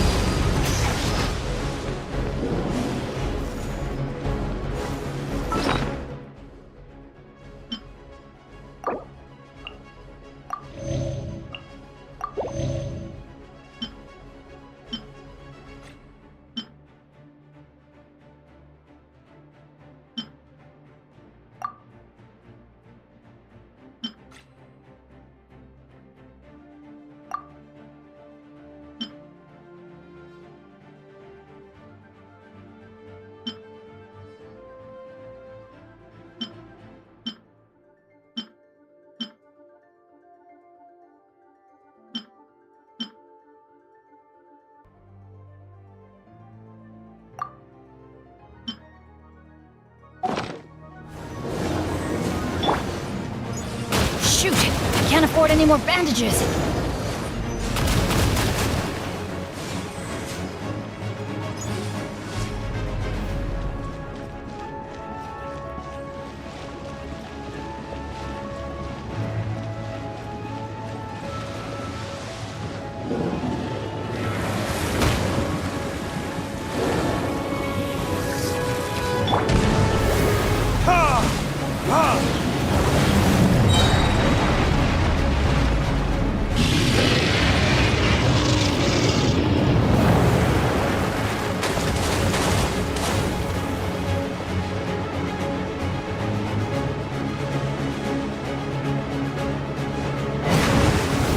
It is. Ha! Ha!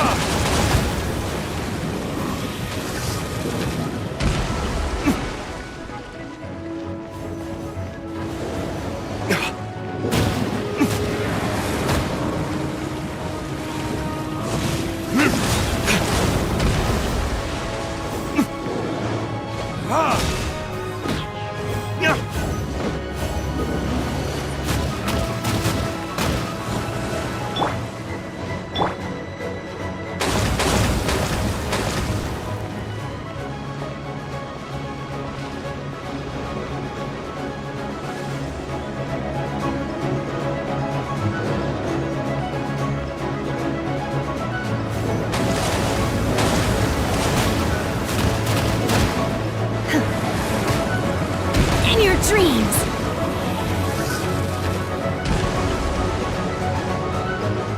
Unleash! Manifest! Ha! Burn! Damn you!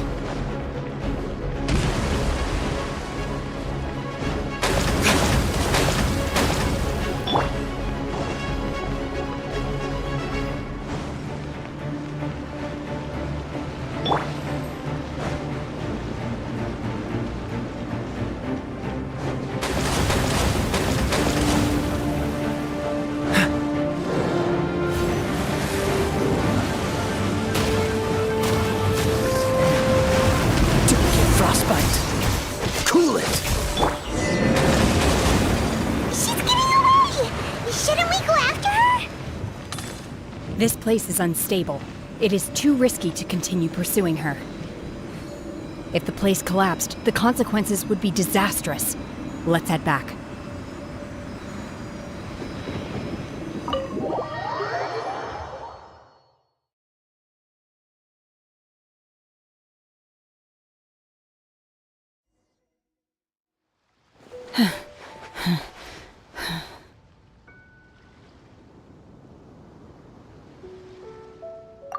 I'm just a little exhausted. Otherwise, fine. I wanted to deal with it myself. I didn't expect you to follow me. Don't worry. She's not coming back anytime soon. After an injury like that, she'll likely seek refuge somewhere else. How did things go underwater? It's been dealt with. She was injured before entering the water. It didn't take too much effort to finish the job. Good. So the crisis has been safely averted.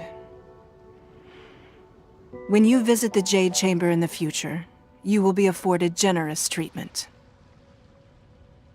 Lady Ningguang, the fleet reports that the sea monster has left Guyan Stone Forest and the surrounding waters have returned to normal. Thank you. How are the Millilith? Thanks to the medical supplies you prepared and Lady Keqing's command, our losses were minimal. Of course, we owe huge thanks to this young lady for her help. On behalf of the entire Millilith, thank you for your service.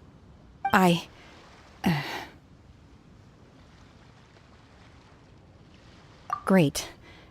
Then next time I watch Miss Yun's opera, I'll be able to take the compliments. I wasn't trying to be a hero, though. I just wanted to protect you.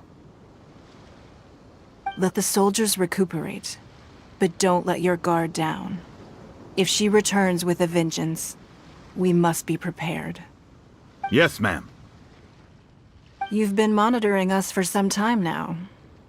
I trust you've reached a conclusion. You wish to hear one's opinion. Well, things would have hardly gone so smoothly had it not been for Shenhe. That I do not deny. However, final victory was always going to be ours, even had things been a little more arduous.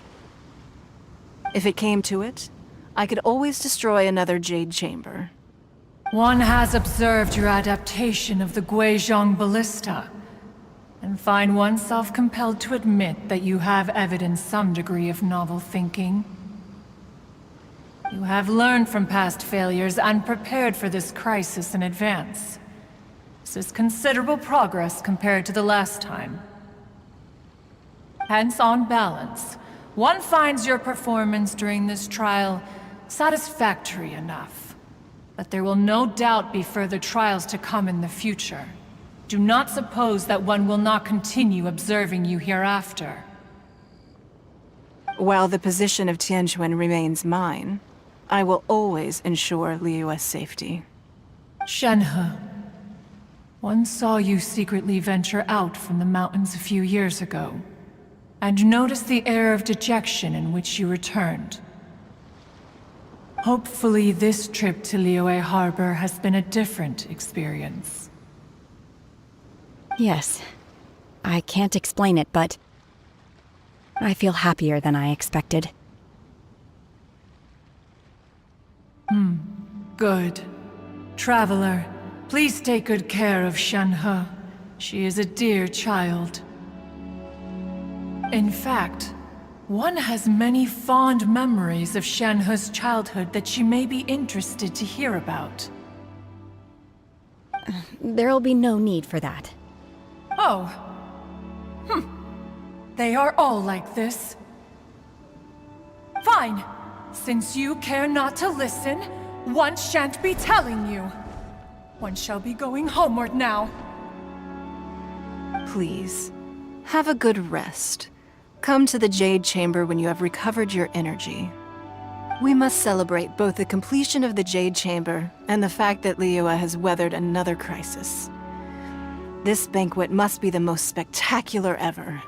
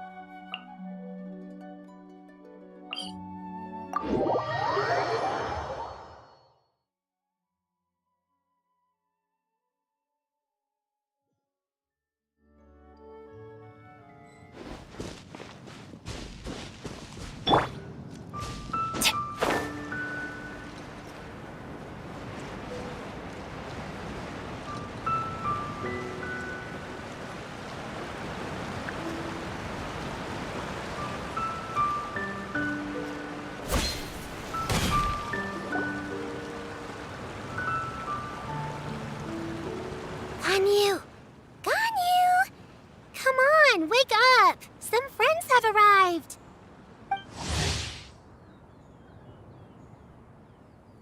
Hello, friends.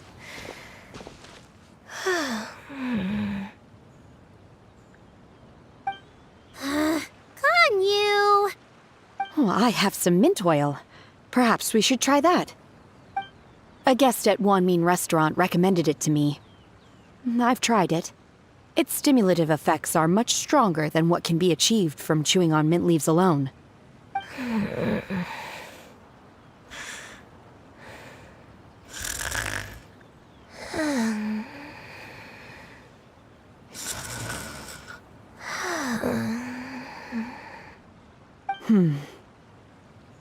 Apologies in advance.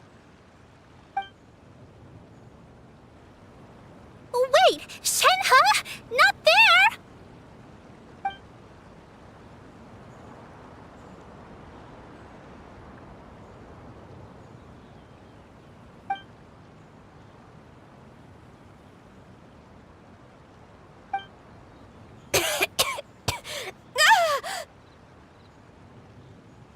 See? It worked.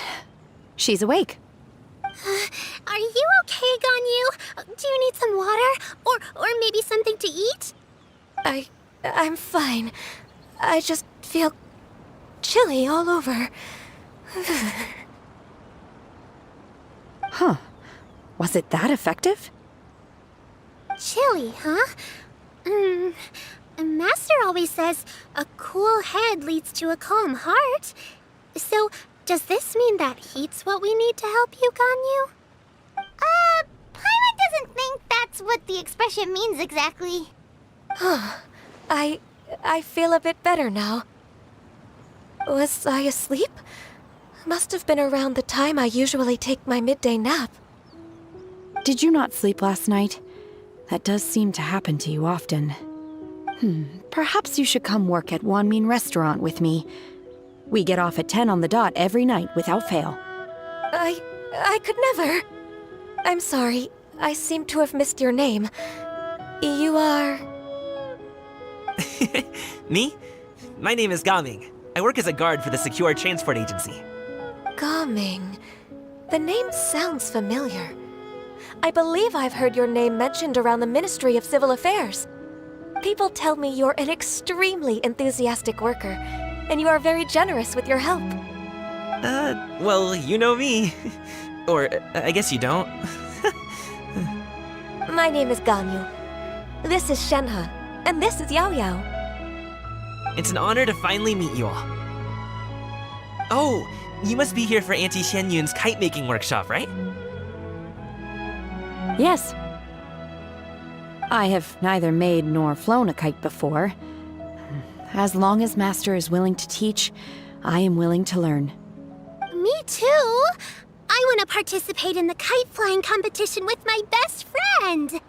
Plus, it's more meaningful if you make the kite yourself, right? Your best friend didn't come with you? Well, Chi-Chi's been super busy helping Dr. Baizhu lately. I'll meet up with her later and give her a huge surprise. Oh, I also brought bandages and ointment with me today. It's easy to cut yourself when working with bamboo, so I thought I should come prepared. Wow, you're really thoughtful. As for myself, I'm afraid I lack some of my companion's enthusiasm. I was originally planning to buy a ready-made kite and just enjoy the festive city atmosphere with everyone. But Cloud Retainer is always going out of her way to look after her juniors, wanting us to have the best there is. She always puts us before herself. Huh. It was so thoughtful of her to arrange this workshop, so I simply couldn't let such consideration go to waste. My motivation for being here might be a little different, yes, but I'm ready to put in just as much effort as everyone else. Well, we're all here, but where the heck is Xianyun? Shouldn't she be here by now? Who is it that speaks of oneself in such an ill-tempered tone? Oh, come on! You clearly heard Paimon! Master stopped to buy grilled tigerfish to share with everyone. Come get it while it's still warm. Oh, Paimon, sorry, Miss Illuminated Bird! Paimon always knew you were the smartest, coolest, and prettiest Adeptus. Someone as wonderful as you is sure to have brought enough for Paimon as well, right?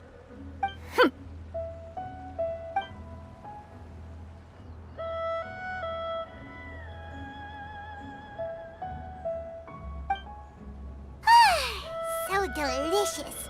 Paimon's life is complete! It appears that we've ended up with quite a few participants indeed. Go ahead and divide yourselves into small groups. The materials are over here. The regular dyes and luminescent ones have been clearly marked. Use them as you see fit. As for how to make the kite, one assumes you all made sure to listen to the instructions one provided while we were eating. Yes? Are there any questions? Paimon may have focused a little too hard on the eating and less on the listening. Paimon knew she could count on you, Traveler! One will wait under this tree and avail oneself of the cool air while one digests. Do not hesitate to seek one's company if you have any trouble, questions, or simply want to chat. We're not in any hurry to get started. Why don't we go see what the others are up to?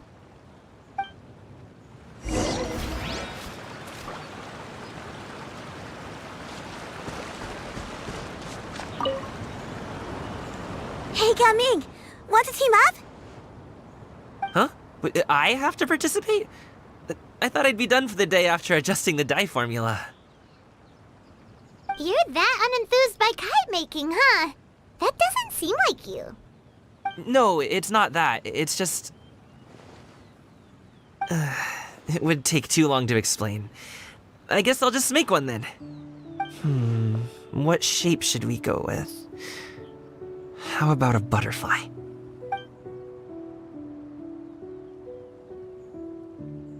What do you think, Shuyu? Is there a particular design you want? I want a swanee! That might be a little hard to pull off. True, but I still want to try. They're super cute. Okay, it's decided then.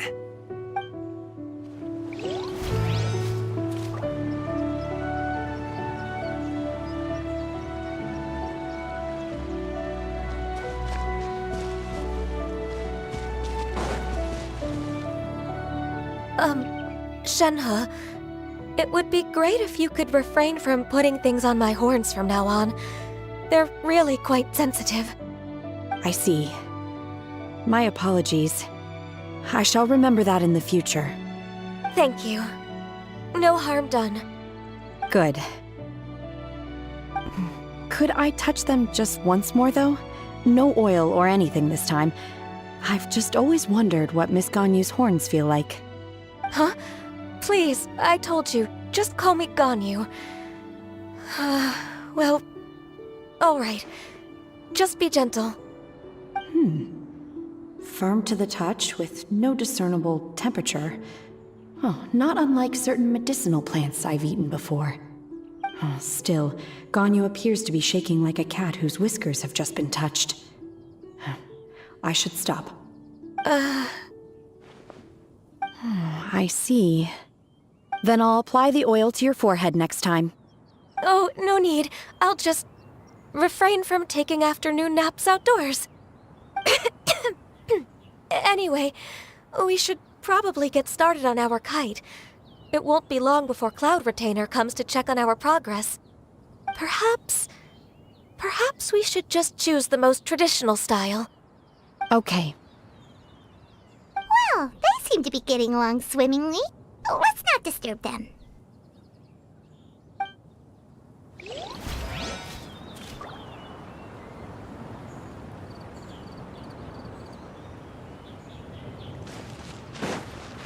Adventure time! Auntie Cloud Retainer, look! Am I doing it right? Very good. Your frame is nice and sturdy. This design, is it a finch? Yep. One is looking forward to seeing your finished product. What color are you going to make it, Yao Yao? I haven't decided yet. If I make it blue, it'll be more like my friends. But if I make it gold, it'll be more like me. If you are asking for one's own opinion, one would advise choosing gold. When giving a gift, the key consideration is the recipient's feelings, is it not? One imagines your friend would much prefer a kite that reminds them of you. Oh, hey, I never told you the kite was for Chi-Chi. How did you know? With age comes wisdom, child. One simply has a way of knowing things. Oh, cool. Thanks, Auntie Cloud Retainer. I'm gonna start painting it gold right now. Good. One will watch. You two seem strangely unoccupied. One was under the impression that one was supposed to be doing the relaxing. Is your kite finished? We actually haven't started yet, but we're going to start, right now. We should get started on our kite now. Let's go.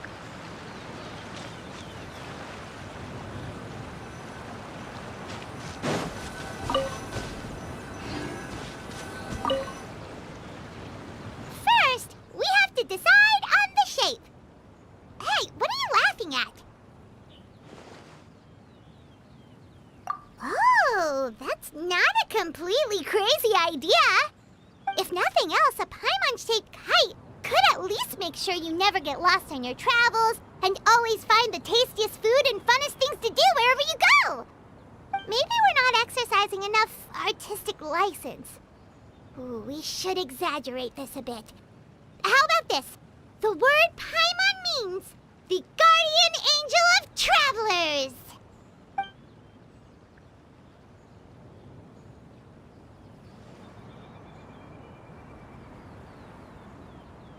Now, what expression should we give her, since the kite is going to be flying super high in the sky?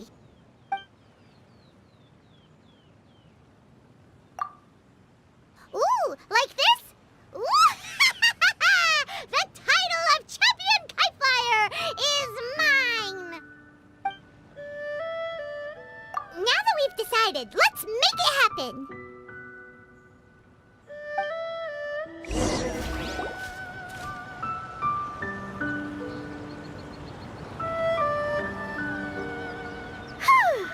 It's done! Paimon has to say, Kai Paimon might even rival real Paimon in terms of cuteness. Now we just have to attach the string, right? All right, gather around, everyone. Oh, Shenyun's calling us!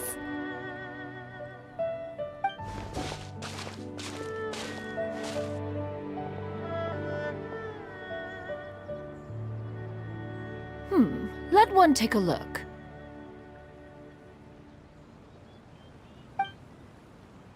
Wow! Ganyu and Shenhe made a scissor-tailed swallow. It's so pretty. Yep. The coloring makes it look a lot like Master. If the tail wasn't split in two like that, it might even be a spitting image. If you look closely, there are a few spots where the colors go outside the lines. Did you doze off while painting it on you? I did the painting. I stared at the paper for quite some time, but I simply could not recall the coloring of any bird. Except Master. Or should I say that I'm too familiar with her crane form? Even when she stands before us in human form, all I can see is blue and white. Oh, well, now that you mention it, Paimon can see it too! Exactly. So I simply closed my eyes and painted from memory. No way. You can paint with your eyes closed? Wow, the disciples of Adepti really are something. You are most filial, Shenhe. One is flattered by the likeness. The Swanee that Gaoming and Shuyu made looks very majestic. I'm sure it'll look even more impressive as it soars through the sky. The eyes and ears glow in the dark, so you're sure to see it at night. Your golden finch is cute too, Yao Yao. It's all thanks to Auntie Cloud Retainer's guidance. What about your kite, Traveler? Ta-da! Here it is! Its self-important countenance bears a striking resemblance to that of its namesake. It makes her look like she's already won the competition. Well, that's gonna happen one way or another.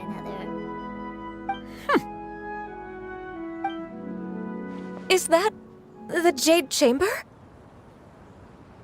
Oh?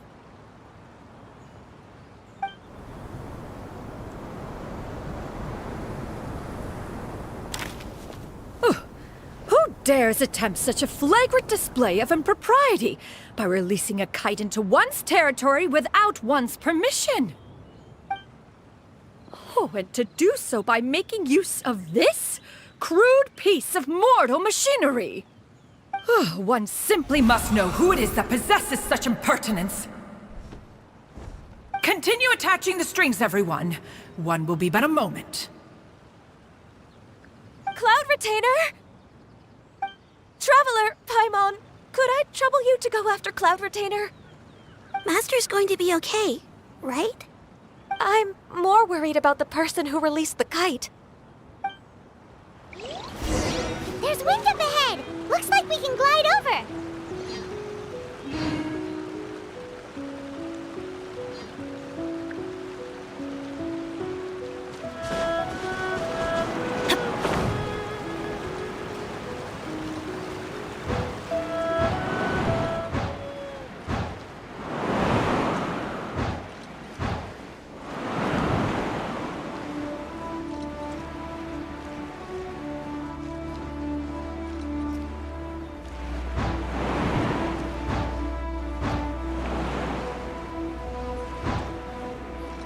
It's right there!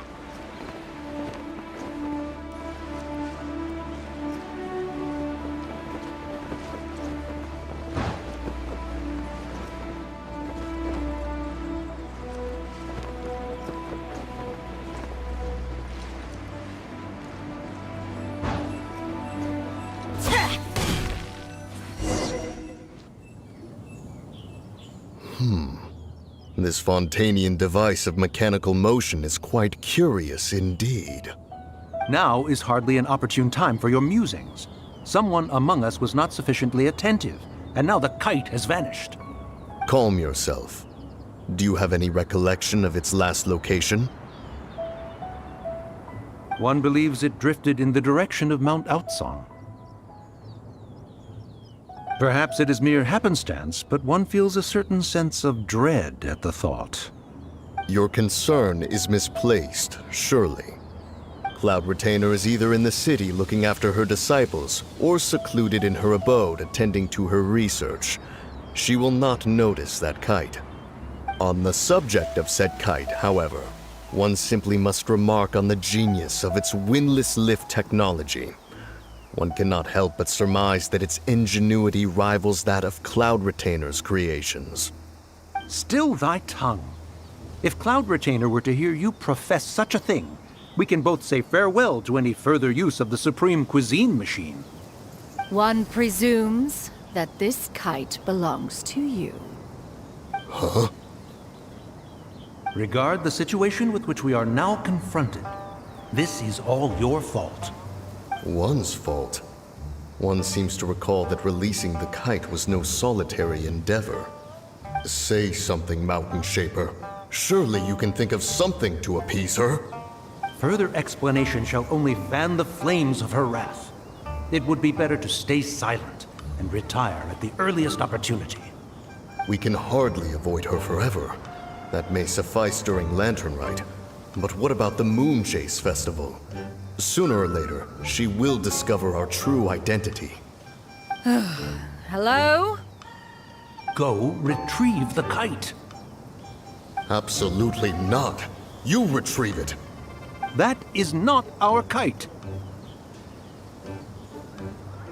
Oh, so an adeptus such as oneself is mistaken then? Ah, you're an Adeptus? Please forgive us for any impropriety. I truly possess no inkling of who could have released a kite into your esteemed domain. Pray, who could be responsible for such wanton behavior? Verily, verily, we were but delighting in the surrounding scenery. This locale is home to such exquisite... mint! Well, and if that's all, then we'll just be on our way.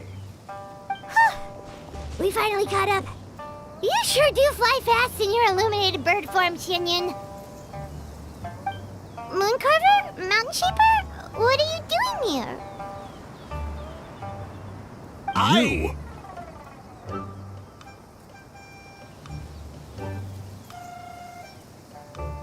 Okay, now Paimon's getting a weird vibe. Did she say something wrong?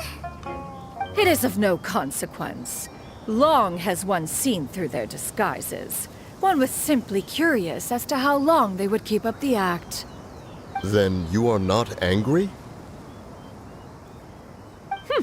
How could one feel anger at the sight of two old friends enjoying themselves? One is also well aware of how enticing these city novelties can be. We were simply consumed by a fit of festive spirit. Seldom do we get the opportunity to partake in the delights of the times. However, we are far from being as adept as you in matters that require a deftness of hand. No worthy kite could be born of our own making. Thus, we could only take the convenient route, so to speak. Your prowess in mechanics is unparalleled, Cloud Retainer. You wield the wind and waves themselves. Your singular talent stands unmatched across the land. Of this, we are well aware. One has guests to attend to. We will have to convene again some other time. Traveler, Paimon, do try to keep up. We're leaving already? All this flying from place to place is wearing Paimon out.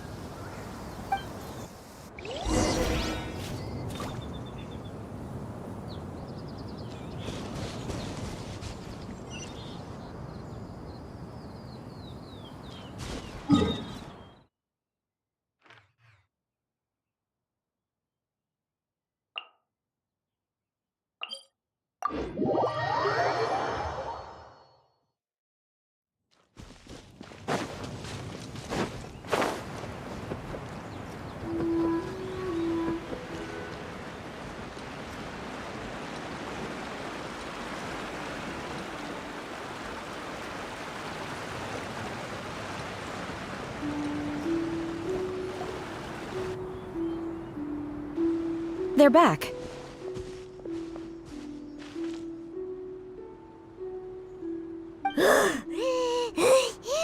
Paimon's pooped. Hi.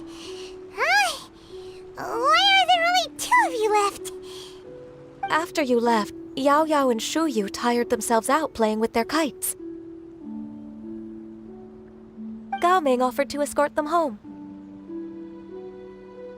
Before he left, he said something that I don't quite understand. Oh? What did he say?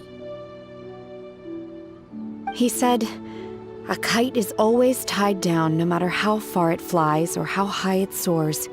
Its tether prevents it from ever truly flying free. He looked quite dejected as he said this. Now that you mention it, Gaming did seem to have a rather strange attitude towards kites. A reflection of himself. If I were a kite, I would cherish that tether as a symbol of kinship and the bonds that tie us and... Shenhe? It may be an exceedingly slim and distant connection, but lose it, and you lose that which links you to home. If Gaming truly sees a kite as a reflection of himself, then I fear I understand his words even less. Well, people often have different points of view depending on their mindset and experiences, right? It's actually quite normal. Just like some people can eat spicy food, but others won't go anywhere near it? Exactly. That's why tolerance and understanding are as important as they are. Tolerance and understanding? What brought about this conversation? Did one miss something? We were just chatting. You don't have to butt in on every little thing, you know. Where were you anyway? One was merely doing a bit of cooking. Night fast approaches. If you are otherwise unoccupied, one would entreat you to stay and eat before you depart. Oh, it's been so long since I've had the chance to enjoy your cooking, Cloud Retainer. Worry not. One has prepared a variety of meat and vegetable dishes. One is more than familiar with everyone's culinary proclivities.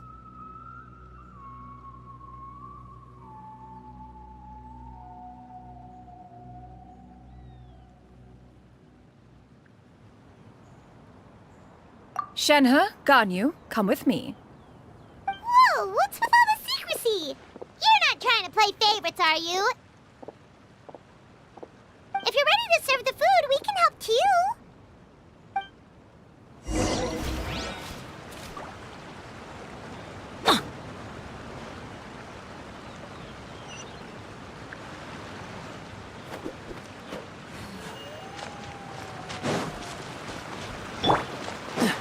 Freeze!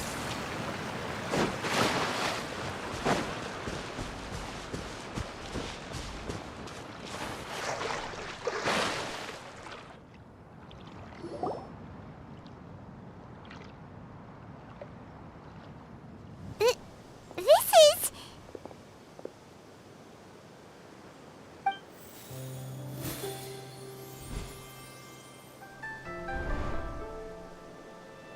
Oh, I can feel the wind brushing against my legs.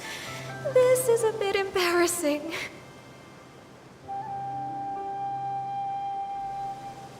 Is the headpiece secure? I should have asked Cloud Retainer to check before I stepped outside.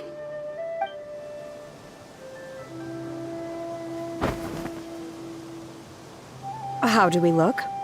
Huh? She asked them just like that? You look pretty too, Ganyu! Oh, how should Paimon put it? You both look so elegant and refined! Those outfits really suit you both! Given that one employed the services of the best tailor in all of Liyue, one would expect nothing less. What colors have you been partial to lately, Shenhe and Ganyu? Lately? Why is Cloud Retainer suddenly asking about what colors we like? I like black. One is gratified to see one's disciple has inherited one's own tastes. The color black doesn't get dirty easily. A virtue I've come to value recently. And you, Ganyu? I favor blue and black. And the material is sufficiently comfortable, yes? Yes, very. I simply cannot thank you enough, Cloud Retainer. For this gift. And the kite, too. Thank you, Master. One is content as long as you are pleased with the gift. One hopes these garments will see much use.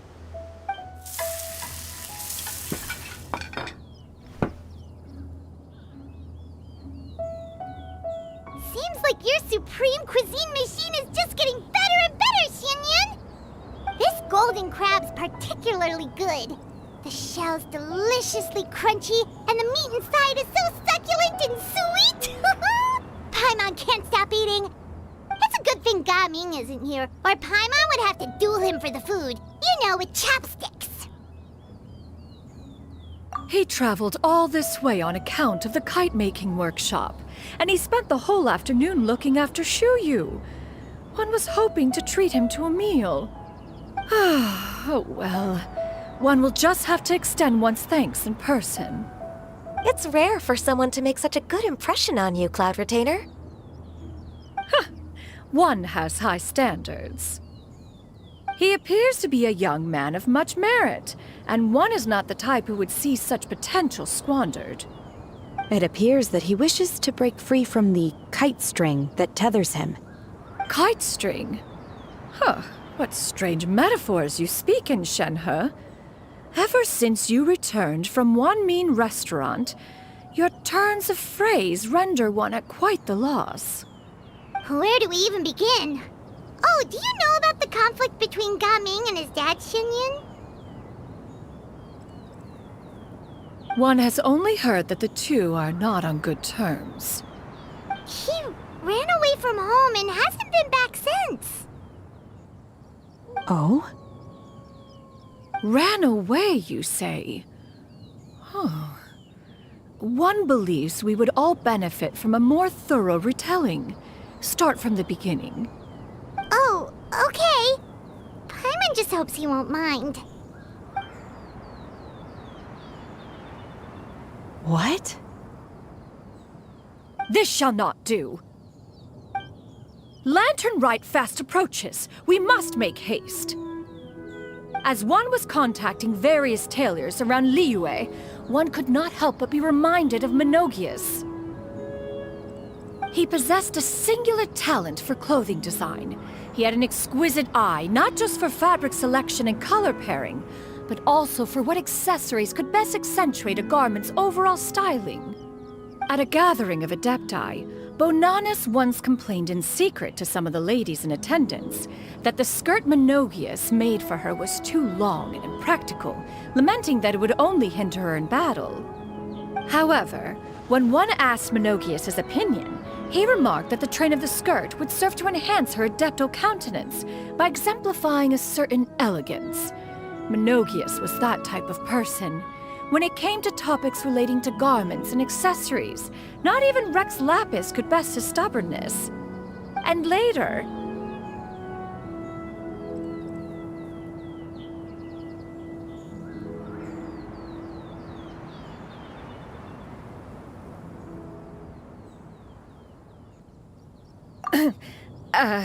one seems to have strayed off topic. One means to say that Lantern Rite should be a day of reunion. It is a time to address problems before they turn into regrets. Fate is fickle. The cruel reality of this world is that suffering and misfortune can befall any of us without design or reason. If there is a chance for young people to remain insulated from this reality, one should do one's utmost to make it so. That's nice and all, but... Do you have any ideas, Cloud Retainer? Perhaps adeptal arts could be of use. No. Mechanics, perhaps. One fails to see its use in a situation such as this. Is there anything I can do to help? Combining our efforts is a fine idea indeed. Aha! One has an idea. How about this? Does that make sense to everyone? Yep. Oh, Paimon really hopes this works. One's designs never fail.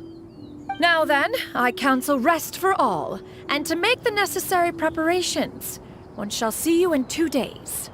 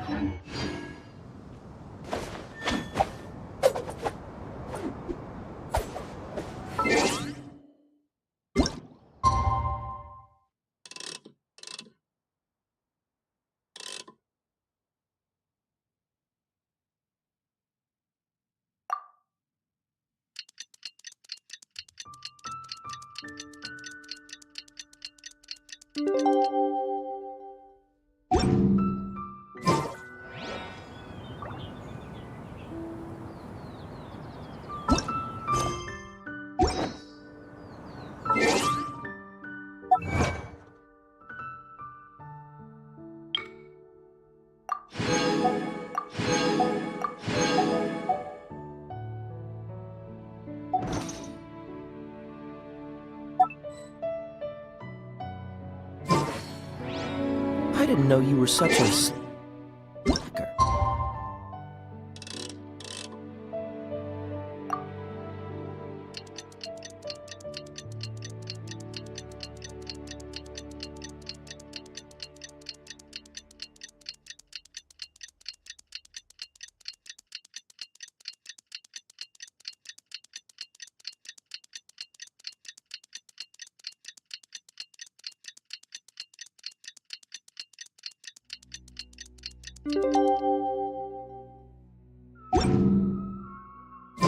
It's time to carry out the plan!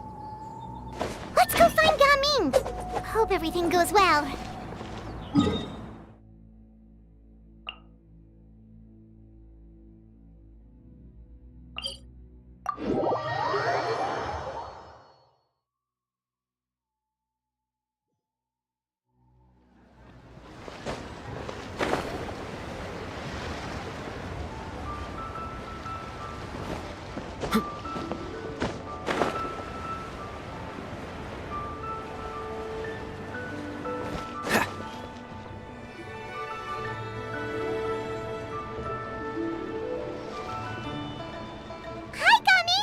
Paimon sees you've certainly gotten an early start this morning. Playing games already, are we? Who won this time? You the one buying dim sum again? Hey, when you put it like that, it makes it sound like I'm always the one losing. Ah, perfect, you're all here. There's an important commission I need your help with. Alright, I've got the time. Where are the goods? It's not just goods this time. I need you to escort a tea merchant and their wares from Chaoying Village to Liyue Harbor. A very important client has requested to meet with him. Sure. What's this merchant's address? Here. If the client's that important, then this must be a very crucial, very pressing commission, right? Of course, the sooner you complete it, the better. I would advise you to depart as soon as possible.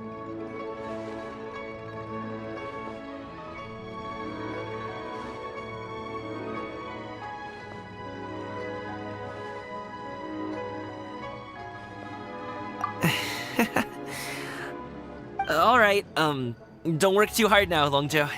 We'll set off then.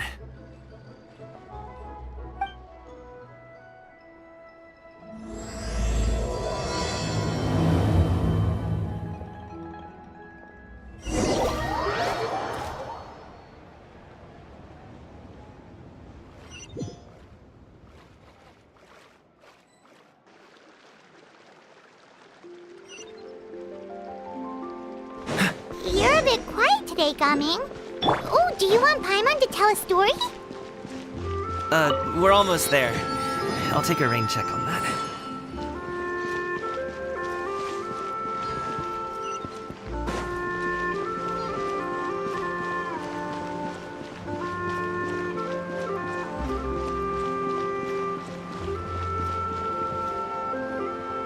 Hello, you must be the tea merchant heading to Liyue Harbor. We're here to escort you.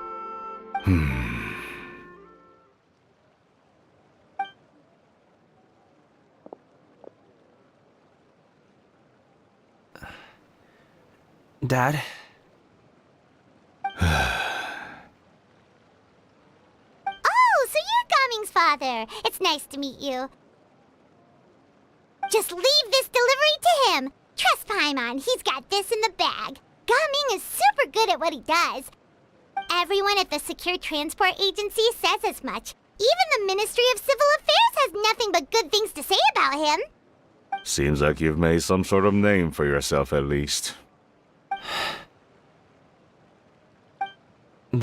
The goods are all in order? Yes, they're all here. Then let's get going. A very important client has asked for you by name. You kinda have to come with us. Paimon doesn't know how we would explain ourselves if you just didn't show up. Plus, you'd be missing out on a huge money-making opportunity. I see. I suppose I will have to trouble you all to escort me, then. Let's go.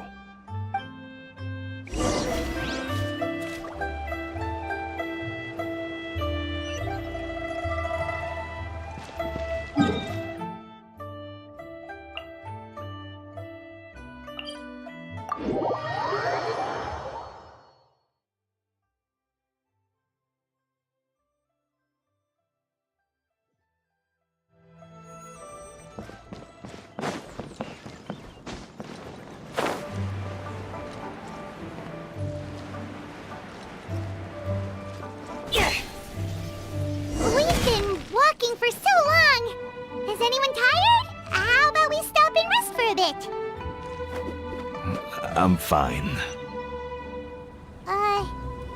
Gaming, don't you usually have some delicious snacks on you? Come on, bring them out so we can share them. I'm fine. Thank you.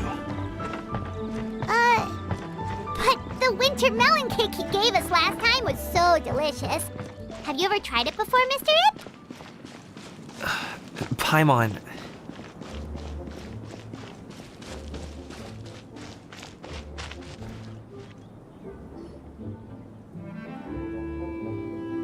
This place looks nice and open. Why don't you all rest here for a second? Huh? What about you? You're not going to join us?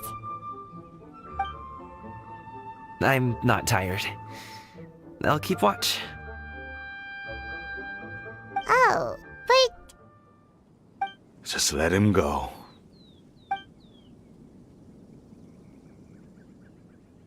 okay, we'll just share amongst ourselves then. Did you know, Uncle Ip, that the flavor of these cakes changes depending on... Halt! Who goes there? It appears that one's movements were overly conspicuous. Enough of your musings. Focus. Focus on the matter at hand. Present your exquisite ornaments at once. Indeed. Bring them forth readily and without protest. Ah! What do we do? It seems as if these two are acting alone. It won't be difficult to subdue them, but they might have something else waiting in store for Dad. The best way to keep him safe is... Leave this to me. I'll handle them. Traveler, Paimon, take my dad and the goods away from here. No, Gaming. It's too dangerous. This is what I do.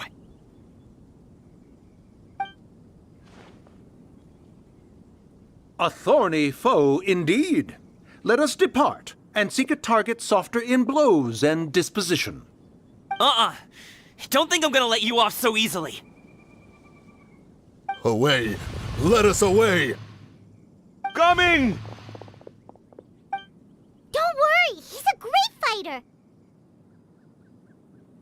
Paimon's even seen him take down a dozen or so treasure hoarders all by himself. But Coming,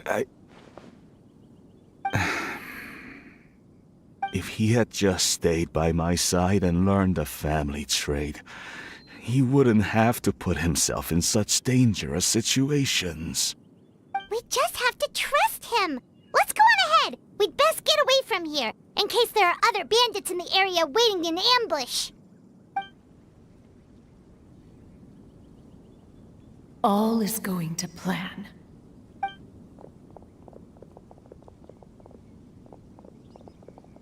Okay, we should be good to stop here. Yangli? Oh no, what is he doing here? Good sir, please, listen to me. Reel in your line and leave this place as quickly as you can. There are bandits in the area.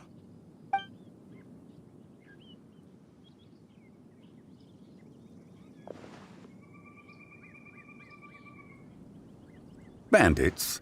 Acting in broad daylight?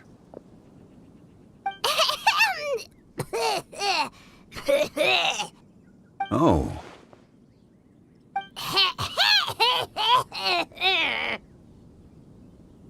Ah, I see. It appears many people are catching a chill as of late. If your throat is bothering you, Paimon, perhaps some tea and rest are in order. Nope, no need. Paimon's fine. She just, had some cake stuck in her throat.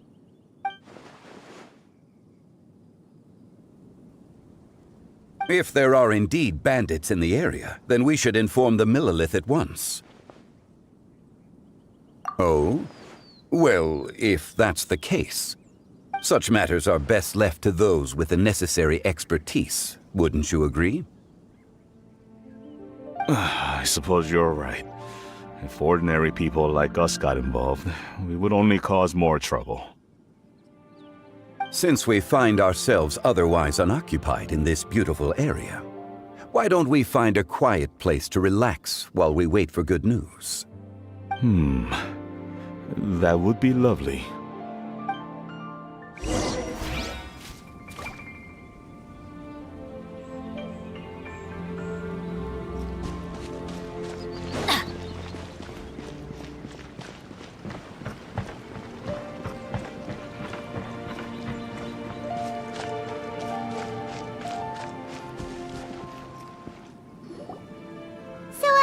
Uncle Ip does have a reason to be worried. After all, Gaming, the guard we mentioned, is his son. Gaming. The name sounds somewhat familiar. Ah, yes. That is the name of the Usho dancer who has been performing around Liyue Harbor recently, is it not? Oh, have you seen him perform? Indeed. I cannot help but admire his skill. He truly encapsulates the spirit of the Suani. Usho dancing has become more well known in Liyue Harbor recently. However, although performers are seeing budding success, they have no doubt had to face many hurdles along the way. Ones not so easily understood by spectators such as ourselves. If you ask me, what truly deserves admiration is perseverance in the face of adversity. That is a rare attribute indeed. I have heard many of my acquaintances praise Gaming for his kind, selfless, and courageous disposition. To have a child so accomplished and upright, you must be a very proud parent indeed, Uncle Ip.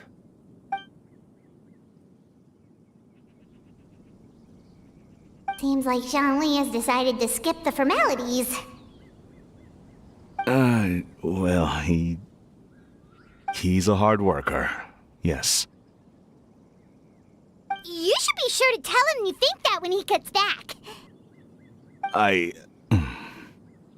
Your son is young yet. It's normal for someone his age to be a bit hot-headed. It's understandable to find talking about such things in person difficult. If there's a particular sentiment you wish to convey, perhaps we could pass it along for you. No. It wouldn't be right to ask that of you. This thing between us has festered for many years now. In truth, there are some things that simply aren't easy for us to talk through. I've been in the tea business for most of my life, and I always hoped my child would do the same. Otherwise, how would he support himself? Over the past few years, I heard how well he was doing for himself as a guard. How his work was taking him to farther and farther off places. I also heard that he never gave up on wushou dancing. It made me happy. But I was also worried. When you're young, you can handle all that physically taxing work and manual labor. What young person isn't capable of making a living that way? My concern is what happens when you get old.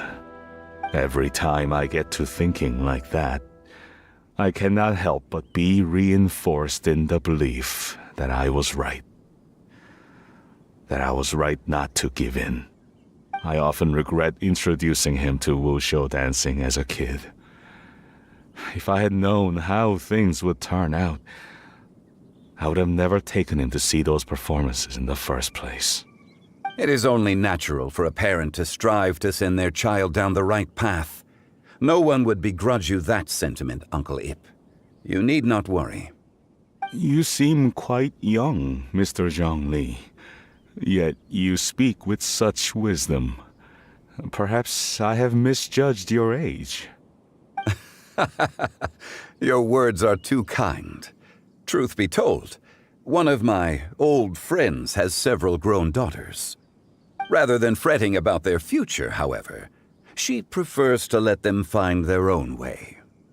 Then she's more easygoing than I could ever be. I fear I lack such an open mind. I meant to say earlier, there is no need to be so polite. Feel free to call me by my name, Ipdak. Sure. So, do you also think I fret too much, Mr. Zhongli? That's not exactly what I was hoping to convey. Only a fool would ask a parent not to worry about their child. But think of it this way. Raising a child is not unlike flying a kite.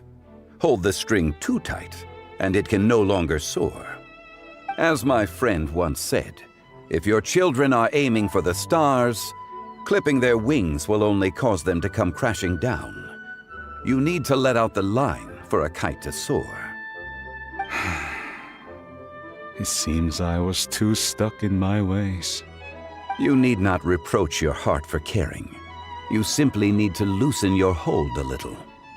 Indeed, with such a big heart, why not allocate the time you usually spend worrying about Gaming to the pursuit of other things, like going for a stroll, drinking tea, or taking in the scenery? You never know what surprises could be in store. Things can change in the blink of an eye. The blink of an eye, you say? Do things change so quickly? Children grow up in quite the same way, do they not? Day after day, year after year, sometimes in the blink of an eye, but always when you least expect it. As a father, I'm sure you know that best. Yes, you can say that again. 1 second Gaming was a kid, the next thing I knew, he was ready to fly the nest. Zhongli certainly has a way with words.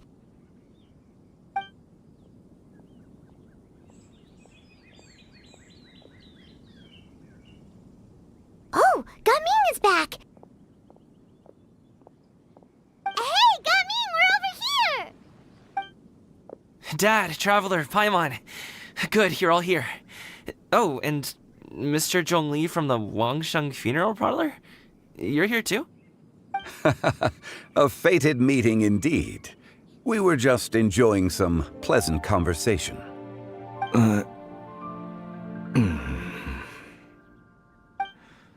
Is everything resolved? Well, you could say that.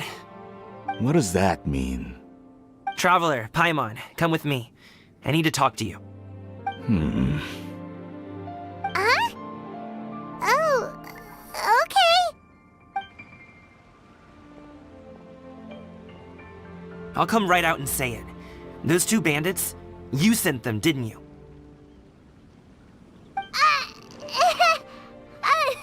So, that's how we're starting off? Can't look me in the eye, huh?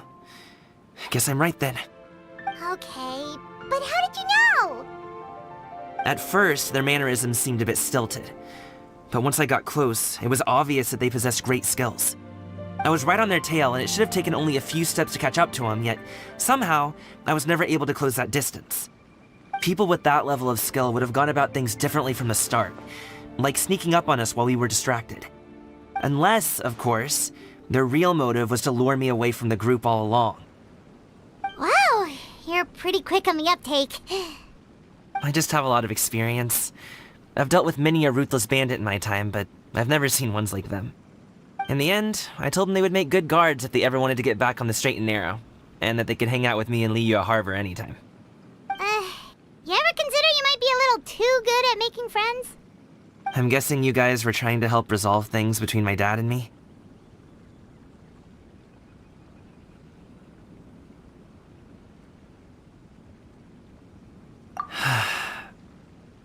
I appreciate it, I really do. But this conflict between us has been going on for a long time. Even if those two were real bandits, and I was able to subdue them and show them what I was capable of, it wouldn't change anything. You've seen the way he talks to me. It's not like that at all! Your dad really cares about you. You should see the way he talks about you when you're not around. Zhongli was talking things through with him, and he nearly agreed to let it go. You don't believe us? He won't let it go. He can say as much as he wants to other people, but he won't talk to me. I'm certain of it.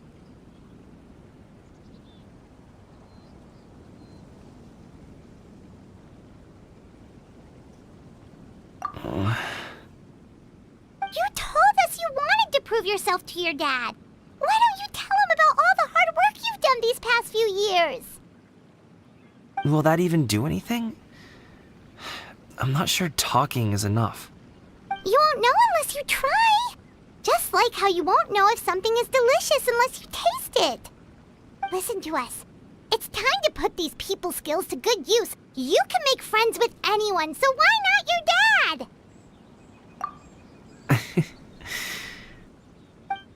I'll do my best. You are very knowledgeable, Mr. Zhongli. I'm impressed. Despite my being in the tea industry for several decades, it seems I still have much to learn about the art of tea tasting. You flatter me. It was nothing but a few humble musings. How much tea have you drank since we've been gone? Ipdak and I have found many a common interest. Our friendship, much like a cup of tea, seems to grow stronger the longer it has to steep. Well said, Mr. Zhongli. Gaming, Mr. Zhongli is very knowledgeable. You should take the opportunity to learn from people like him when you're in the city. Huh?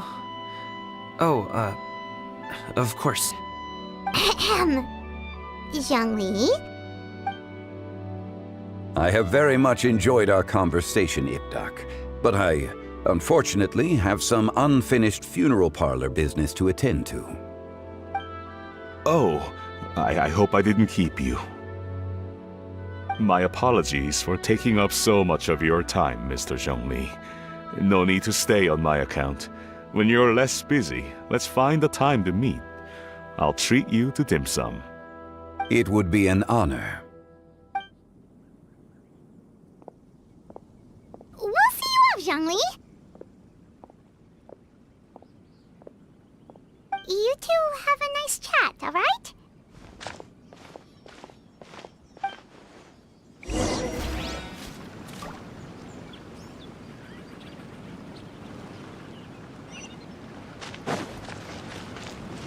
Adventure time!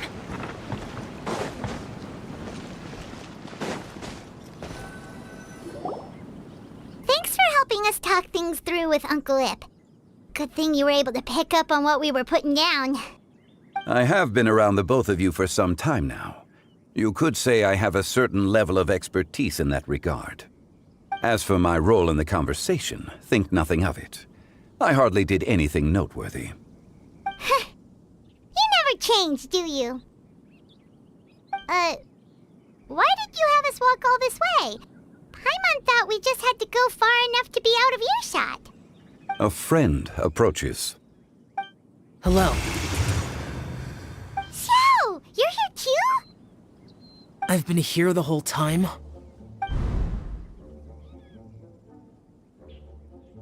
A ghostly kite. Could that elusive Director Hu be coming to Wangshu Inn once again? What is she doing here? I suppose it matters not. Given her relationship with Rex, well, Zhongli, I might as well go pay my respects.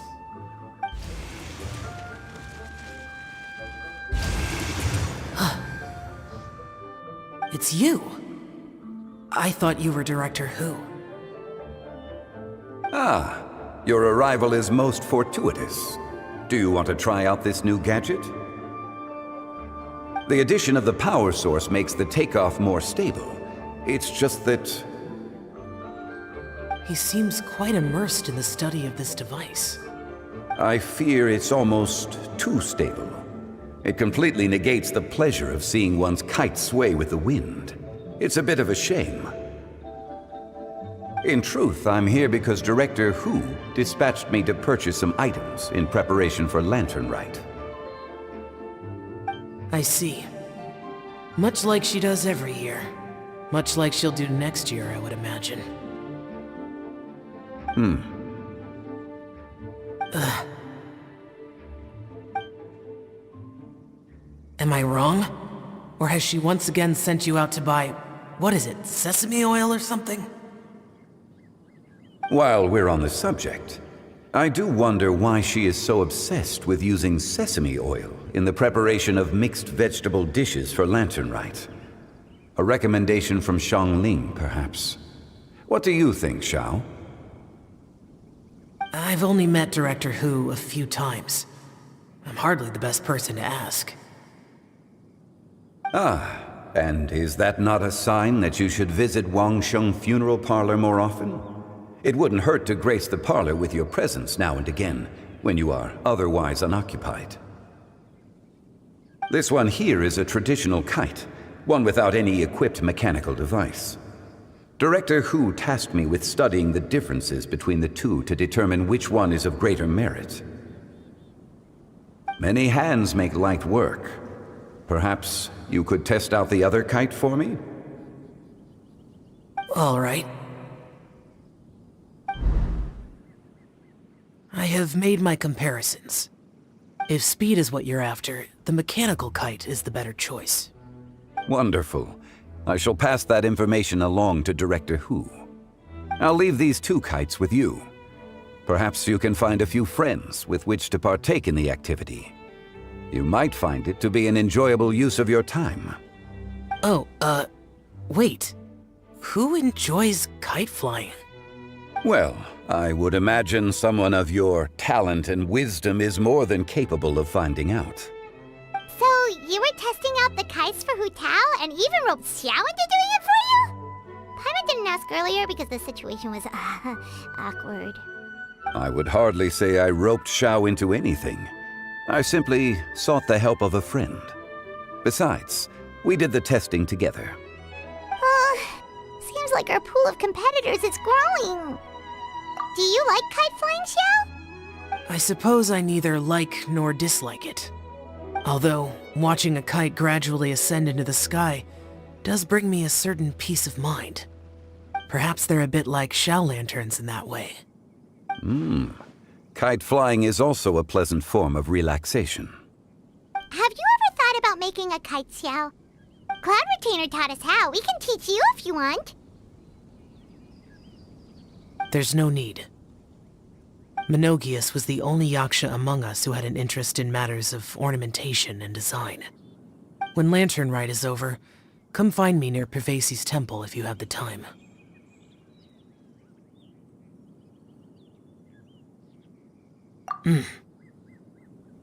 It's getting late.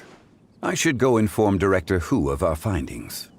How's she been, by the way? Be sure to say hi to her for us. The last time I spoke to her, she mentioned that she would be visiting Chaoying Village in a few days. If you have the time, perhaps you could also make the trip. If you happen to run into her, you can pass along your regards in person. We'll keep that in mind. Take care, Xiangli. See you later. See you next time.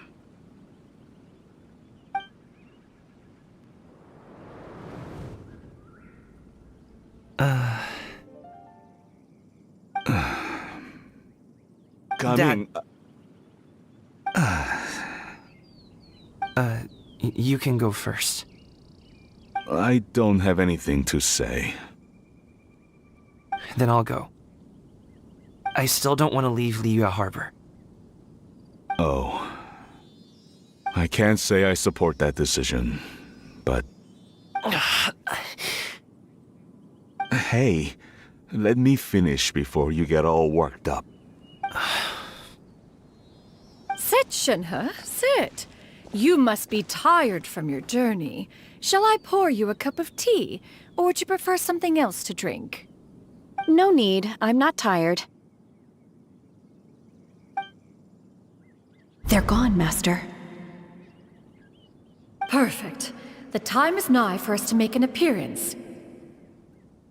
Do you remember the plan one recounted to you? Yes, Master. We aim to give them a demonstration of familial love. So I'll have whatever you are having. All right. What are Auntie Xianyun and Shenhe doing here?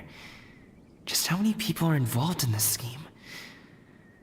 I suppose all I can do is just take a seat and see what happens.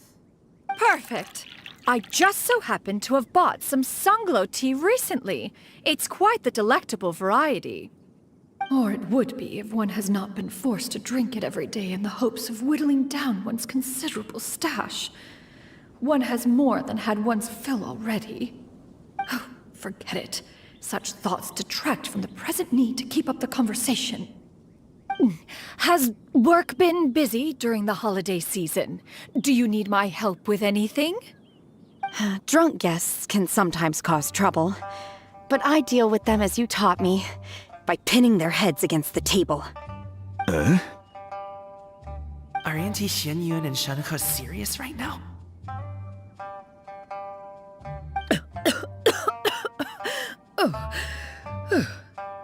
Oh dear.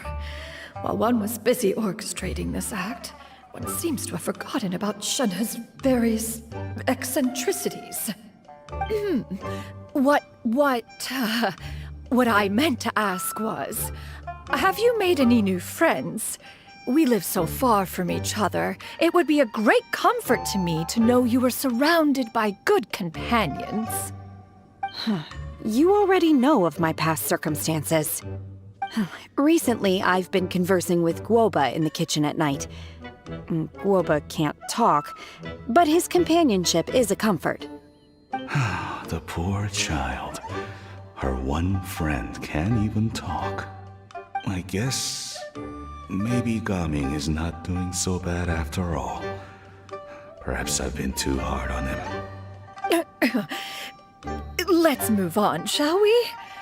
Do you have any plans for today, Shenhe? How about we do something fun? That sounds about right. Take her to do something fun, and perhaps she'll loosen up a bit. Like we used to do when we would carry stones up and down the mountain from dawn until dusk, picking herbs to eat for dinner along the way? If that is what you ask of me, then that is what I shall do. Dad, here, have some tea. Or no, wait, let's not have any just yet.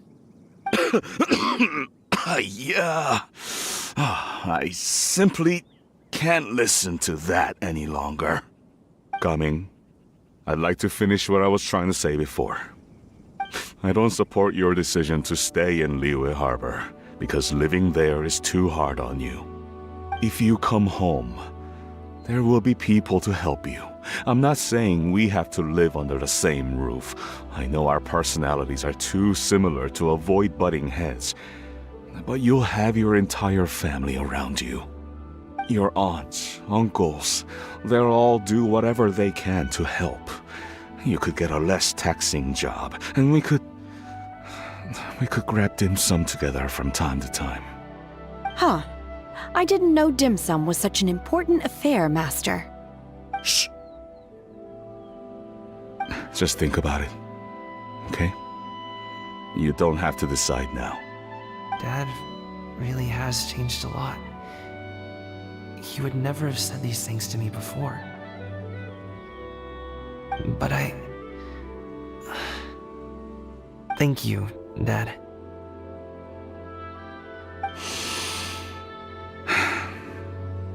It's been long enough, don't you think? Oh, Paimon sure hopes they've made up by now. Oh, they're drinking tea in silence. That's not a good sign. Did Xianyun's plan not work after all? Hey, you you? Paimon's sorry we were gone for so long. We got to chatting with some friends and didn't realize how much time had passed. Perfect timing, actually. We seem to be just about done here. Yep, let's go. I'll get the bags.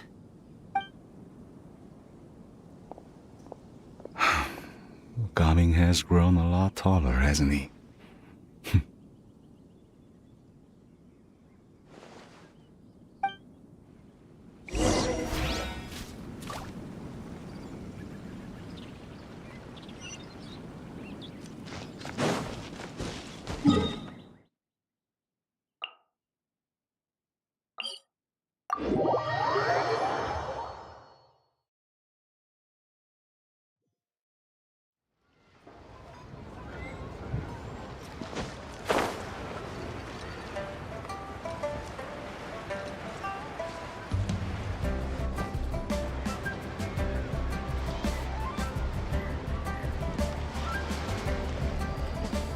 You must be Mr. Ip! Thank you for coming all this way. My name is Charlotte, and I'm a reporter from Fontaine. You can find me writing for the Steambird. I invited you here not just to purchase your fine tea, but also with the hope that you might be willing to sit down for a short interview. What do you say? An interview? To advertise my teas? I suppose you could think of it that way. We Fontainians are big tea drinkers too. The Fontaine Market. Then I'll need some time to adequately prepare. Perhaps we could sit down and discuss the questions you intend to ask in advance. Of course, of course! Please follow me.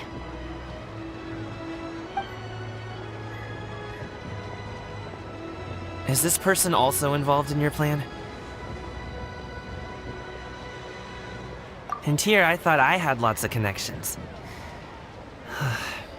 I suppose I've been humbled. You sure know all kinds of cool and important people. Over here! Yoo-hoo! Over here! Huh? What? Auntie Shenyun?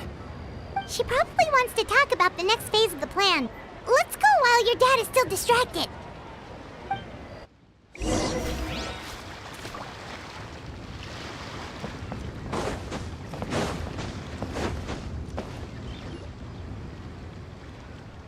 I take it that all is going well? Don't worry, Shenyun. Everything is going according to plan. I knew it. I knew that was all an act earlier. Auntie Shenyun is really something. She was so determined to help me. She didn't even care about making herself and Shanka appear foolish in front of my family. She truly knows how to look out for others. I still have a lot to learn. As for the next step... Oh no! What's wrong, Gaming? Don't tell me you're the ones footing the bill for all that tea. I can't let you do that. Fret not. Reimbursements will be made. Exactly! Think of it more as an investment, as Ningguang would say. We pooled together the Mora so that Charlotte could place the order. She's gonna bring it back to the Steambird as a gift, as well as a sample of the regional specialty. Fontainians will probably fall in love with your dad's tea as soon as they lay their eyes on Charlotte's article. And once all the money from the new orders begin to roll in, getting our Mora back will be a piece of cake. Oh, okay. Business-related matters always seem to go over my head, but I refuse to let you all lose more on my behalf. I'll pay you back right now. We can talk about such matters at a later date. There are more important matters for you to consider at the moment, are there not? Yes. I've been thinking about it the whole way here. I have an idea, but I'd hate to cause even more trouble for all of you. That is for us to decide. Yeah, we're all friends here. Plus, we wouldn't be here if we didn't want to help, right? Just tell us about this idea of yours. Okay.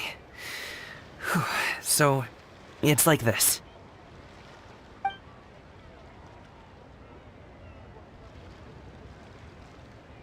Got it! Just leave it to us. Let's split up and make it happen.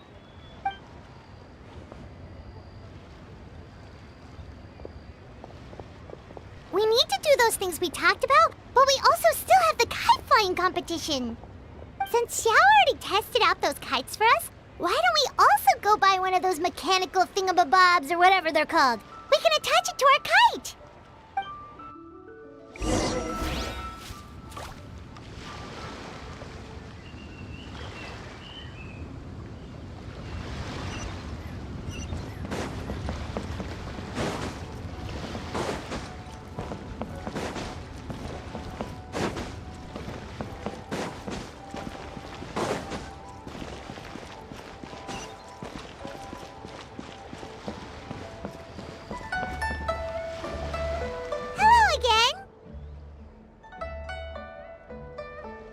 Welcome back! I see you returned from your trip. I really do have to thank you for all your help from before. Thanks to you, my daughter was able to build a kite with her grandmother that very same day. She even wrote a long letter telling me how much she loved it. Oh, you should really be thanking Gaming, not us! I'll be sure to. And are you here to buy a kite? Please, take your pick. Oh, we already have a kite. We wanted to buy one of those, device thingies from Fontaine. Do you sell them separately? Yes. Here you go. Please, take it, free of charge. The directions are in the box. It's not hard to install at all. It doesn't feel right for us to just take it. Well, nor would it feel right for me to take your Mora. Good luck in the kite flying competition. I'll be rooting for you. All right then, thank you.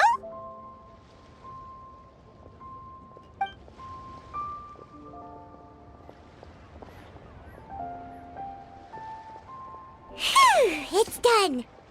Let's get down to business.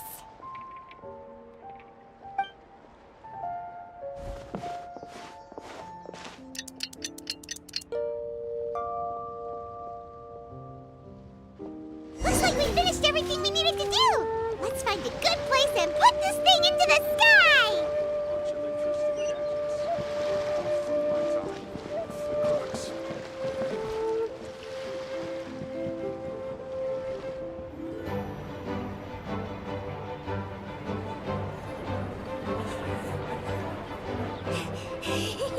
Chi-Chi, we're almost there. Okay.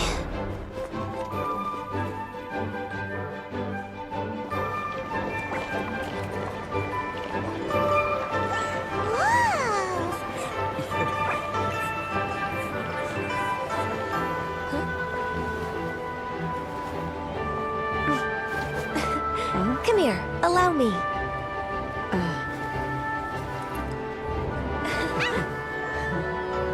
The lantern rite is as festive as ever!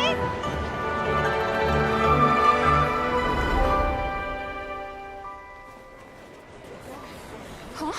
Oh, what's going on? Did something happen? What should we do? Oh, should we get the Millilith?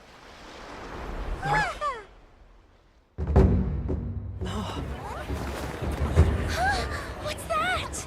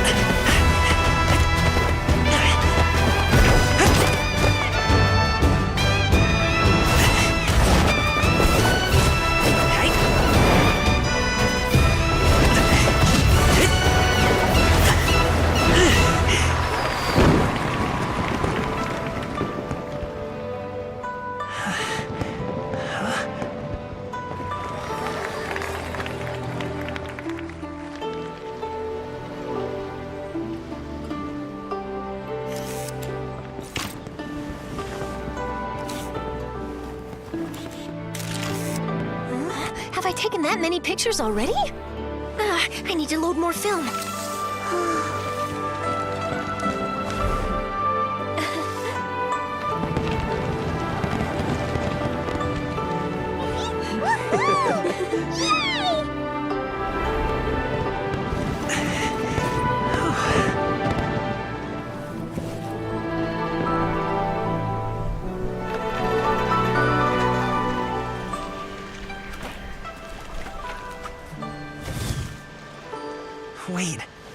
The wind.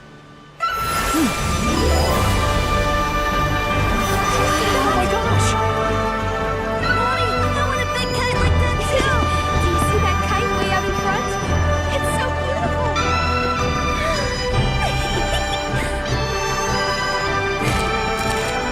Happy Lantern Rite. Happy Lantern Rite.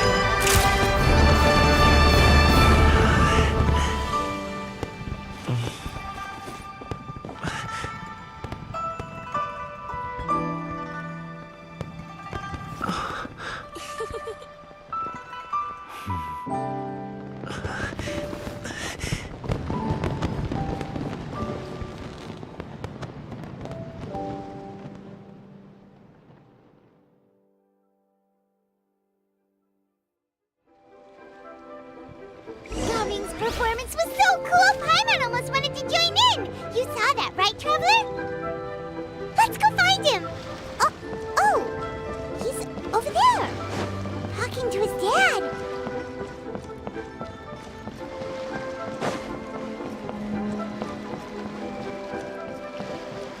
I've got a bunch of interesting gadgets, all from my dad.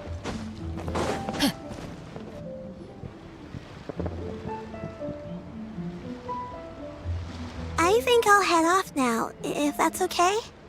Thank you, little girl. Do you want us to walk you back? No need, no need. Master is waiting for me right over there.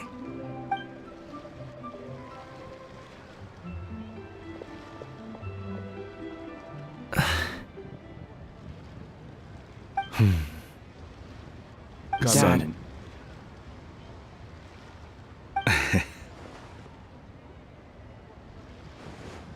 I suppose I'll go first this time. Okay. Your performance. I've seen many wushou dances in my time, but I've gotta admit, what you pulled off there was breathtaking. Wow. I never thought I'd live to hear you say that. You're serious about doing this professionally? Absolutely. I know it'll be difficult, but... Then it doesn't matter. What I mean to say is, of course it'll be difficult. But if that's your decision, if that's your dream, then it doesn't matter how difficult it is. As long as you put in the work, then any obstacle can be overcome in time. Really, when I was young, I also... Actually, how about we save that story of my past for another time? All I really want to say is, I've changed my mind. Much like this kite, you also deserve to soar to new heights. Dad. Son. Son? Haven't heard that in a while. I bet you're wondering what's gotten into me saying all this. Well, a little bit, yeah. Anyway, I know I've never found the chance to say this before, but... to me, Gaming, you've always been a great kid.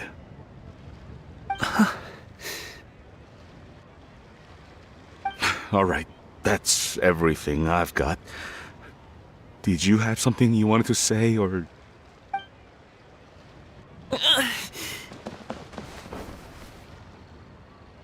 Seeing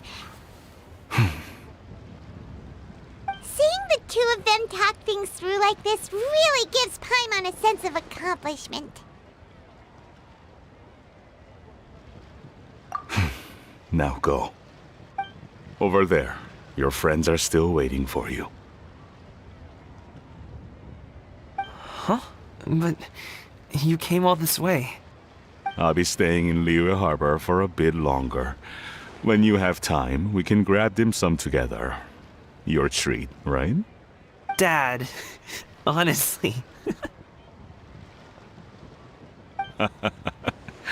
Go.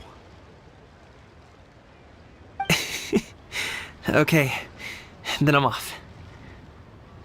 See you soon.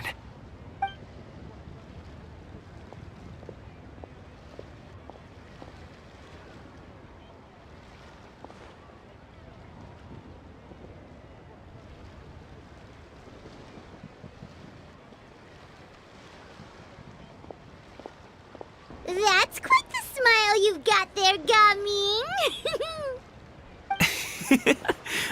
Really? It's nothing to be embarrassed about.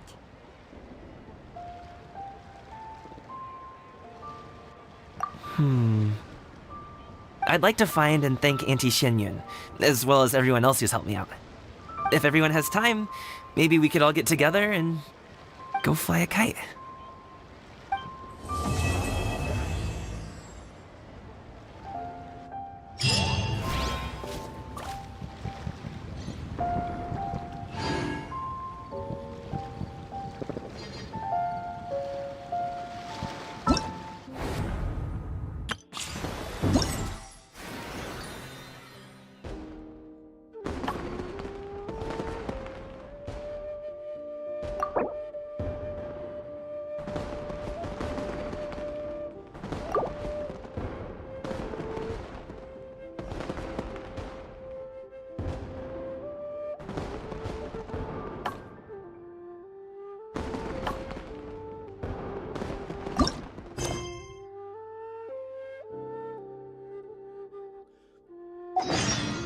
No one's joined me on an adventure in ages. Come on, let's go!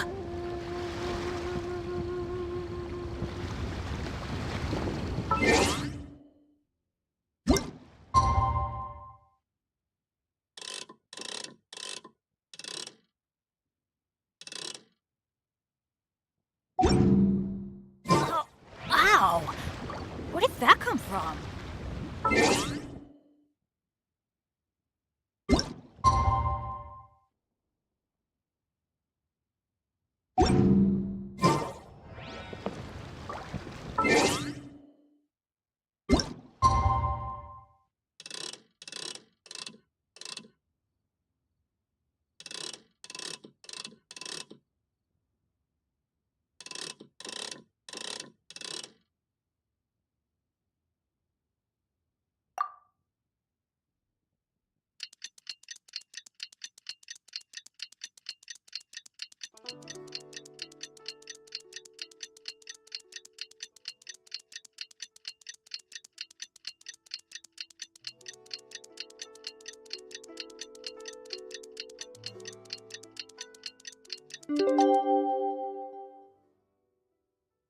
Penny's at Adventure Chamber! Oh, Paimon almost forgot! Didn't Zhongli say Hu Tao was also planning on spending some time in Xiaoying Village?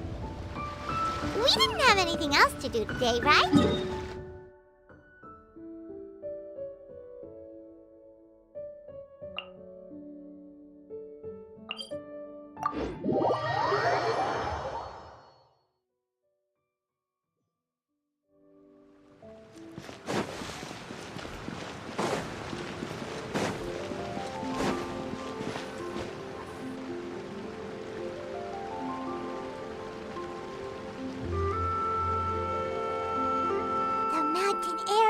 Refreshing! It makes Paimon feel like she could float around all day and never get tired.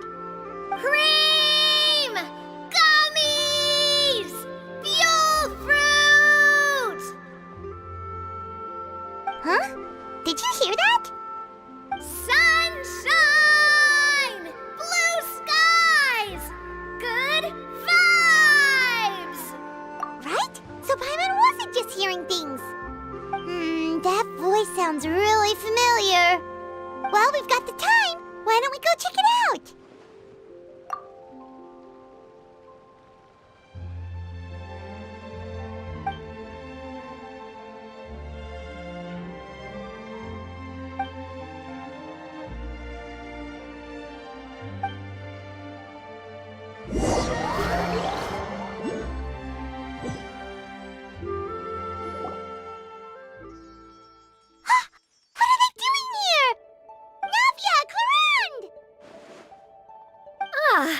Well, if it isn't my dear partners. See, I told you that something good was going to happen during our travels today. I have to say, sometimes the Steambird's astrology column is spot on. It's just your lucky day. Are you guys also here to catch the festivities? Oh, and that reminds me, Happy Lantern Rite! Happy Lantern Rite.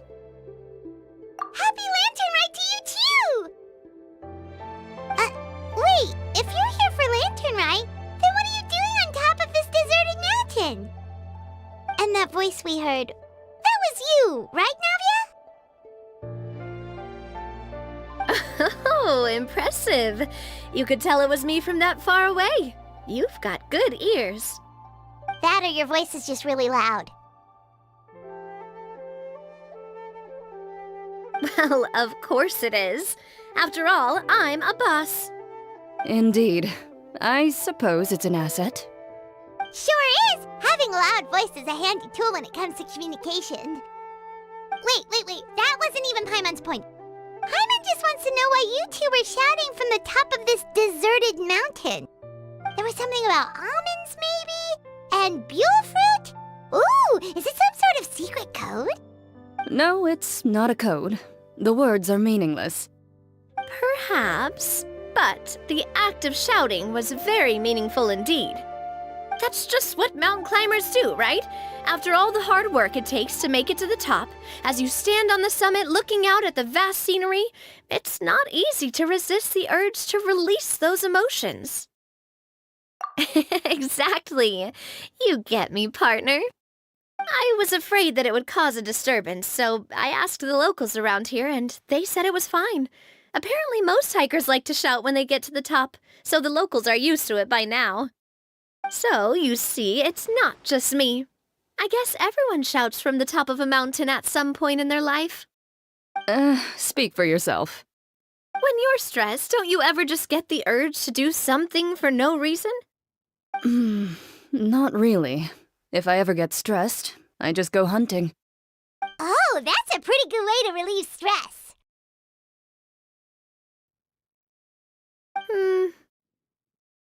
What I choose to hunt depends on my mood. Huh?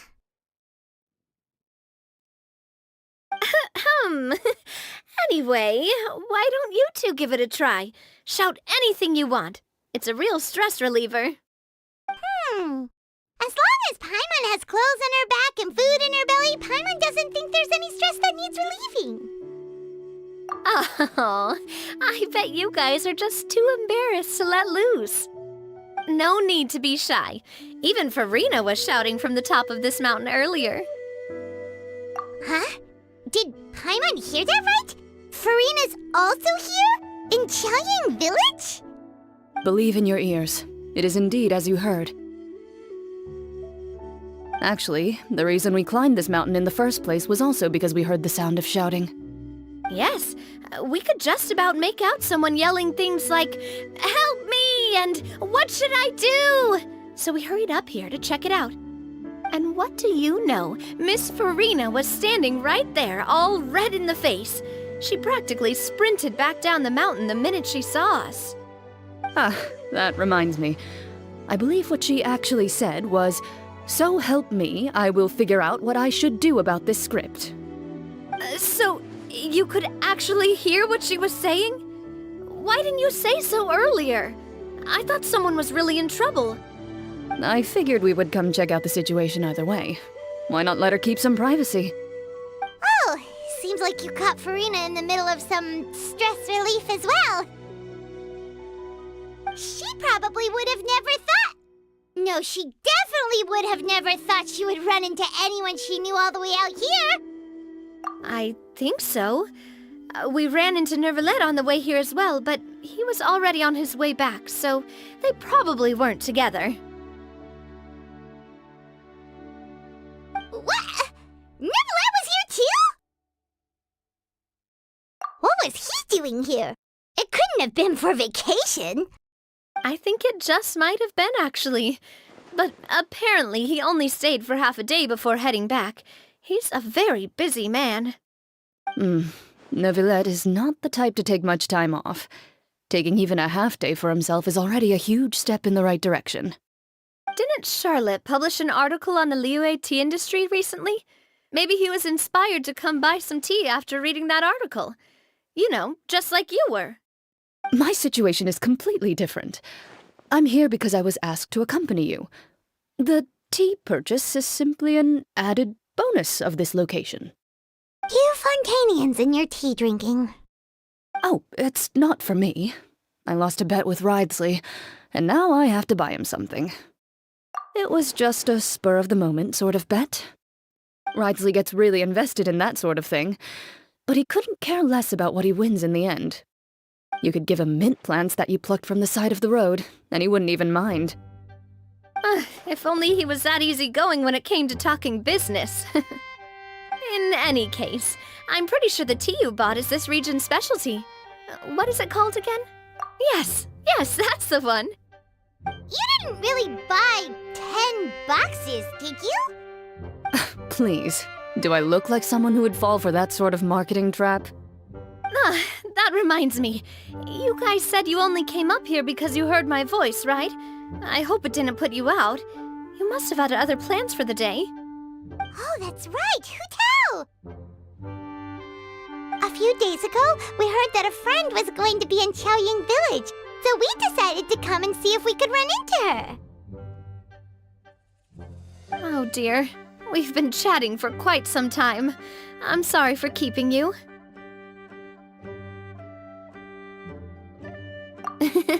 That's good. We should probably head out and look for Hu Tao. No need to stay on our account. We just got up here, so we're gonna stay around for a little longer. Go and meet your friend. We can meet up in Qiaoying Village later. Sounds good. We're gonna head down the mountain then. See you later!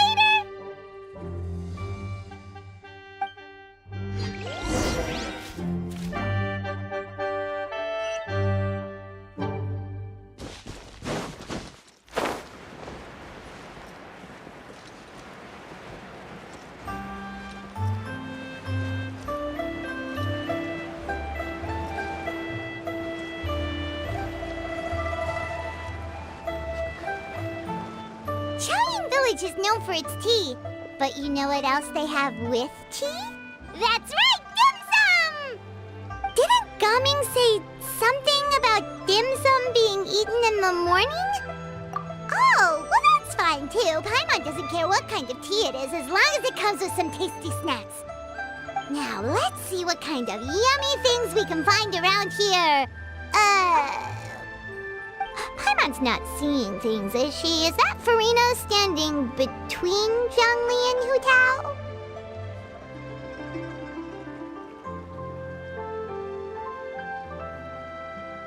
Wonder what they're talking about.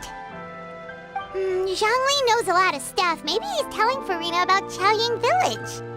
Oh, or maybe Hu Tao is trying to rope Farina into being one of her clients.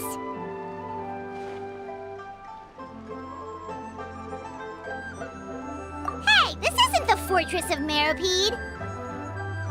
But Paimon could be convinced for the right price. Let's say loser buys the winner 3 huge bowls of seafood kanji.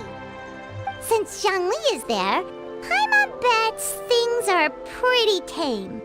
It's decided then. Paimon votes for tour guide Zhongli.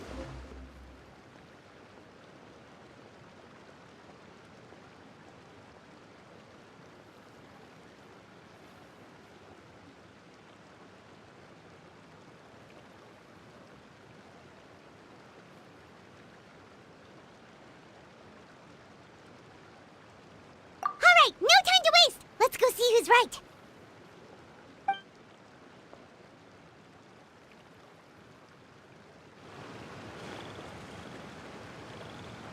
Good afternoon, Hu Tao, Zhongli, and Farina! Oh, great. Now Paimon's shouting too. Oh, well, aren't you a sight for sore eyes? Seems like our luck just keeps on growing. That we were able to meet you both without prior arrangement must mean that this is quite the serendipitous meeting indeed. Huh? Oh, so both of you are acquainted with the Traveler and Paimon then?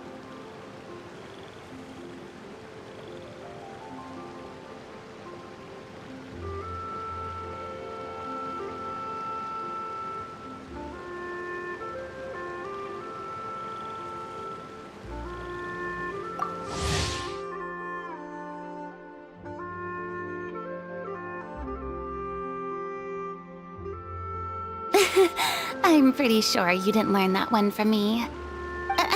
I must admit, I am a bit surprised to see you here, Traveler. But seeing as you're a hero who's been all over Teyvat, it makes sense that you would be well-traveled and well-connected. Since we have found ourselves in each other's company within this fertile land, allow me to take this opportunity to wish you a happy Lantern Rite.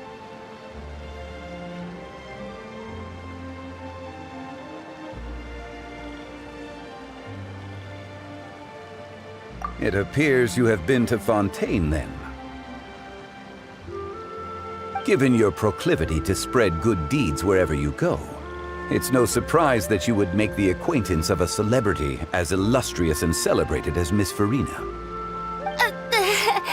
That's quite high praise.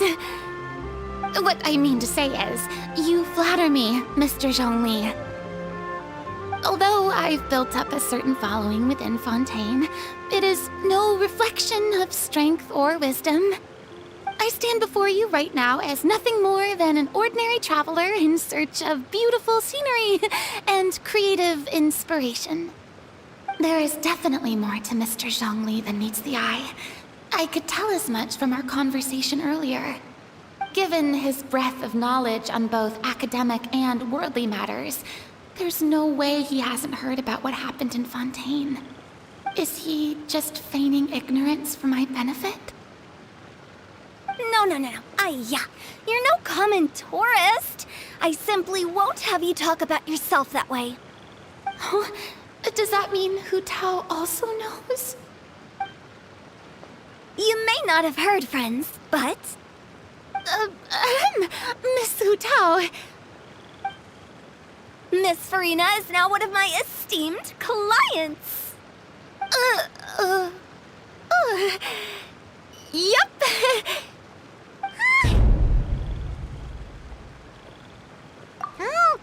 Okay, you win. Guess Paimon will have to break into the hidden stash at the bottom of her shoe. What's this about winning something? Don't tell me. You two were placing bets on us.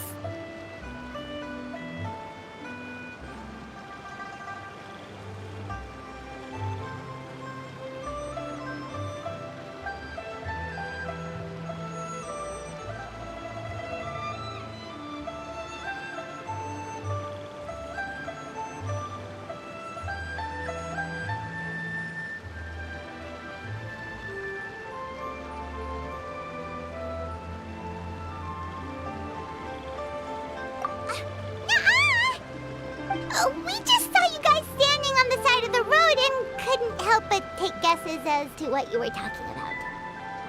Oh, I see. That means you, my friend, must have guessed that I was trying to promote my business to Miss Farina.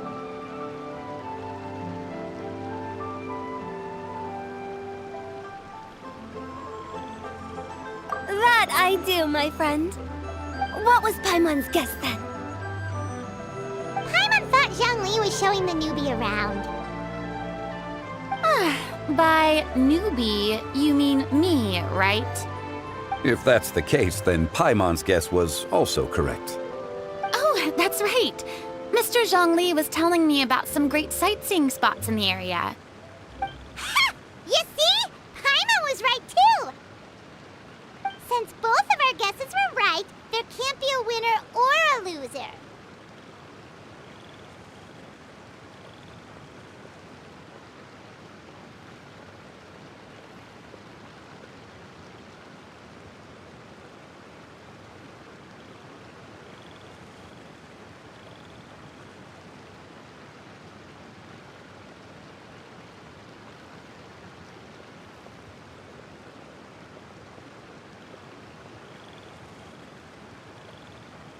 Hey, don't be upset, Traveler.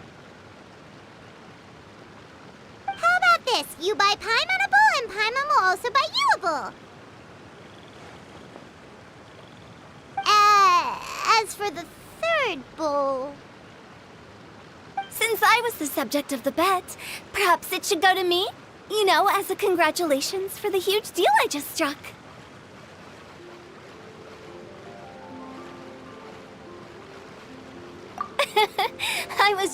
joking. Anyway, I should be the one treating you. The funeral parlor is about to bring in quite the sum after all. Oh, Paimon almost forgot to ask about the most important question. Something happen recently, Farina? Huh? What do you mean? Well, you know, with you enlisting the services of Wangsheng Funeral Parlor and all. Oh, well, yes. Really? Oh no. Paimon is so sorry for your loss. Although Paimon may have not known the person, please accept Paimon's deepest... Whoa, it's not like that, Paimon. Huh? But Paimon just thought, since you hired the services of a funeral parlor and all... Hey, it's not that big of a stretch. Really, Paimon? It's not like you don't know me. Do I look like I know anyone who would ask me to coordinate their funeral?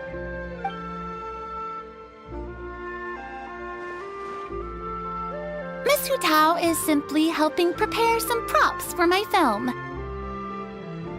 Not too long ago, I read a collection of horror stories from Liyue. The content was spectacular. In fact, I still feel the need to sleep with the light on even now. Anyway, that's not the point. Now that Fontaine's biggest star has returned to the stage, I figured it's about time the industry enjoyed a breath of fresh air. Hey, that's pretty good. I'll have to remember that for my ad posters. Oh, Paimon sees. That makes a lot of sense. So, did you come to Liyue just to enlist the services of Wangsheng Funeral Parlor? Well, not exactly. My original plan was to just relax and enjoy the sights. But then I ran into Miss Hu Tao and Mr. Zhongli, and well, you know the rest. I suppose it was meant to be. It was a fated meeting indeed. Zhongli sure loves his lofty turns of phrase. But if you ask me, it's all thanks to that man who stopped to ask for directions. Oh? Who was it? It's someone you know. Wanna take a guess? What? How did you guess that on your first try? Very impressive, my friend. Your guessing game is spot on today.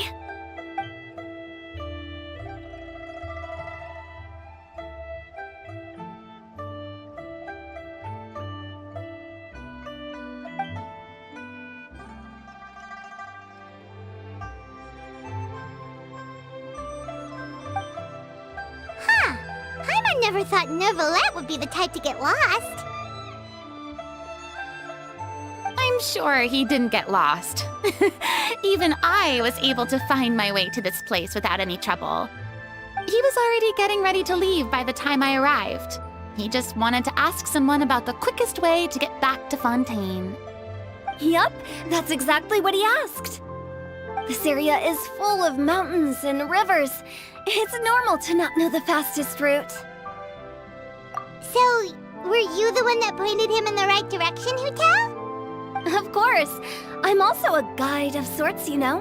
So naturally, I also have a great sense of direction. But speaking of your friend... What about him? He doesn't get out much, does he? No wonder. He was stiff as a board and way too polite. I would have never guessed he was here on vacation if you hadn't told me. All in all, he was only here for half a day. I'm pretty sure he is the only one who would consider that to be a vacation. Oh? This gentleman you speak of must keep a demanding schedule. I'm sure he does. You didn't see him, but he was dressed like he was about to attend some important meeting. It wasn't anything like what someone would wear on vacation. Is that so? Wait, you didn't see him, Zhongli? Unfortunately, no. At the time, it appeared as if Director Hu and Miss Farina were having quite the productive conversation. I know matters of business can take much discussion, so I decided to fetch some tea for them. What a shame. That gentleman seemed like a sophisticated sort of guy. I actually think you two would have hit it off. Is that so?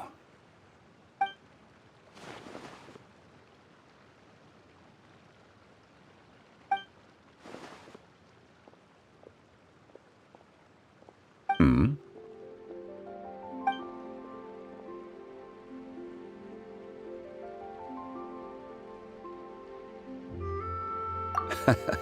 To borrow Miss Farina's turn of phrase, perhaps it just wasn't meant to be. Well, with the Traveler around, I'm sure you'll have a chance to get to know each other at some point. That's right. He's got more friends than he knows what to do with. Well, that's certainly true.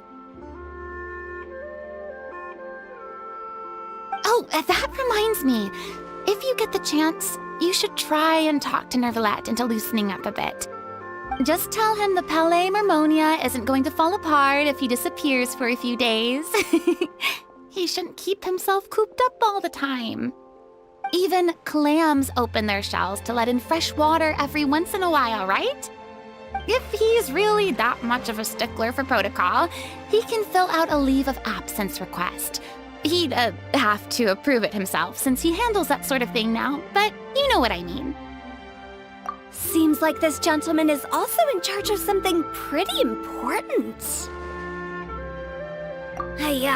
Sounds like a pretty uptight sort of guy, all right. In my experience, a leader needs to be able to roll with the punches. That also includes knowing when and what to prioritize. It seems like your friend still has a lot of growing to do. If I remember correctly, he's already several thousands of years old.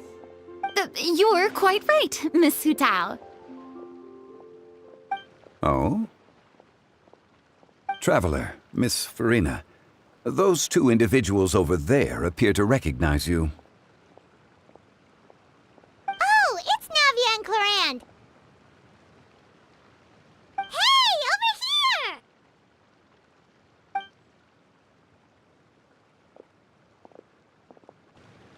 We saw you all chatting over here, and we're wondering if we could join in. Please, excuse the interruption. Oh, so polite. No apologies necessary. Any friend of the Traveler and Miss Farina is a friend of mine. Ah, straight to the point. I like it.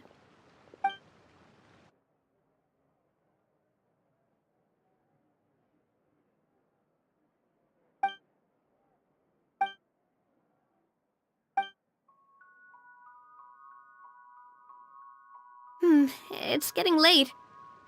If we want to catch a boat back before dark, we should probably get going. Indeed. Then, Miss Farina. Oh, yes?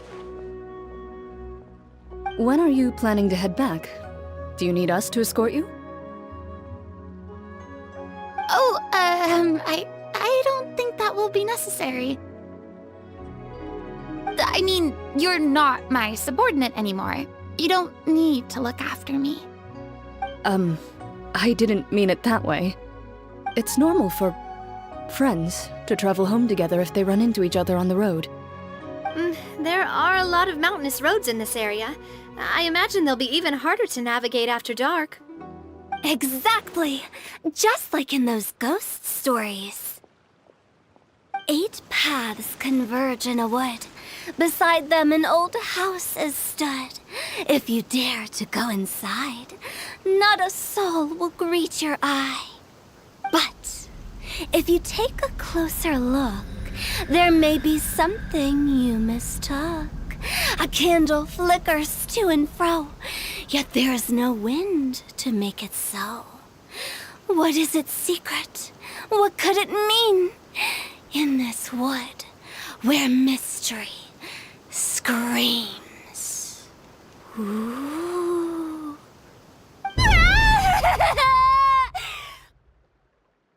My dear demoiselles, ladies, no, I mean friends, please take me with you. Of course. Gotta say, Farina, You are really quite the character. By the way, did I hear you mention that Clorand used to work under you? Then you must have also been a leader at some point. Well, that's, all in the past now. Besides, being a leader is hard. It wasn't the right job for me. I prefer how things are now. I can come and go as I please, and get to enjoy the sweet taste of freedom. I see. Well, you've certainly picked an apt place to relax. Chaoying Village is an exemplary choice. Only the best.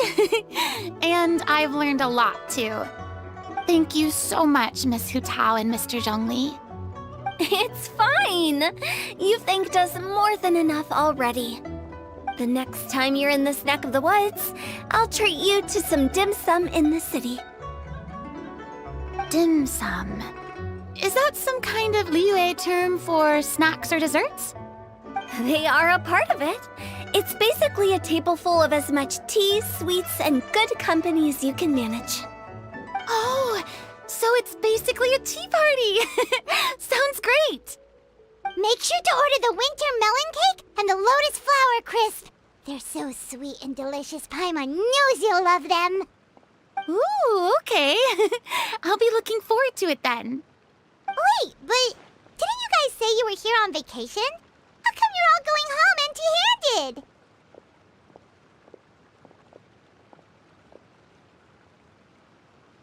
Of course I am. I bought tons of fun things to bring home with me. A kite, a parasol, a little tin frog that jumps. Oh, and a stuffed toy of a mythical beast. Clorand is the one who didn't buy anything for herself. So all you're bringing back with you is that tea? And some tea-flavored hard candies. They're for Sigewin.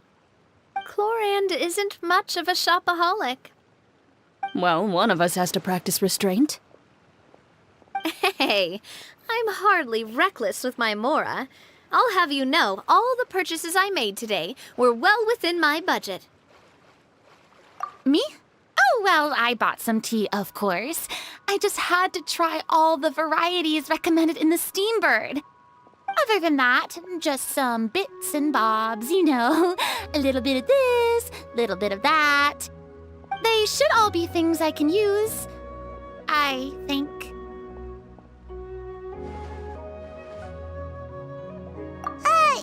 Now Paimon's even more confused. If you bought that much stuff, where did it all go? Into one of Linny's magic packets? Oh, actually...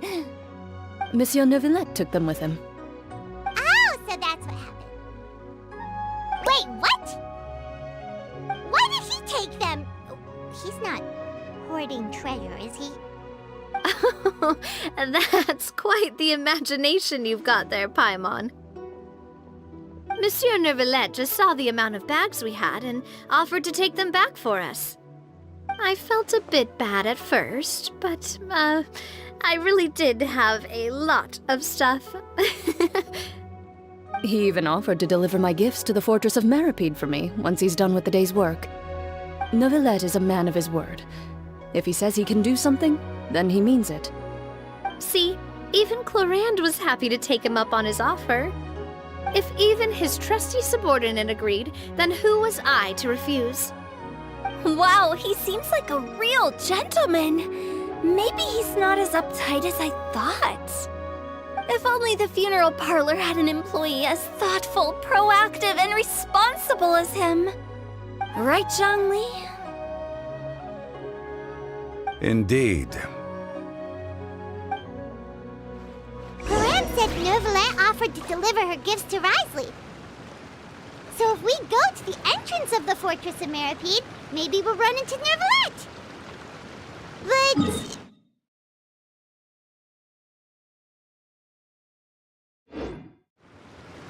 Oh, wow.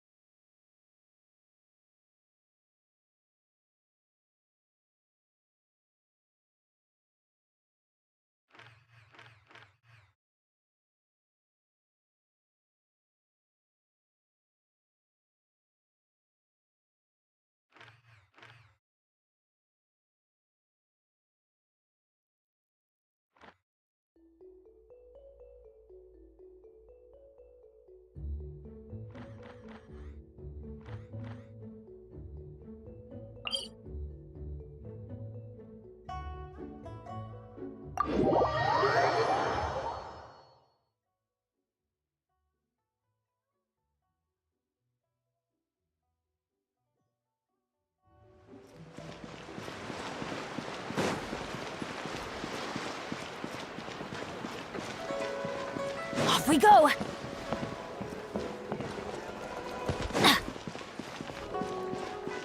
Adventure time!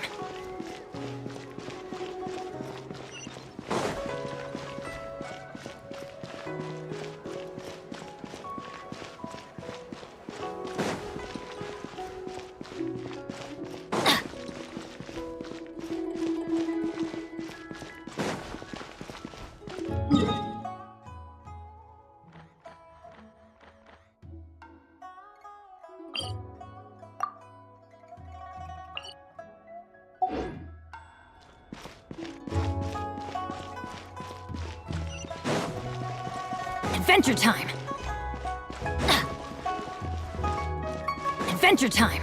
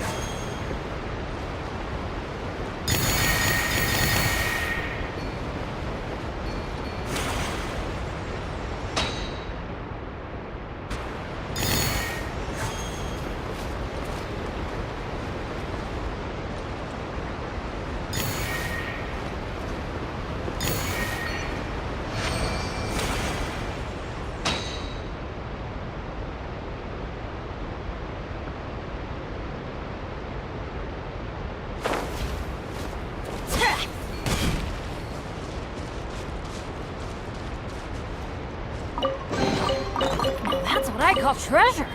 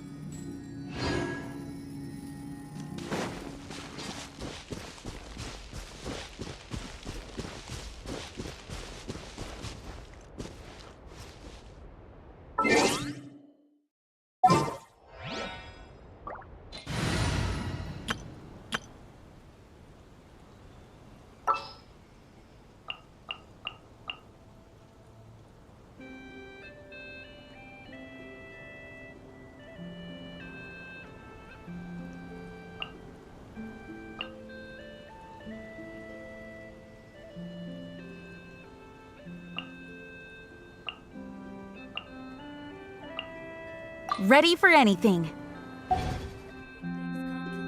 Don't wait around. That's what they say, anyway.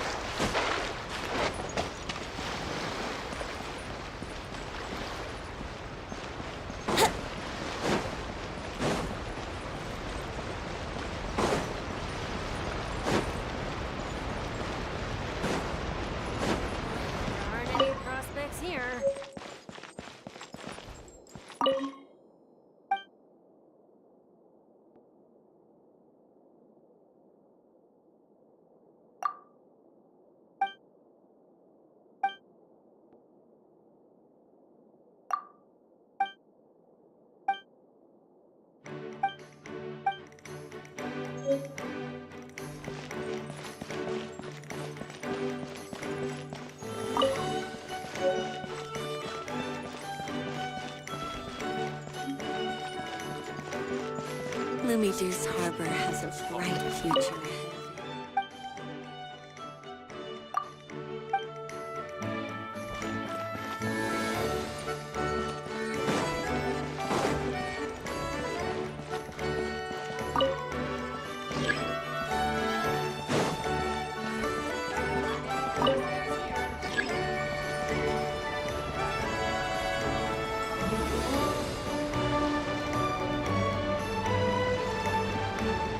Wouldn't gliding be faster?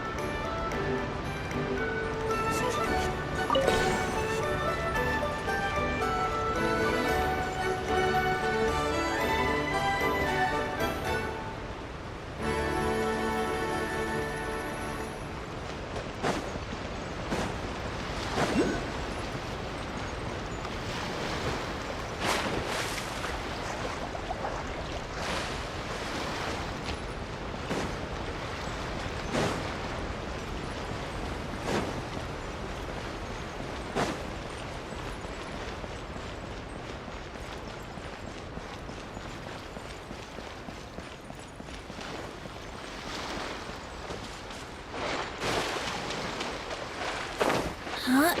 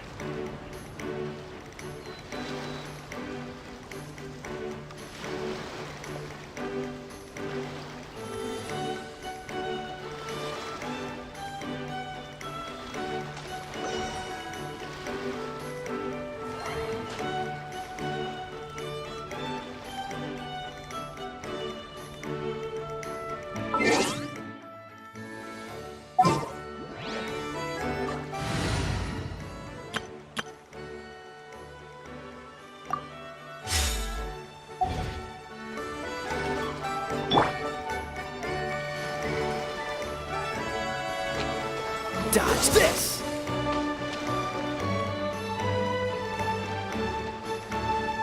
Cool it!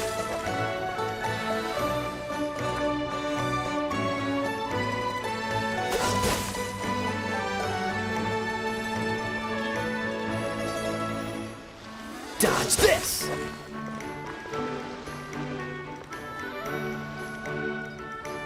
Freeze!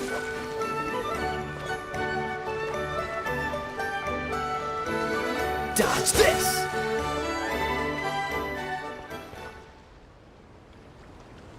Cool it!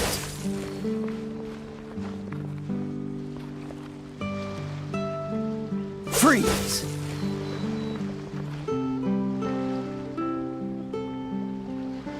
Dodge this!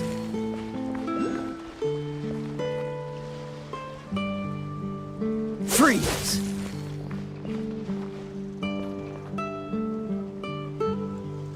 Cool it!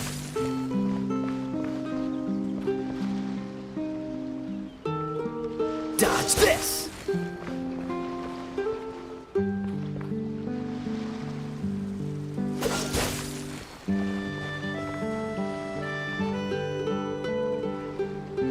Freeze!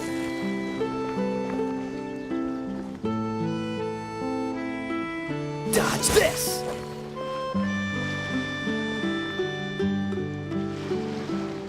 Freeze!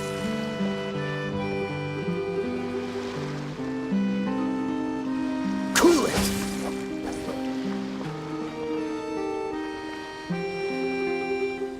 Freeze!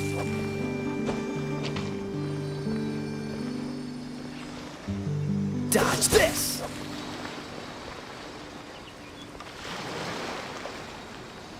Cool it!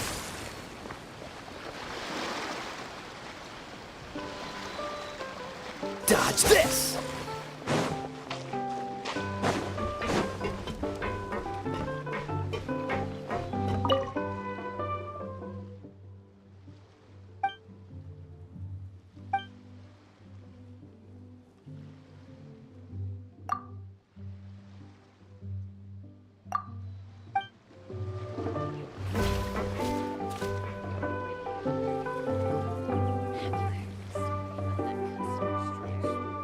Have to find another way. Then take your...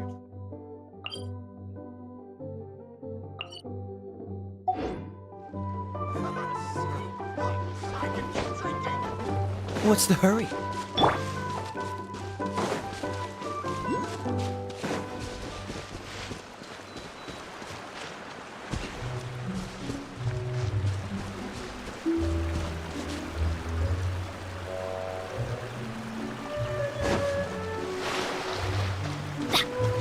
Adventure time! Off we go! Off we go!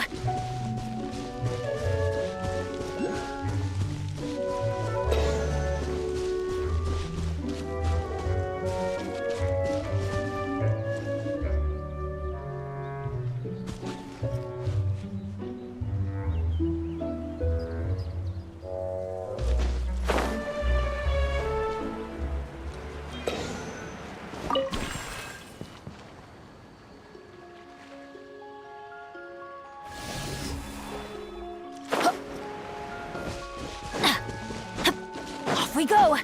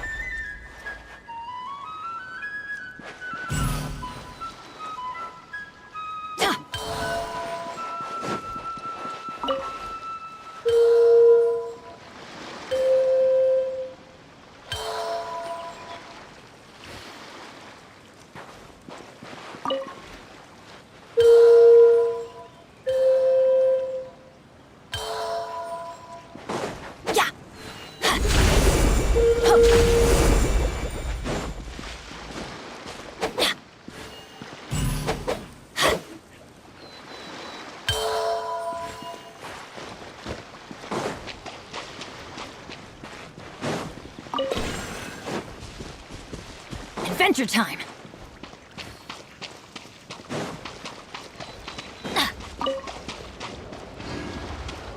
Off we go!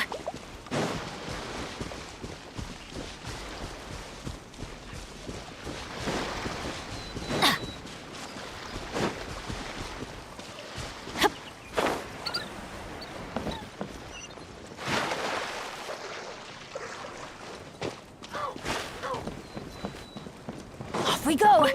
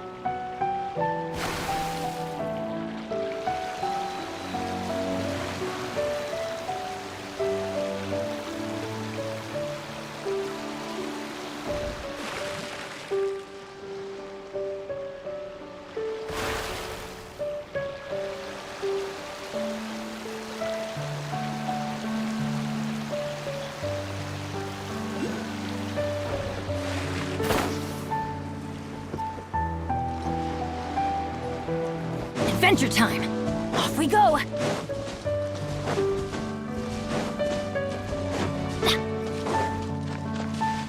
Adventure time!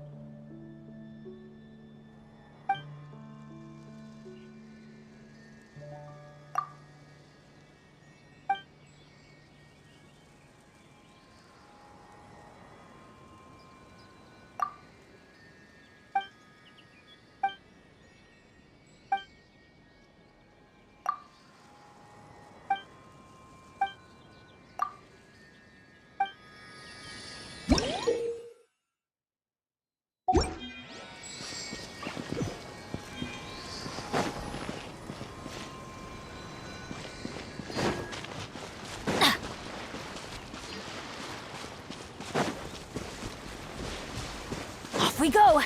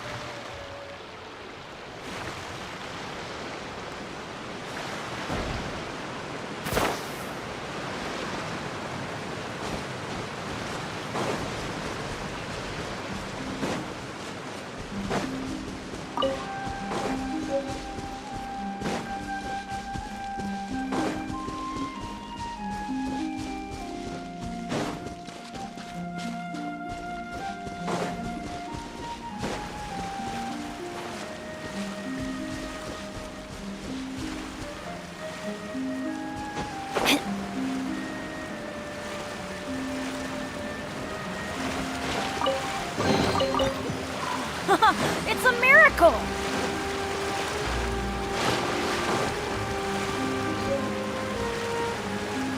I prefer magic, personally.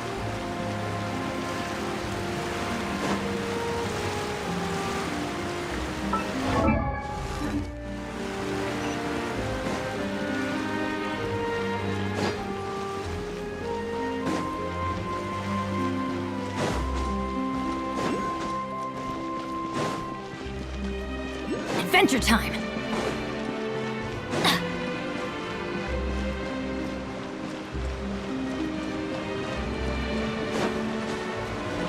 Adventure time! Look! It's Neuvillette! We lucked out!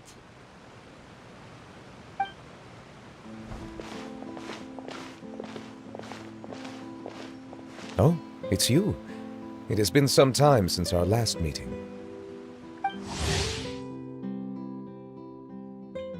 Few people frequent this location. Since I was able to conclude my work early for the day, I thought I might take a walk and avail myself of this area's peace and quiet. You call this early?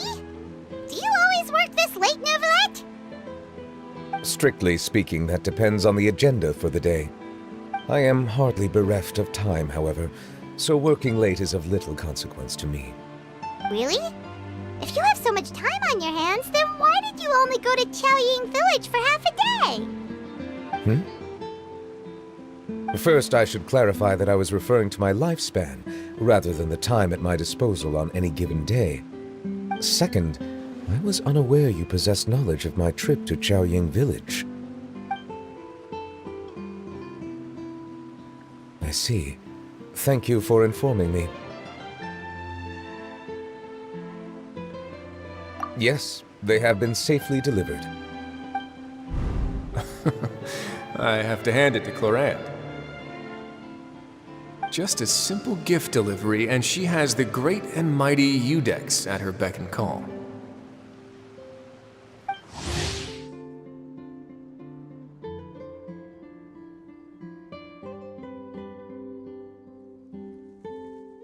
I was just passing through. It was merely an act of convenience. All right. Then I hereby confirm receipt of the goods on behalf of the staff of the Fortress of Meripede. A verbal receipt of confirmation? Is such a formality really necessary for a small matter such as this? Guess not. This quantity of tea, though, seems a little excessive for a gift, don't you think? Before you know it, they'll start accusing me of taking bribes. About that. Much of that is my own excess, I'm afraid. Oh? Why? What happened? It was buy 10 boxes, get half off. That explains it then. Well, go ahead and leave them to me. I'll get through this stash as fast as I can. You have my thanks. Oh, there's something else I'd like to give to you. This is a stone slate, engraved with a symbolic design. While that is an apt description, it is in actuality a legal codex. A legal codex, huh? Before the advent of modern writing utensils, information was recorded on stone slabs such as this. The law was no different. Okay. Since ancient times, the scales of justice have symbolized the fairness and impartiality of judiciousness. As a tribute to that sentiment, this slate was designed after a traditional legal codex and engraved with a symbol instead of text. During my travels recently, I chanced upon a roadside stall offering tourists the opportunity to try their hand at the ceramic arts, so I decided to have a go. We joked with Clorant some time ago about gifting you a legal codex. So, here you go. So that's what this is about. I did not expect you to remember it as well. In any case, I hope this can be considered as a reasonable attempt to join in on the banter. It is a very good attempt. I suppose I shouldn't be surprised. Even your sense of humor centers around the law. That's an impressive level of commitment. A gift of this significance deserves to be put on display, and I know just the place. Front and center in the Fortress's showroom. Surely there's no need for such a grand gesture. Just kidding. I don't have anything like a showroom. But we do have a storage room. We can put it next to all the mechanical parts Sijuin has collected. That sounds good to me. So that's what you were doing in Chaoying Village. Indeed. Of course, while I was there, I also took the opportunity to taste the local spring water. The aftertaste is much purer than what I have delivered to me in Fontaine. It stands to reason that the long-distance transport has a tendency to imbue the water with extraneous emotion. If you want to experience the true flavor, you simply have to go to the source. Perhaps I should organize some time off to do the same elsewhere.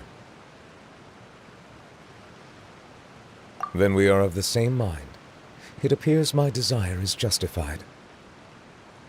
If you say so, but you know you don't have to justify a vacation, right? You can just take one. After all, you're hardly bereft of time. You can do whatever you want. You're quite right. I suppose I suffer not from a lack of opportunity, but rather a lack of inspiration. However, after reading a few articles about Liyue's holiday traditions, the idea popped into my head and made itself quite at home. Seeing as I was free of responsibilities for the morning, I decided to depart at once. Refreshing.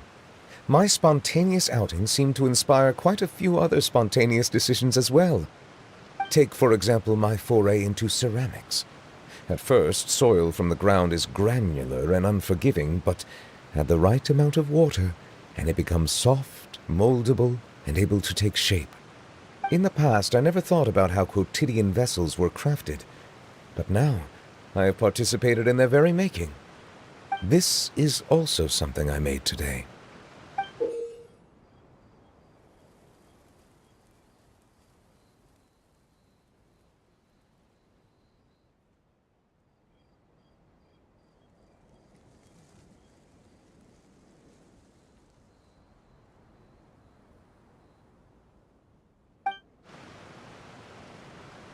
That's a ladle? Paimon thought it was supposed to be some long-necked sea creature. That was indeed one of my inspirations.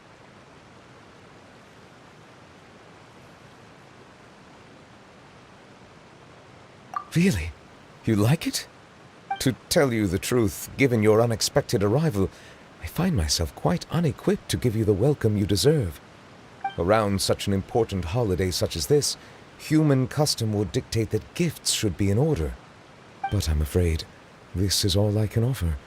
If you'll have it, that is.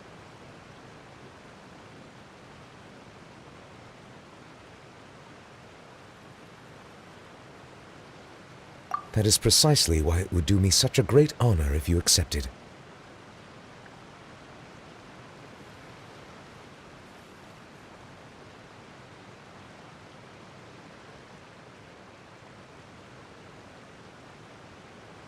You are most welcome.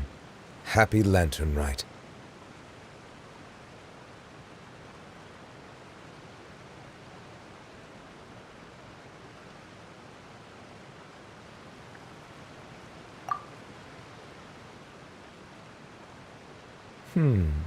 Approve a leave of absence request for myself.